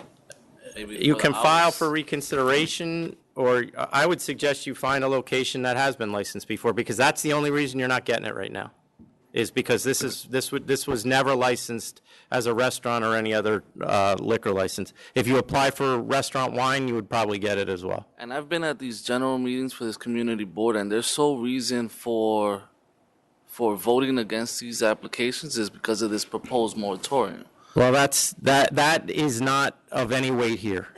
I can tell you that until it is law. When it is law, I will follow it, but right now it's not a law. And we don't have the ability to impose a moratorium on neighborhoods. It's just not legal. We can impose a moratorium on a political subdivision from minor, correct, counsel? But only it would have to be the whole city. I think legally we could do a political subdivision, but not a neighborhood, that's for sure.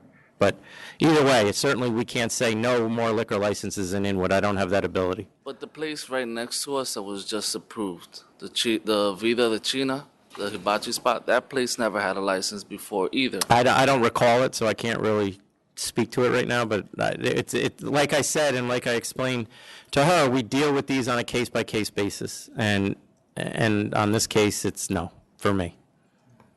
Now, if you apply for restaurant wine, then there is no 500-foot issue. Yes. I've been working in the restaurant business since I was 16. I have done everything right.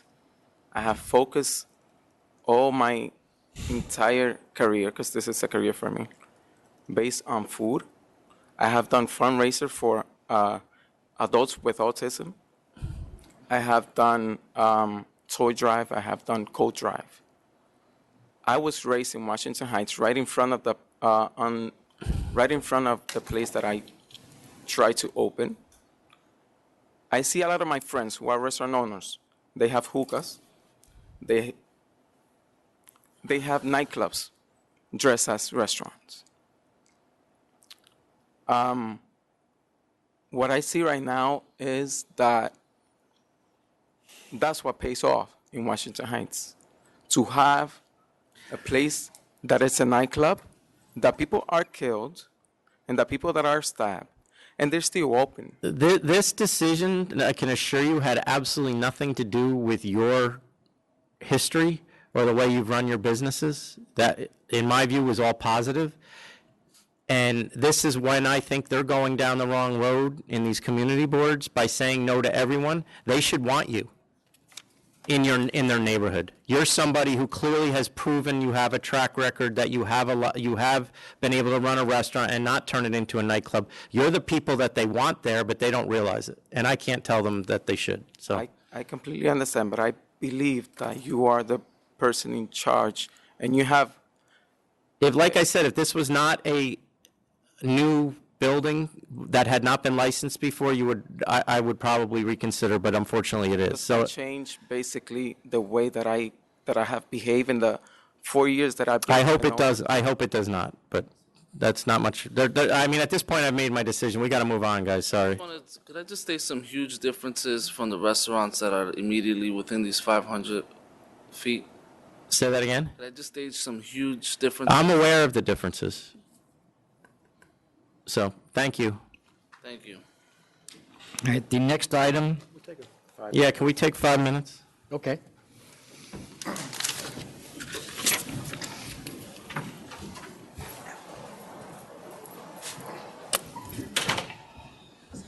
All right, thank you.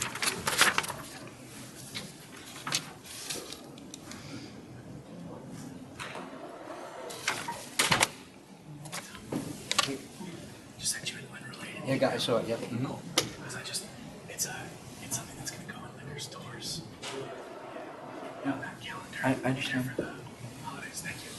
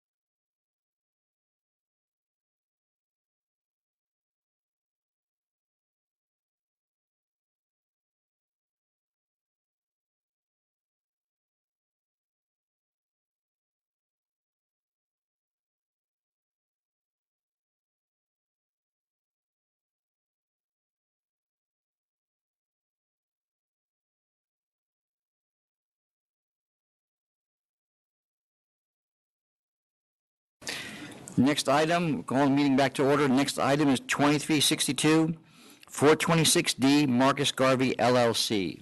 362.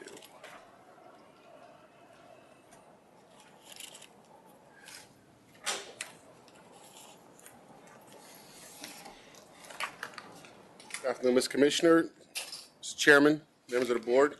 My name is Tony Walker. I'm the owner and principal, 426D Marcus Garvey LLC, DBA Olivino Wines.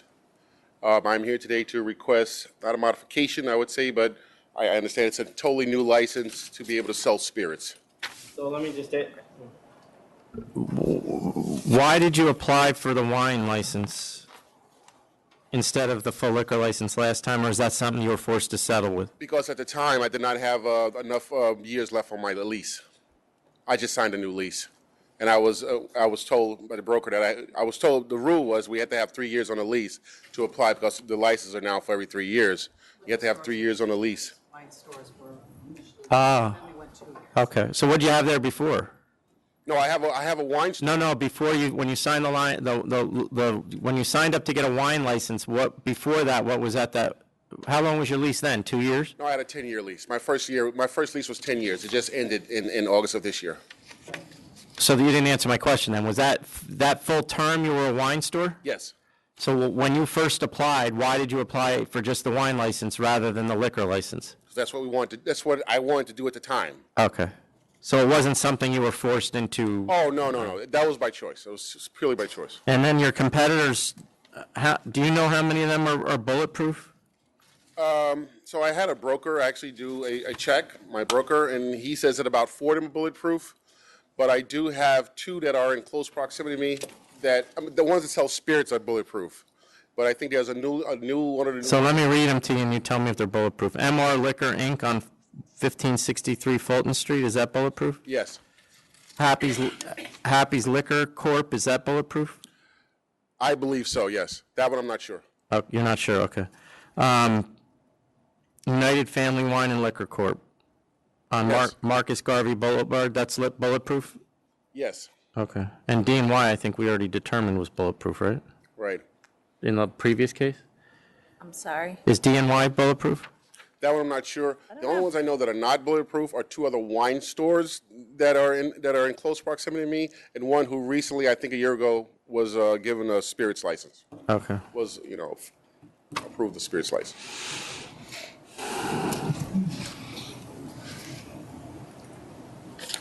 Do you have any questions? No. Ready to go? Yep. I vote to approve. Yeah, I don't see any protest here. Your history is very, very good. And you're an open floor plan? That's correct. And at least 2 of the surrounding stores are bulletproof, so we try to promote the open floor plan for public convenience and advantage, so I'll vote to approve as well. Thank you. Have a great day. All right, the next item is 2458A El Ticolero Bar and Restaurant. I'm sorry, which number? 2458A.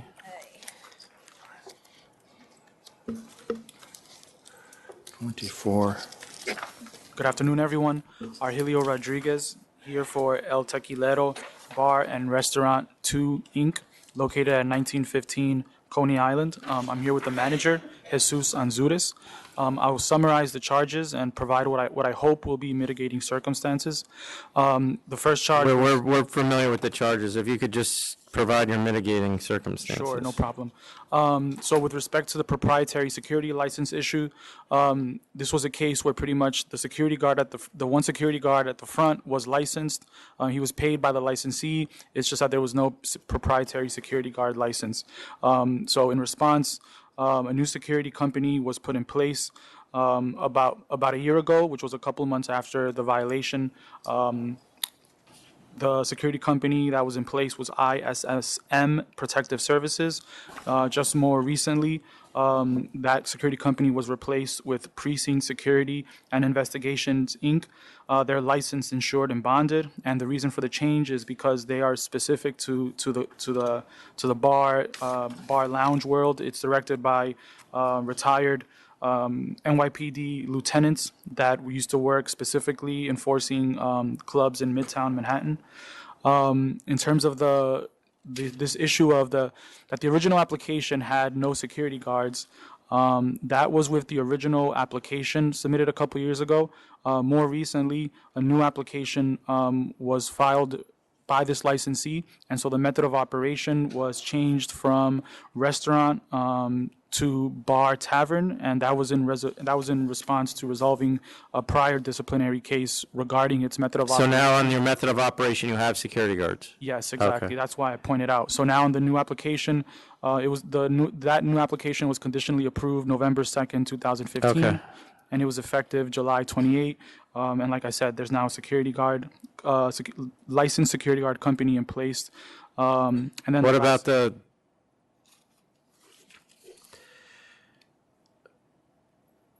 the safety regulations, mouse droppings? Yeah, I mean, we have an so it's- exterminator? Exactly. So those have been dealt with. There's mouse droppings. An exterminator was hired and, goes there regularly now. And there's also a hole in the floor. It's been corrected. It was just a 2-inch diameter hole. It's been corrected. So I guess what I'm trying to say is that I'm hoping that the authority will take into account these mitigating circumstances in determining their penalty. We're hoping that the authority would be okay accepting $4,000. No. Sustain 1, dismiss 2, sustain 3, sustain 4, and sustain 5. The reason I say no is because he's got a pretty substantial history here, which if he had a charge in here that indicated some type of violence at the place, he'd be done. But that being said, he doesn't have that, so he does get another shot, but 4,000 isn't even close. I would go with 10,000. I mean, And the reason I say that is because it's the second time you failed to conform to the application.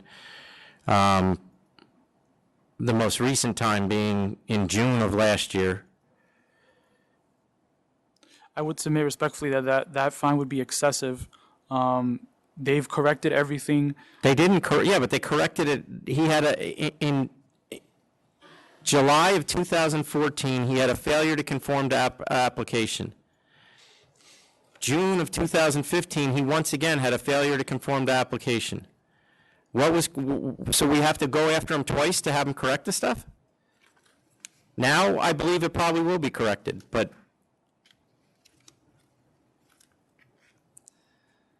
I don't know. What do you think?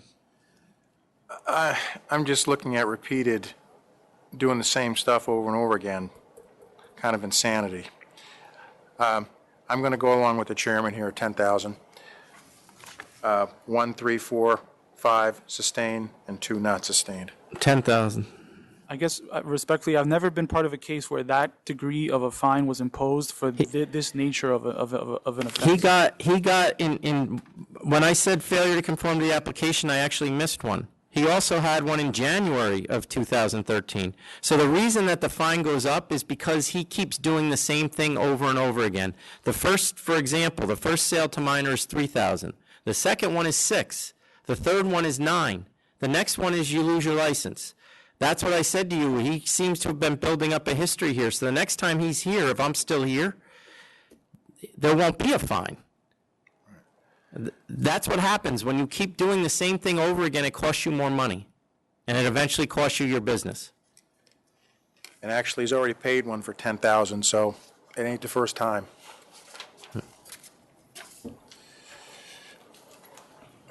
Thank you. All right, the next item is 2376 Croxley Main Street Incorporated.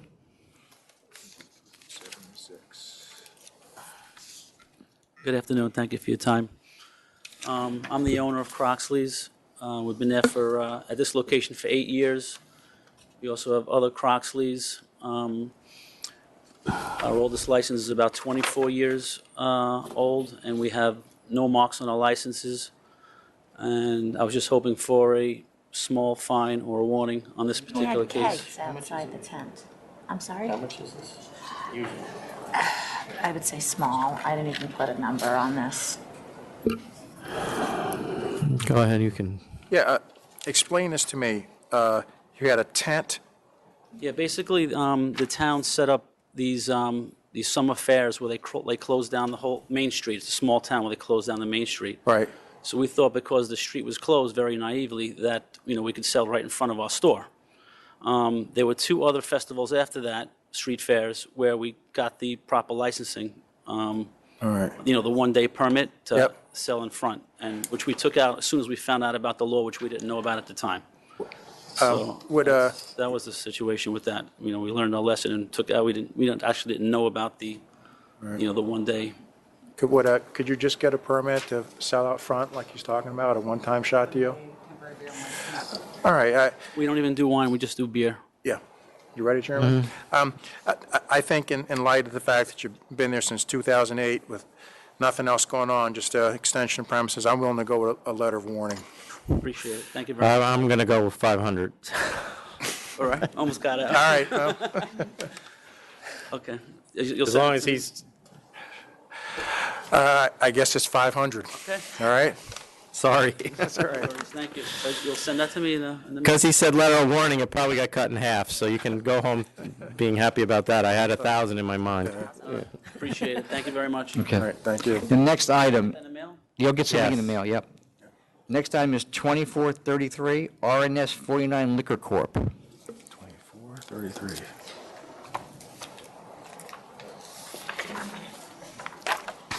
Good afternoon, Commissioner, members of the board.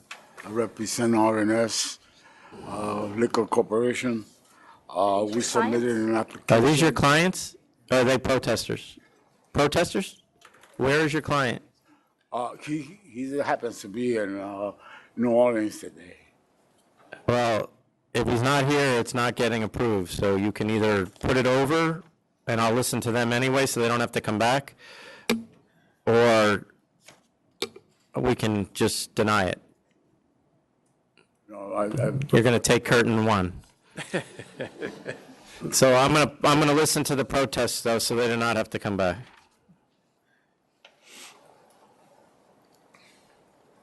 Hello, we're from Jebby's Wine Therapy. We're on Elizabeth Street. The shop we are opposing is 0.2.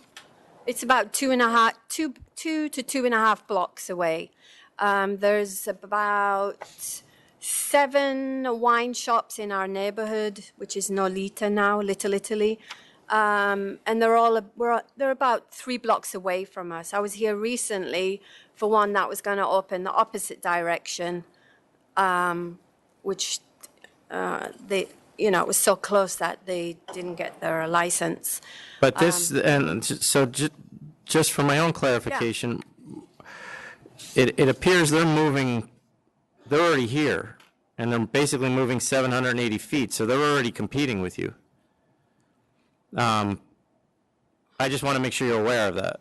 Yeah, I mean, I still have to treat it like a new license, but it really isn't. Right. The thing is, where their shop is now is nowhere near us. That is just literally 2 to 2.5 blocks down the road from us. Two blocks down. There's a new one that just got opened on Christie and Grand and Forsyth. Sorry. Yeah, Grand. Yeah. I mean, in the last 5 years, there's a whole bunch, being opened in the neighborhood, and Okay. Do you have any questions? Nope. I got it. I mean, you're welcome to come back. We're going to adjourn this. You don't have to, because I've taken notes of what you just said, but you are obviously welcome, and if you want to talk again, you can. Okay. When is he coming back? I really don't know. He left me a power of attorney. Well, that's good for signing his checks, but it doesn't really help you here. He should be back in the next 10 days. All right, so put it on in 2 weeks' time. And November 22nd. Thank you. Thank you.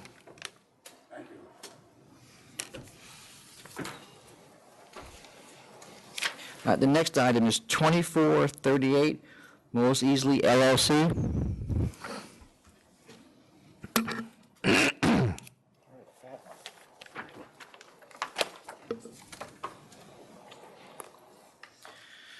Good afternoon. Joseph Levy here on behalf of Mos Eisley LLC. Is there any community board here? Or? No? Okay, go ahead. The application before you is for a... Mr. Levy, who do you have with you? I have Richard Knapp and TJ Lynch, two of the principals of the application. These are principals and operators, not just principals on paper, people who are actually in the restaurant and bar every day working. Okay. This is an application for a new on-premise liquor license, and we had a community board meeting. As you see in your notes there, the community board chose to not support this application, despite the fact that we showed an incredible amount of support. We had 175 petition signatures. We had 5 letters of support. We had letters of support from the people who currently live above and around a bar that these gentlemen own in a different part of Manhattan. They own another establishment in New York City. They've owned it and run it for 5 years with very small incidents. You'll notice there was an incident about a year ago, but if you look at the notice of violation, it's warning signs, and it was a discrepancy about an ID for a security guard that inevitably was registered after all, so we're not talking about significant violations. The letters of support, and I have additional copies of them here in addition to what was submitted with the original application, talk about how great they are as operators, how they took over a place and really cleaned it up, and they've been a pleasure to live above and across the street from. This application is for a restaurant bar concept. It's a cocktail-focused and pizza-focused establishment on Avenue C in a space that had been previously licensed with a full liquor license. When did that close? 2015 was the expiration that I saw online. The actual date it closed, I couldn't tell you.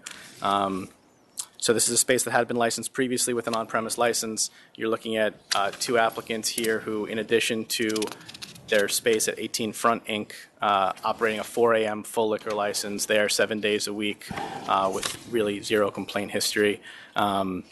They also were approved by the community board for a massive space in Williamsburg in Brooklyn Community Board 1. That license was conditionally approved by the authority and due to building issues couldn't move forward, but that was another license application that at the community board level was approved for 4 a.m. 7 days a week. The ask here at this particular location is 2 a.m., not 4 a.m. What's the outside? The outside is going to close at 10. It's a sidewalk cafe. And that's already approved? Not approved yet because we don't even know if this is going to happen here yet. But we do have plans for a sidewalk cafe. We would like to get one. Probably that's in the application, right? Correct. Okay. It's one of those things where if we don't have it, obviously I'll send an affidavit to licensing that we don't have that yet, so that won't be part of our application.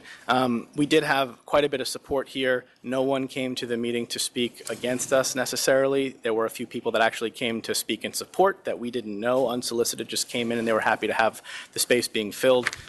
Nonetheless, the application was denied, but every single on-premise application was denied. I have the minutes, if you'd like to see them, from the community board meeting that shows that literally every single on-premise liquor license application that appeared before the board that night in what they consider their saturated areas, every single one of them was denied.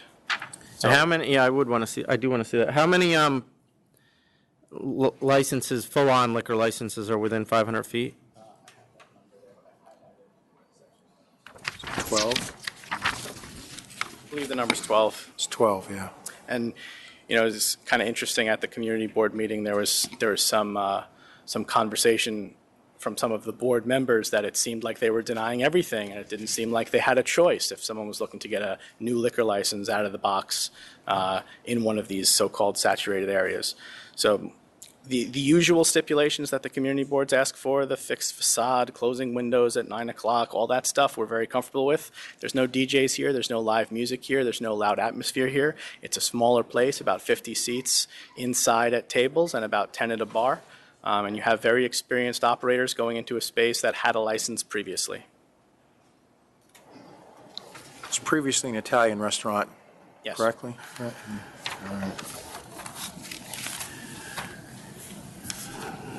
And if you'd like to review any of the letters from their neighbors at their old place indicating how great they are as operators, I don't know if you've seen this already. If you want a refresher, I have them here, as well as the 175 petition signatures in support from pretty close to this location, including people in the building, right?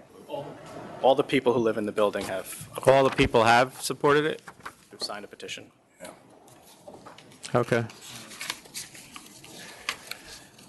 You ready? Basically, since you're talking about reopening something along the lines of what was pretty much already there, it's getting late in the day and this talk about pizza is making me really hungry. You're killing me. You guys ought to bring something, for the board, just to sample what you have in mind, All right. It's not. It's not. For the record, it's not. Okay. I think closing at 2 a.m., Sidewalk Cafe closing at 10. Board voted tonight, but they cited noise and traffic from other establishments already. I just don't see this type of business being one that's going to really contribute to that. So, considering all your letters of your signatures and support, I'm going to vote to approve. And how big is the outside cafe part of it? How many tables? I think it's 15 tables and 30 seats, is that right? That was the big one? Yeah, That was the big one. So I think what's it's the like one? 4 tables and like 10, something like that. I think it's a dozen seats and 4 tables. If The outside cafe? Okay.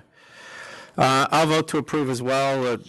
The only thing they asked for is recorded background music, closing at 2 a.m., closing the Sidewalk Cafe at 10 p.m., which seems to be consistent with the area. This was previously licensed. There was very minor history with the previous licensee. It was formerly an Italian restaurant. It sounds like that is the method of operation now, although it's more focused on pizza and mixed drinks. And notably, there was no testimony against this license, but there does seem to be significant support based on the number of signatures and the letters supporting the application. So I'll vote to approve. No lines outside, velvet ropes, that's going to be part of it. No DJs. For the What? pizza place. You hope for that, right? Yeah. Yes. No promoters, no dancing, stuff you don't care about. So under that scenario, I'll approve. Thank you. Did I hit everything? 2 a.m., 10. Oh, the window. What do they want the windows closed? 9? Same time as the cafe? All right, 10. Outdoor windows closed at 10 too. Thank you. And next item is 2458, 127 East Restaurant Corp.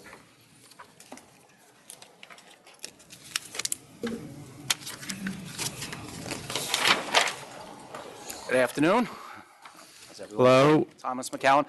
This is a request to open up a default. I had just given to Thomas Donahue a copy of an email I had sent. It looks like the email was fumbled along the way. It was a request to, I should say it was a not guilty plea and a demand for bill of particulars. Okay, send back to counsel's office. So that's the response we never got. Thank you. That was the default because I was waiting for the bill of particulars and I identified this on the agenda this weekend. Can I just pull up the thing to see what we had? No, I think we're good now. No. Next item. Hold on, let Go ahead. Jackie Oh, we have look. Let Jackie look.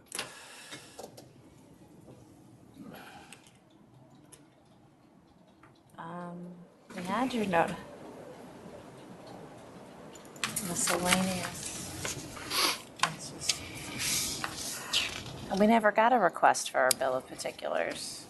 That's what he's saying. He sent an email and he never got a That's response. not how you submit a request for a bill of particulars. You never responded to the pleading at all to say. No, I did. I responded. But you don't do it by email. We've litigated that as not a proper way to respond. You don't send think it I've to done the it attorney. by No, it email goes through the before. fax or the mail. No, it was a not guilty plea and a request for the particulars. Right, but you only emailed it to the attorney. Correct. You didn't send it to our fax or through the mail, which we've consistently told attorneys, and we actually litigated this point, that simply emailing the attorney isn't the proper way. It's not how our office processes things, and it can get lost in the attorney's daily mail. Okay. Which this did, so, Won't happen again. yeah, don't, send back to counsel's office. Thank you very much. Next item is 2451, Mary Kay Mack, Inc. This is a conditional no contest plea, just a short little narrative. They've been licensed since 1990 with no adverse history. It was a New Year's Eve party that ran a bit long. The police came in. They're not disputing that it was after hours, but I'm just advocating perhaps a reduced penalty of $1,500. Accept. Accept. That was 2451? Yes. And the next item is 2367, Manhattan Proper Concepts, LLC.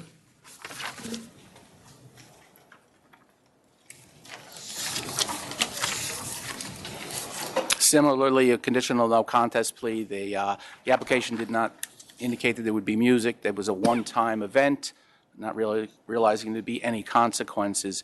We've subsequently notified the community board for a request to change in the method of operation. But it was only a one-time event, and they haven't done it since. I'll accept. Can you just make sure the change comes back to the board? Yeah. Oh, we did?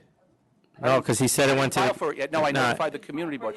No, I notified the community board. I haven't met with them yet. He sent it to the community board, so we might as well get it too. Given the neighborhood, I know we're going to get it anyway. So accepting the 1,000? Yes. Accept. That's a wrap. Thank you.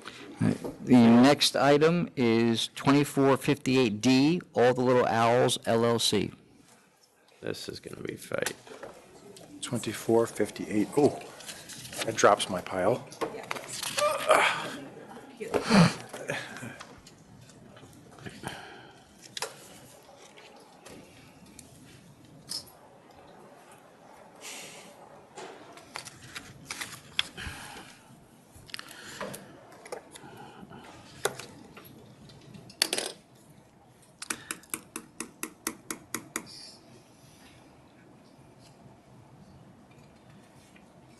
Joseph Levy here on behalf of All the Little Owls. Have with me Dave Kaplan, one of the principals of the application. We do have some opposition here. I'm sure you'd like to hear from them. So, do we have a community board? Why don't we let him go first? And if somebody feels the need to add anything after him, I can tell you that I have read everything that's submitted. Commissioner Ford has as well. So if you're going to come up and tell me what you wrote to us already, I don't really need to hear it again. But and if Mr. Booth doesn't say what you want him to say, then you can certainly add to that. I generally, I'm Carter Booth from Community Board 2. I generally follow people from the community to speak. So I know, but you may tend to hit refer all the points. I'm going to refer to some things that they probably would be submitting to you, and you already have. We're very fortunate to have operators like this coming to try to open places in our community. They're good operators. They run good places. This is just not the right place for this type of operation. The proposed premises in this location couldn't be more ill-suited for each other. And I think that it's very clear that there are no stipulations that could be entered into on top of that, which would create a circumstance where both the community and the operator could find a balance between quality of life and running their business. There's a picture that you have that shows the entrance to the premises, and I think it has some dotted lines or it highlights the residential windows, which are no, it's a side shot in it. There's a railing. And yeah, maybe that's the picture, but every single patron and that would walk down into this premise would come closer than I am to you to somebody's window. In fact, they would literally be touching somebody's window each time they walked into the premise because of the unique circumstances that there's residents above the actual premise. And there is an email exchange somewhere in the materials that I had received through FOIL that had been submitted that somebody is having an interaction that there would be an awning put up or somehow put to protect noise from going up to the residential windows. There's a window that's right there that everybody has to walk by. I'm staying on this point for a second because it seems obvious, but the impact is so dramatic for just that one person that it's hard to understand how this would not have a dramatic impact just on this one person, let alone all the other people in the immediate area. I think that the administrative law judge's conclusion that they had drawn, the summary is very complete, and I think it hits on a lot of the issues. The noise in this case and the submissions from the applicant really talk about the fact that there's just going to be background music only within the establishment, but there's noise also created by patrons coming in and out. And I had an opportunity to walk by this place on Sunday, and it's difficult to imagine any set of circumstances that could be set up that this wouldn't have an impact on the residents in the immediate area. As far as this place has never been previously licensed, the permits currently aren't in place as we speak right now in the basement that I'm aware of. There's no certificate of occupancy in place as of today. As far as the style of this operation generally drifts into the later evening hours also, and so even the crescendo and the focal point is not what a restaurant is; it's a bar, and the later hours of operation clearly have an impact, and I think that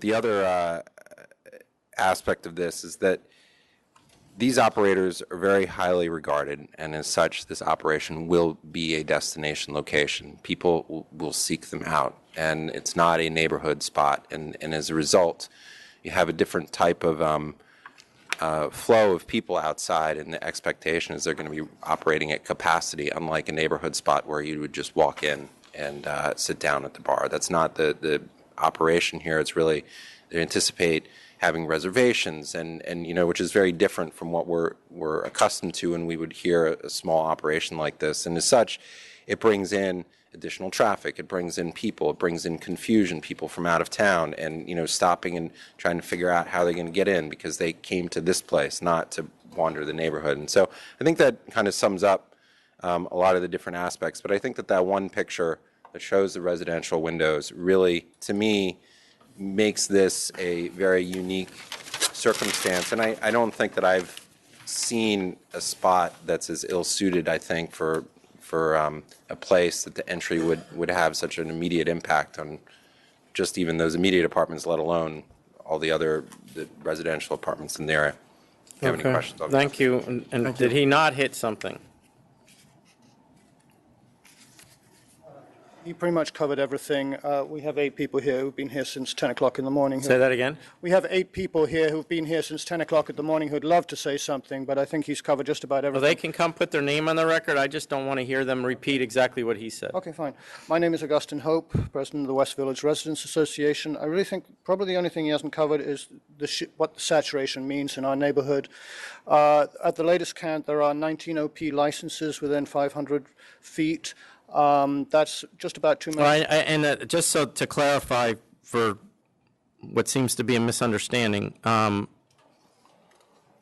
included in your number are restaurant wine licenses. No, that's excluding those. The list I have has at most 12 that are OP licenses. And I think the reason is because the LAMP tool is not up to date. There are a number of OP licenses that are consistently missing, and in this case, there's 6 definitely missing. And there's also a restaurant liquor license for White Horse Tavern. So that brings a total of... Because restaurant wine would not be included. No, this does not include restaurant wines. Okay. I can give you a full list here if you want. In the LAMP system, when you put in an address, this is a fairly large building. If you move 20 or 30 feet from here, you start hitting other licenses. So where that dot is, actually, that's where in our neighborhoods that have so many licenses that frequently. Okay. I mean, I can give you a complete list. No, I mean, to me, it just seems like 11 and 16, I don't see that big a difference. I just mean that it seemed like there was a confusion, but I guess he's explained the confusion. Yeah. So I think if we're just going to quickly just put some math against that, that means on any given evening, there are 4,500 available seats in this 500-foot radius, and there are only 2,100 residents. and that includes teenagers, children, babies. So really, for us to fill all those seats, we'd have to go out 3 times a night, 7 days a week, 365 days a year. So what this business really is an alcohol tourism business. It's dependent on being a destination location and pulling people in from outside. This is very problematic for us. And the other issues have to be very specifically to do with this space, that it's never before been licensed. It's never even been a commercial space. It was storage space until recently. The space also has direct access to the protected donut within our block, which nobody has access to except residents until this moment. And it provides no benefit to us at all. The community is strongly opposed. CB2 have voted unanimously to deny. The administrative law judge has ruled it not in the public interest. Okay, We're this simply is, asking you to. we've covered. Anybody else have anything different? And come put your names on the record, please. I'll just put my name on the record. Yes, yeah. Hello, my name is Catherine B. Quinn. I live at 545 Hudson Street, and I am very much opposed to the issuance of this license. Thank you. Okay, my name is Anita Lichtenstein. I live at 535 Hudson Street, and these are my windows right here. Okay. I live here. And just to make a point about this area where they intend to put an awning, there's 53 inches from the ground to my window. So if they put an awning there, which won't do anything about sound, you received my letters. We got everything. That's why I don't want to, I've read it all. Just having it on video doesn't help me make my decision. Okay. Well, then. And we've covered the door. I get the door. I get the issue with the door. I understand it completely, and I understand your complaint. Thank you. Anybody, go ahead, put your names on the record just so we know you were here. I'm Lou Ann Gilliland. I'm a resident and the building manager for 115 Charles Street, which is the building right next door to 535, and the stoop that's 15 feet away. And I'm representing my building as well as myself in objecting and hoping that you will deny this license. Okay, thank you.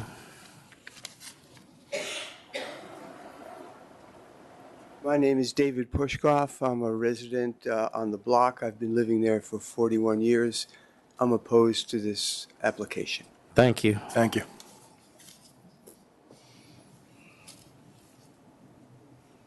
My name is Philip Rivlin, and I've lived at 115 Charles, which is adjacent to 535 Hudson, for 25 years. And I am opposed to this license. Thank you. Thank you. And my name is Gary Onsom. I live at 114 Perry Street. I'm part of the donut or the quadrangle. The back of my building would also be affected by their back door. And I am opposed. Thank you. Thank you. Hi, my name is Stephanie Cummings. I'm at 525 Hudson Street. I am very much opposed to this application. Thank you. Thank you. Mr. Levy, I think you're up. You're up.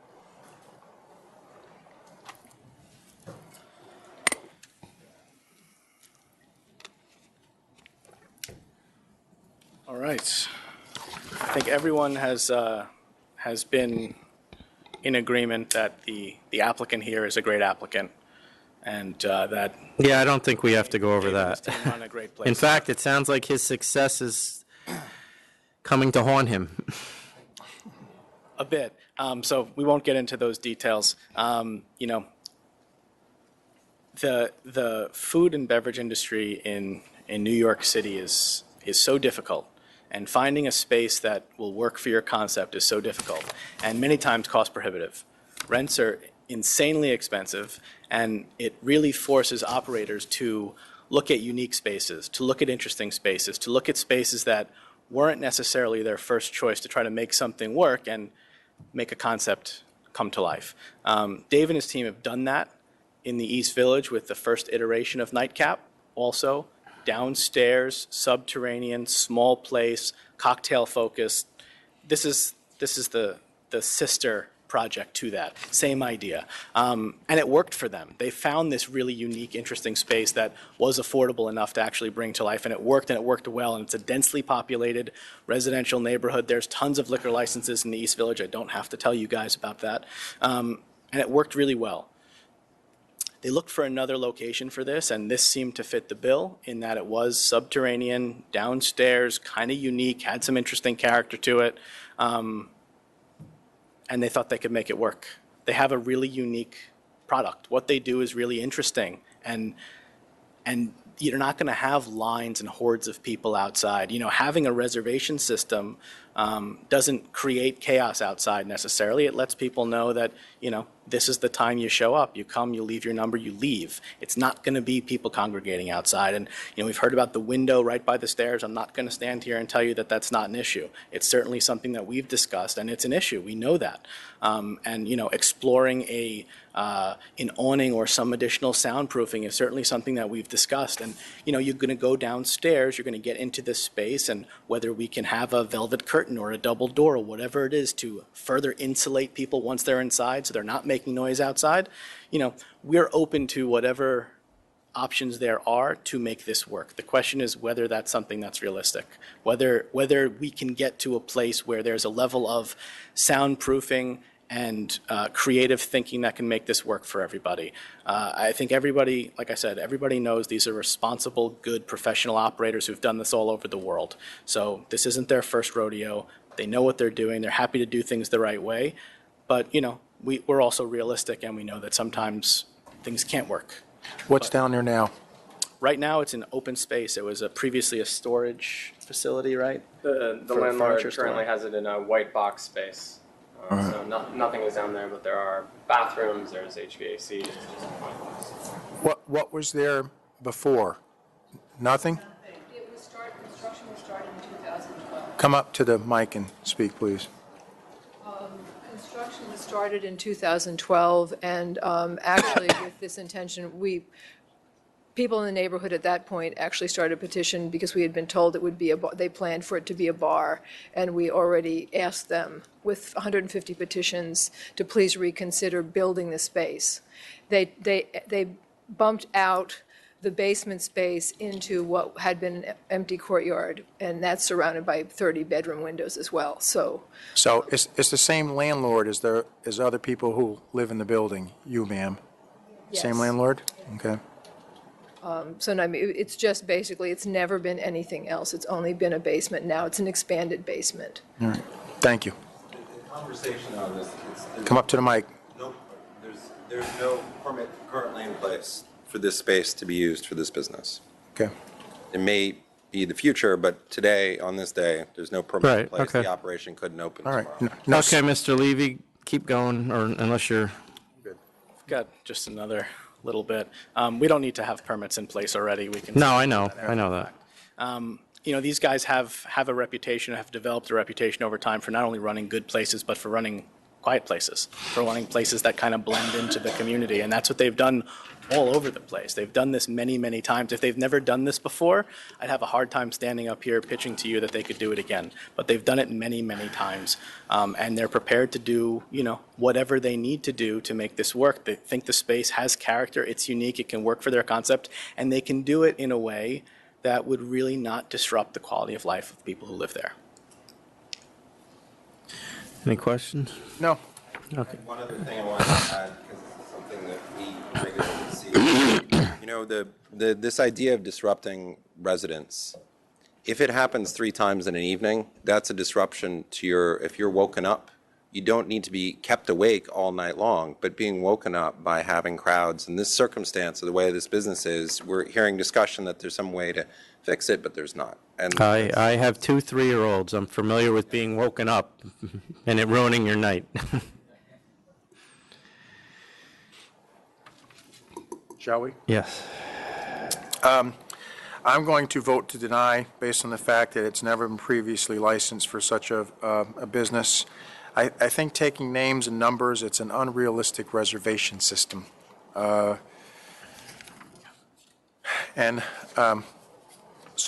for those couple reasons, amongst a few others, I'm going to vote to deny.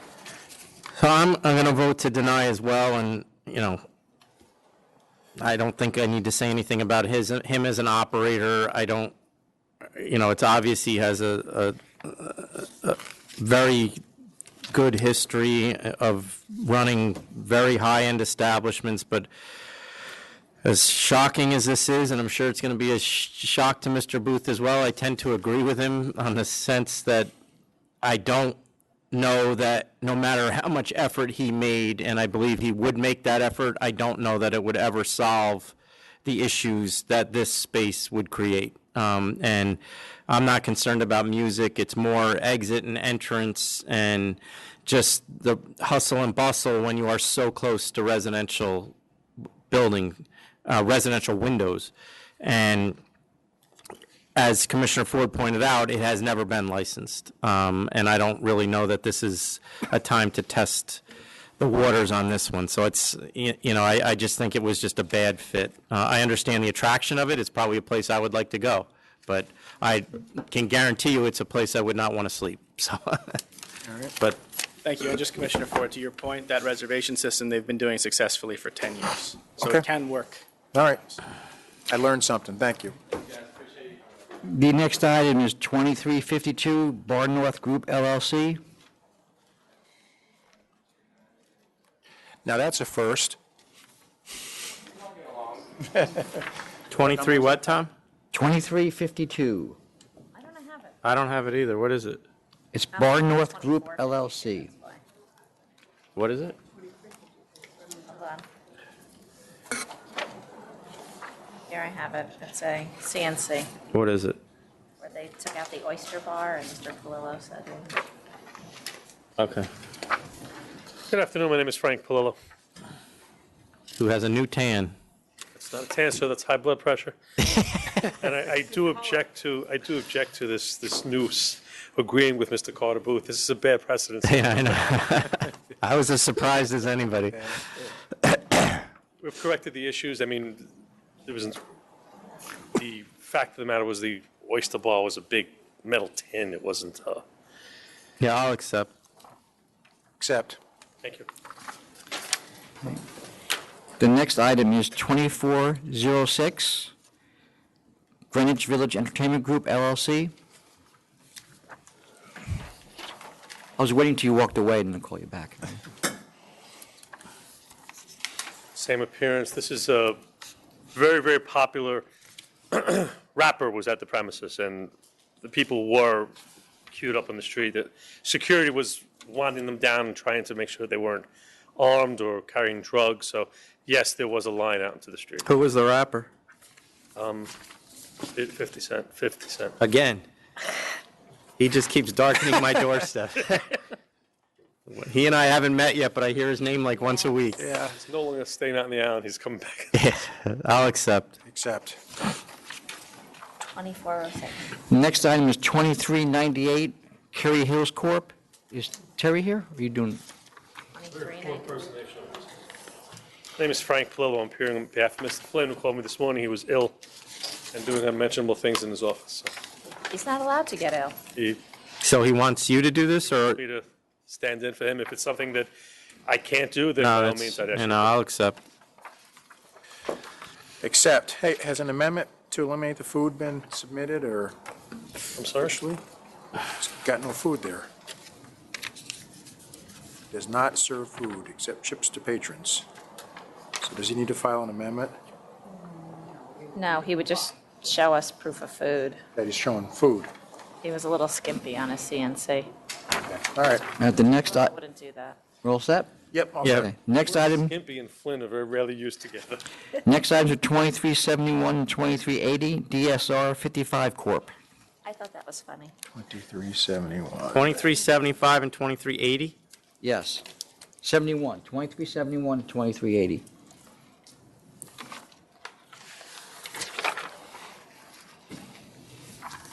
Is this you, or? That's him. No, these next, It's from the Rockaways. It couldn't be. it's just the Mr. Rockaways, Palillo's. correct.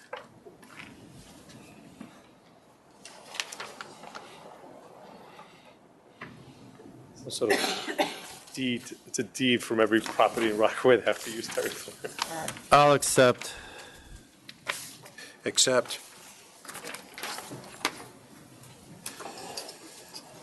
Next item is 2407, J&J International New York, Incorporated.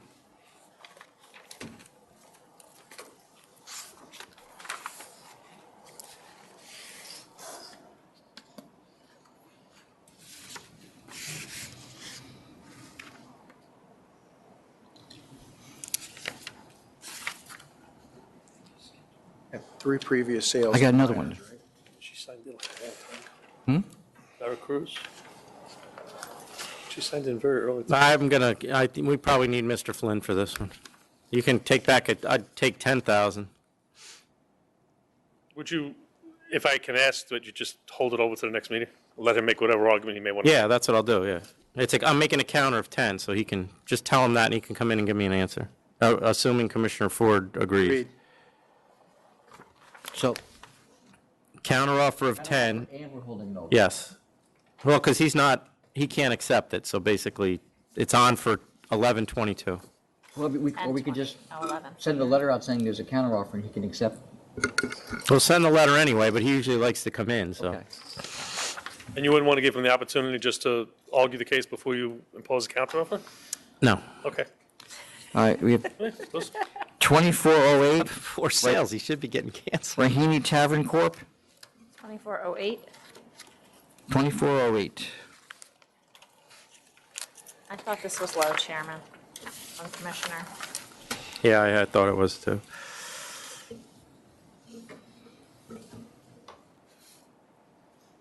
I have a counter of 8. Sorry? I have a counter offer of 8,000. 8,000. You want to hold this over then also to? Counsel, you want to hold? Yeah, he usually, because he likes to come in, so you might as well do it at 11:22. You're countering 8. Yes. Did you have something else? Veracruz signed in. She signed in pretty early. I'll step aside with you. Let me.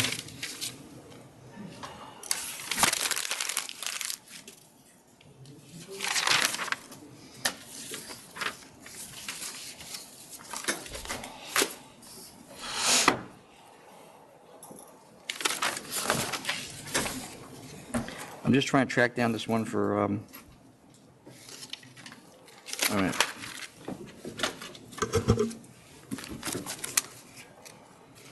Uh, 2458B, Veracruz on Bedford Ave.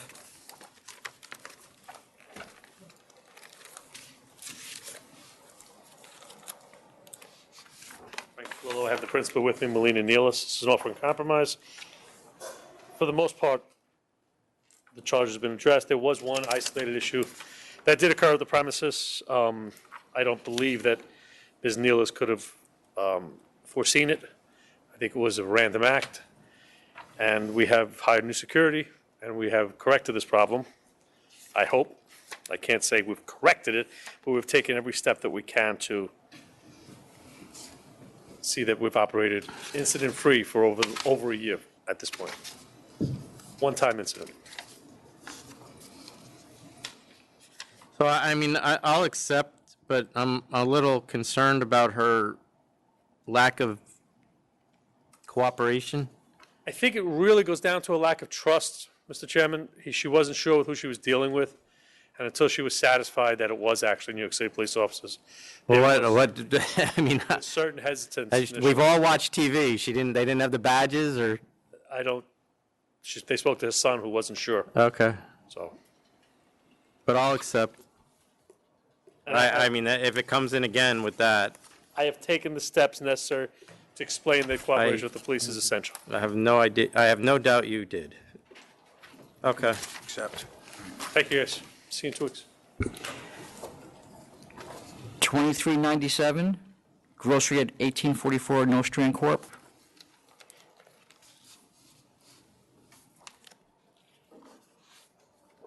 Licensee Timothy Allenwick, good afternoon. I didn't get a copy of the decision on this. I did pick it up this morning. I know You can have mine. Do you need, what does that mean? my client wanted to appear, actually, and I just saw. Why, you want to put it over? What are you asking? Put it over? Yes. Sorry. Over to 22nd? Second's fine. and get, I'm assuming you'll get a copy of the decision, or you do have one? Oh, okay. All right, 11:22. Thank you. I don't have any other matters signed in. Do you?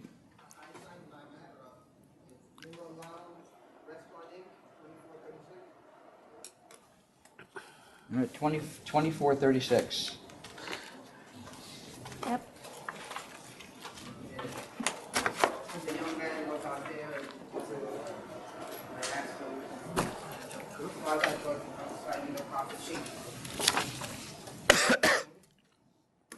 Good afternoon, Mr. Chairman, Commissioner, members of the board. My name is Ariel Velez of counsel to the law office of Victor J. Molina for the application of Zero Lounge Restaurant, Inc. Good afternoon. Zero Lounge Restaurant, Inc. will be a restaurant bar. The reason I say will be, they have entered into a lease. They are a completely new entity. I have a copy of the lease. They are still renovating the premises. They have not opened. The restaurant will have about 30 tables, 120 seats. A chef will be employed full-time. The kitchen will be open full-time. No dancing, and there will be music and DJ recorded, a DJ and recorded music. And as far as I can, from my preliminary research, the nearest restaurant, bar-type lounge is for about 5 to 10 blocks away, and we believe the name of that entity is Crystal Lounge. So is your client, and I'm assuming she's Luisa Martinez? Yes. Is she aware of the history at this place prior to her? Your Honor, I have met Ms. Martinez, and she has met with Mr. Molina. She informed us that as far as she's heard, Let her talk to me for a minute. Are you aware of what has gone on there in the past? And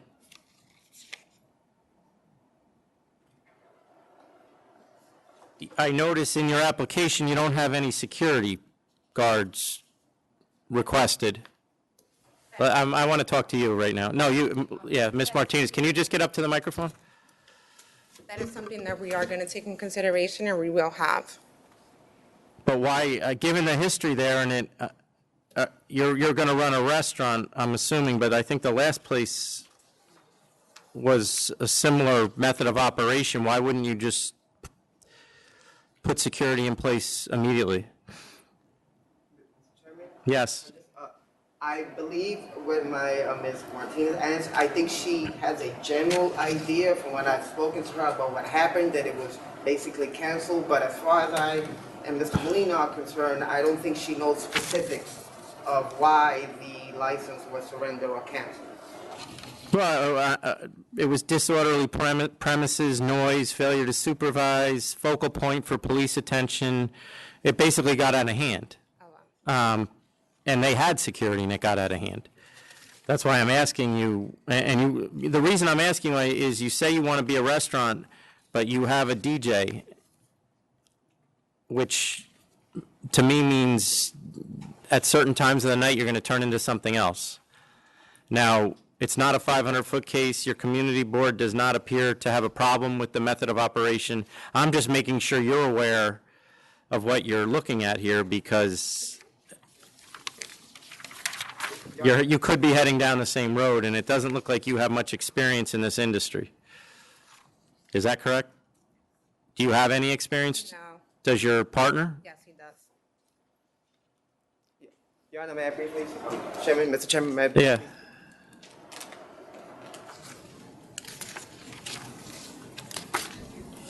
Okay. Your Honor, we'll be willing to amend the application to just recorded music, no DJ, and also to amend the application that she will employ licensed security firm with the proper credentials to be able to conduct security at the premises. And what are the hours? Noon to 4 a.m.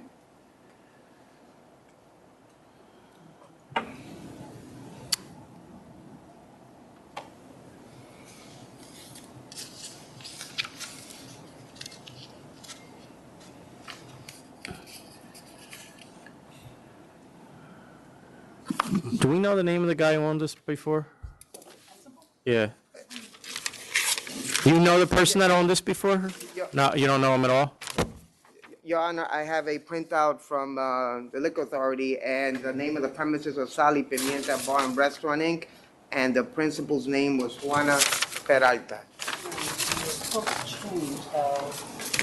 You don't know Juana Peralta? Peralta came in 2012. Prior to that, it was probably didn't have any problems before him.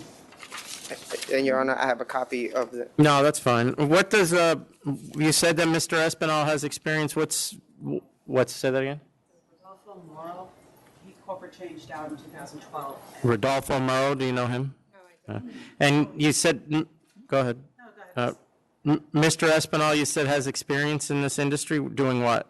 His girlfriend is, her family has businesses, so he's kind of familiar how to run the business. That he works for those businesses, or? No, he's been around that family business with his girlfriend. So he's observed it, he's never worked in it? No, never worked in it, no. Okay. Do you have any questions? No, I'm good. Okay. Well, you know, I'm seeing something here that I don't think I've ever seen before, which is a letter from a community board saying that you should be granted a license. It's unusual. So, based on a recorded music only, no DJs, security guard, noon to 4 a.m. If the chairman agrees, I vote to approve. Yeah, I vote to approve on those grounds as well. Good luck. thank you. Thank you very much, sir. Mr. Levy, do you want these community board minutes? I don't have anything else. What about this gentleman here in the front who's been here all day? Sir, do you have something? He's come, he was here a month ago. He's watching because he's going to get a license eventually. You're just here to watch Mr. You don't Levy? remember him? No. He's writing down what everybody else Remember, does because I'll call wrong. it as the last item today. After. All right, 2348 Villa Samita Incorporated. This is a case that defaulted. I'd like to respectfully request to reopen the default. These people were kind of bouncing between a few different lawyers. I was one of them, and now they've moved all of their stuff to me, so this case kind of fell through the cracks between their prior lawyer and my office. They have another matter coming up, and I'd like to put a CNC together for both matters. So I'd like to request that this be sent back. Okay. Approved. So be it. Thank you. Good day. See ya. And with that, I guess we have no other appearances on these matters. So are you ready to start with the? Yes. Okay. 23. Oh. Do you need that? If I'm granted my license at the next hearing. Your application's coming up next? Yes. Okay. Yes. What's the sort of time frame can I open my doors for business What is it, a liquor store or It's a wine store. Go ahead. It would depend on the conditions, how much, all the different things you would need, like your certificate of authority plus sales tax. Did you provide us your, workers' comp papers? Generally, most applications is smaller paperwork that needs to be filed. You don't need to have it in Right. advance. Oh, but I could have it all You could in advance. And there was something about the actual shelving, and I really didn't understand Well, we that. need pictures to show that you're ready to open and operate. Oh, I see. So, and that's a sort of catch-22 because That I would did not. always be, well, I mean, at least your premise looking like you're ready to open and operate. Okay. That's why people get the license and frequently fulfill the conditions afterwards. The conditional letter is good for 6 months. Okay. Just don't have bottles of wine and liquor on the shelves, that's all. Well, that's nearly impossible. Yeah. Okay. Thank you very much. All right. Okay, 2346. Cancel and bond. Cancel and bond. 2347. Cancel and bond. Cancel and bond. 2350. 2,000 accept. 2350. No, It's no contest on Yeah, the so cigarettes. it's 3,500. That's, what do you got the right one there? No. I'm sorry, which one, what number? 2350. Oh, I got the wrong number, sorry. 3,500. I don't see where it says they wanted to. Licensees offer, blah, blah, blah, licensees, attorneys request notification of full board. I'm going to request that it is held over. It wasn't in the offer, but apparently it was in the memo that the attorney wanted to be notified. Oh, which one? This 2350. Oh, okay, then just put it over. But it was a no contest. Oh. But he But wanted I- to be notified, he could still Well, come in. I'm not sure where the prosecutor got that from, but it's in his memo. All right, put it over, Like- 1122. 2353. Accept. Accept. All right, 2354, if you have it, was withdrawn. 2355. Drawn, you said? Yes. Well, 2355, I'll go down to 2,500 because of the no history. 2,500 it is. 2356. Letter of warning, accept. Letter of warning, accept. 2357. Accept because I recognize a weak case when I see it. Accept. 2358. Is everything paid? Yes. Granted plus $500. Granted, plus $500. You can explain that one to me later. It's a fine for the bounce check. 2361. I mean, the failure to pay, right? Accept. Accept. 2365. I thought this could be lowered to 3,500. Oh, it's the same thing, yeah, 3,500. 3,500. 2366. Accept. Accept. 2368. Accept. Accept. 2369. Accept. Accept. 2370. 1,500. 1,500.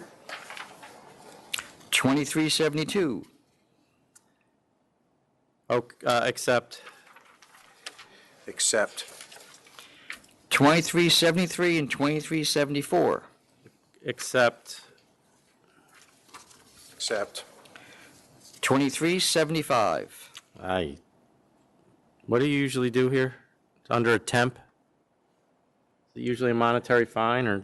If it's but 2375 wasn't under a temp. Yeah, it says it's operating under an ST permit. Oh, well, what am We're I at on? $2375. $6,000. Oh, accept. Accept. It's their third sale to minor. Yep, third one. 2375? Yes. Oh, no, I have counter 9,000, right. Yeah, 9. Out of order. Don't laugh at me. Coughing, sorry. 2377. Sorry, old habit. You done now? Tired, Okay. no. 2377. This is that one that took place on. Right, now do we usually, You can add so for that if you. just treat them like they're licensed? Like their license, it's just you never can collect a bond because they don't have a bond in place. All right, so 3,500. Geez, already, just got the license. Well, that's what I wondered. If you're on a temp, you get treated badly, but Good way to start out. Yeah, if we knew before, he might have done now. 2378. cancel for the record. Cancel for the record. 2379. Accept. Accept. 2381. Accept. 2382. I thought this was low. I did too. Counter 5,000, given that they did the same thing 2 years ago. 5,000 counter. 2383. Accept. 2,500 accept. 2384. Accept. 35 accept. 2390. What happened to 2388? Yeah. That's the advice. Oh, wait. It's right here, attached to the last one. 2388. what do I say here? You just, So I'm approving the advisory for, I'm approving the Sunday sale hours advisory that gives guidance to local governments regarding their opening and closing hours. So in other words, all the ones that say 12 are automatically 10 now? Is that- Yes. Got it. And you want it up on the website, because we don't have. Yes, up on the website as well. Immediately. Can't get somebody to do that. Joe 2390. Crowley. Cancel and bond, accept. Cancel and bond, accept. 2391. The attorney meant letter of warning. He's our new Excelsior fellow. Accept letter of warning. Accept. 2392. Same thing. Letter of warning. Accept. Letter warning. 2393. 3,500. 35 it is. 2395. 6,000. Sustain 1 and sustain 2. 6,000, sustain 1 and 2. 2396. 3,000. Sustain 1 and dismiss 2. 2399. He has to vote on the last one. Ditto. I'm sorry, I thought I heard him. No. Go ahead. 2399 is, I'll counter 9,000. Counter 9. 2400. This is a revised offer of 7,500. Yes, I had reached out to the attorney when I saw the offer and thought it was low. Yeah, and so they're borrowing inventory from another store. That's what they say they're doing. Does family own another store or no? I would call it cooperative buying. That's why I'm asking, do they have another store that they own or no? Is it a family member store, the other store? I'd have to look. Well, I mean, what bothers me is that she decided not to tell us, which may mean you're right. It's just, maybe they're going across the state and just getting it there, who knows? All right, I'll accept 7,500. Accept. 2401. Accept. Accept. 2404. This one, just to be clear, that if we take the 30-day suspension. Yeah, it's got to be summertime. It's during a Oh. time where they're closed. Their website says, I think, or their Facebook page says that they're only open on Fridays during this. Yeah, no, I'll accept the 30 days, but it's going to be from 7/1/17 to 7/31/17. Seven. Yeah. 31, Let's do the math. July 1st to July 31st. Yes. 2405. He's got to vote on I that. thought I saw the nods. Oh, he may have. I didn't hear him. 2405. Did we get the money? No, it was a default. He hasn't replaced Cancel it. and bond. Cancel and bond. 2409 and 2410. This is just, I'm requesting that the penalty be modified to get rid of the bond claim. Yes, just cancel for the record, modifying the former cancel and bond. That's with respect, that's with, no, that's with respect to just the one.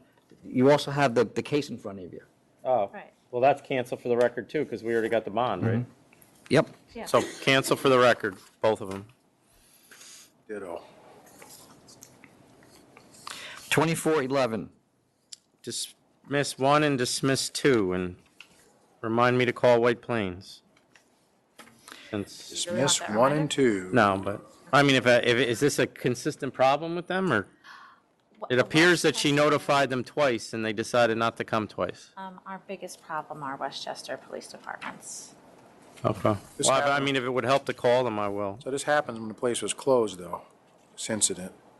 2412. Accept. Accept. 2418. Accept. Accept. 2419.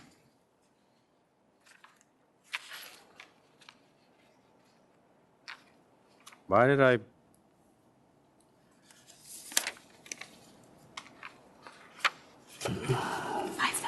Yeah, I don't know why I wrote what I wrote here, so I'll say 5,000. I must have been in a bad mood, because it was, Counter 5,000. No, reading board materials on the weekend? No, that's just it's just a fine. 5,000. 2420. 3,000, okay. 3,000. 2421. 3,500. 3,500. 2422. We understand what happened here? Well, the corporation is dissolved, so it really should be canceled and have them apply for a new license. However, It seems like the dissolution was completely accidental, though. I got that impression too.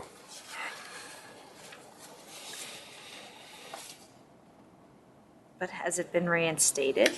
I have no idea. Generally, if they renew in a corporation, then we know. Right. When is he going to renew? End of this month. Okay, then, So, so if you think so, then let us know if you want us to do something about that, because normally we would not renew it. Right, I mean, they could apply for. can a we send a license. letter to him and tell him that he needs to re-up the corporation? Whatever penalty you impose, we can put like a little warning in to remind him to do that. Yeah, do that. I mean, this guy's going to go out of business. I'm not looking to put him out of business, and I know where this place is, and it's a rough area. I mean, meaning a very poor area, so. Economically depressed. Exactly. Probably will, because there will be notices and things like that, so it's not going to have anything smooth, could be out of business for a while if we don't renew it. No, I want him to be warned that he has to do it in order to get renewed, right? Or, I can't just let it go, can I? Would you want to adjourn this for proof of renewal of the reinstatement of the corporation? Have them come in. Provide some proof that the corporation's been reinstated? Yeah, do that. Okay, that's a good idea. Is that what you were suggesting? Sure. Okay. What do you want to do then? Put it over for, what'd you say, Jackie? For proof that it's been reincorporated, that So, yeah, so. it's no longer dissolved, it's so- reinstated? So, yeah, so put it over for proof that the corporation's been reinstated with the Department of State. Because he doesn't really indicate what happened here. I don't. Mr. Ford, you good with that? Yes, yeah. 2423. I don't know that he understands what he needs to do. That's the problem. Correct. That's going to Do I need to throw this away? Yes. No, I keep it. that one, yeah. What's the date? Adjourned it. What are we adjourning it? 1122. Okay. Because we want to get him in here before the Right. the expiration of the Okay. license. 2423? Yep. Accept. Accept. 2426.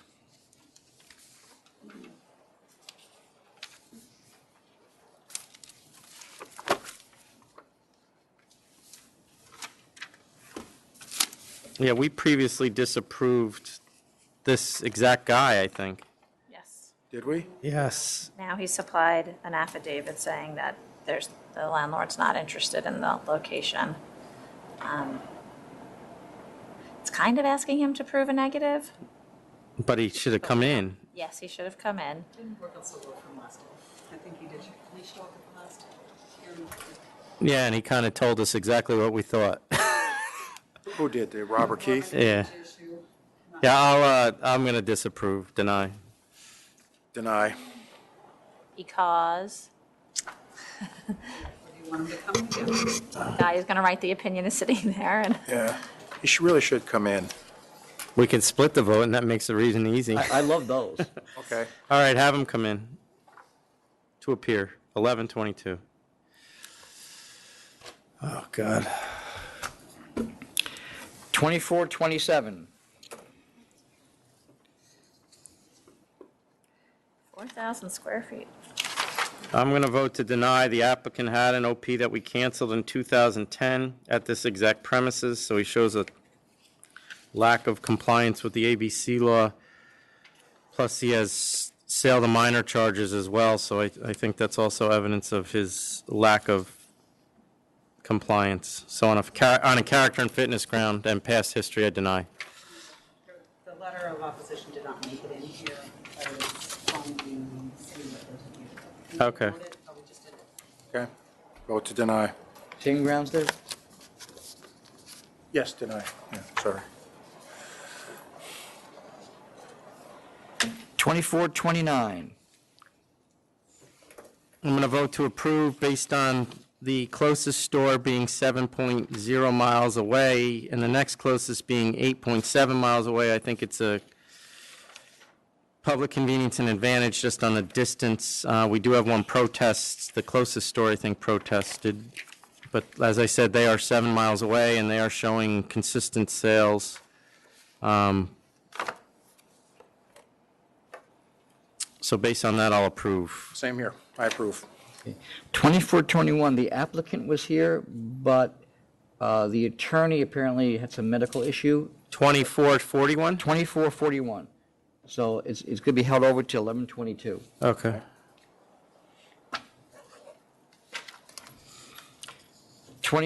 2442. So the reason this was denied by the licensing board, it looks like is because they never went to the community board again, but now it seems that the community board has approved it. Is that a good? So I'm going to send back to licensing and grant the reconsideration. What? Thank you. Yeah, I'm sure that's going to be an easy one. Commissioner Ford? Agreed. Okay. Back to licensing. 2444 and 2448. Accept. Accept. 2445. Accept. Accept. 2446. Sustain the charge. I have 7,000, only because it was the second time of sale of consumption off the premises. Third time. It is the third time. I wish I read that before. I'm going to still stick with 7,000. 7,000. 2447. Cancel for the record. Cancel, no bond. 2449. Accept. Hold on. I suggested letter of warning. I mean, no adverse history since 1984. Wait. Am I on the wrong one? 2450. That's the next one. That's the next one. Oh. That was just 2449 we did, and you accepted. 2449 is cancel and bond. I thought you were looking to give a letter of warning. All right, sorry. Now we're on go ahead. 2450. All right. This is when I'm saying letter of warning, since 1984. Yep. All right. Letter of warning. 2454 Another one from Dickman Street. to 2456. So it was New Year's Eve. What happened in 2452? It was done already. That Bar Prima? that we did. Okay. Oh, Romano, yeah, 55. Okay, I missed it. Accept. This is 2454 through 56? Yes. Mhm. Accept. Accept. 2457. Licensee wants 5,000. So my question is, what did we offer him?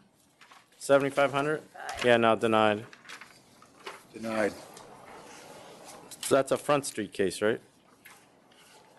That's a Front Street case that they bought from Front Street? It's Front Street. That's what I said, right? What's Front Street? Isn't that a liquor store that's selling a, It's called Henry Street was the other one. what's this called? What did I, It's really you. is this a Henry Street case? No, this one says Front Street Liquor Store. Okay, but I've never heard of Front Street Liquor Store. Then I thought, but in your defense, I mixed Front Street up with Henry Street, so, but I'm still going to stick to 7,500. 75 it is.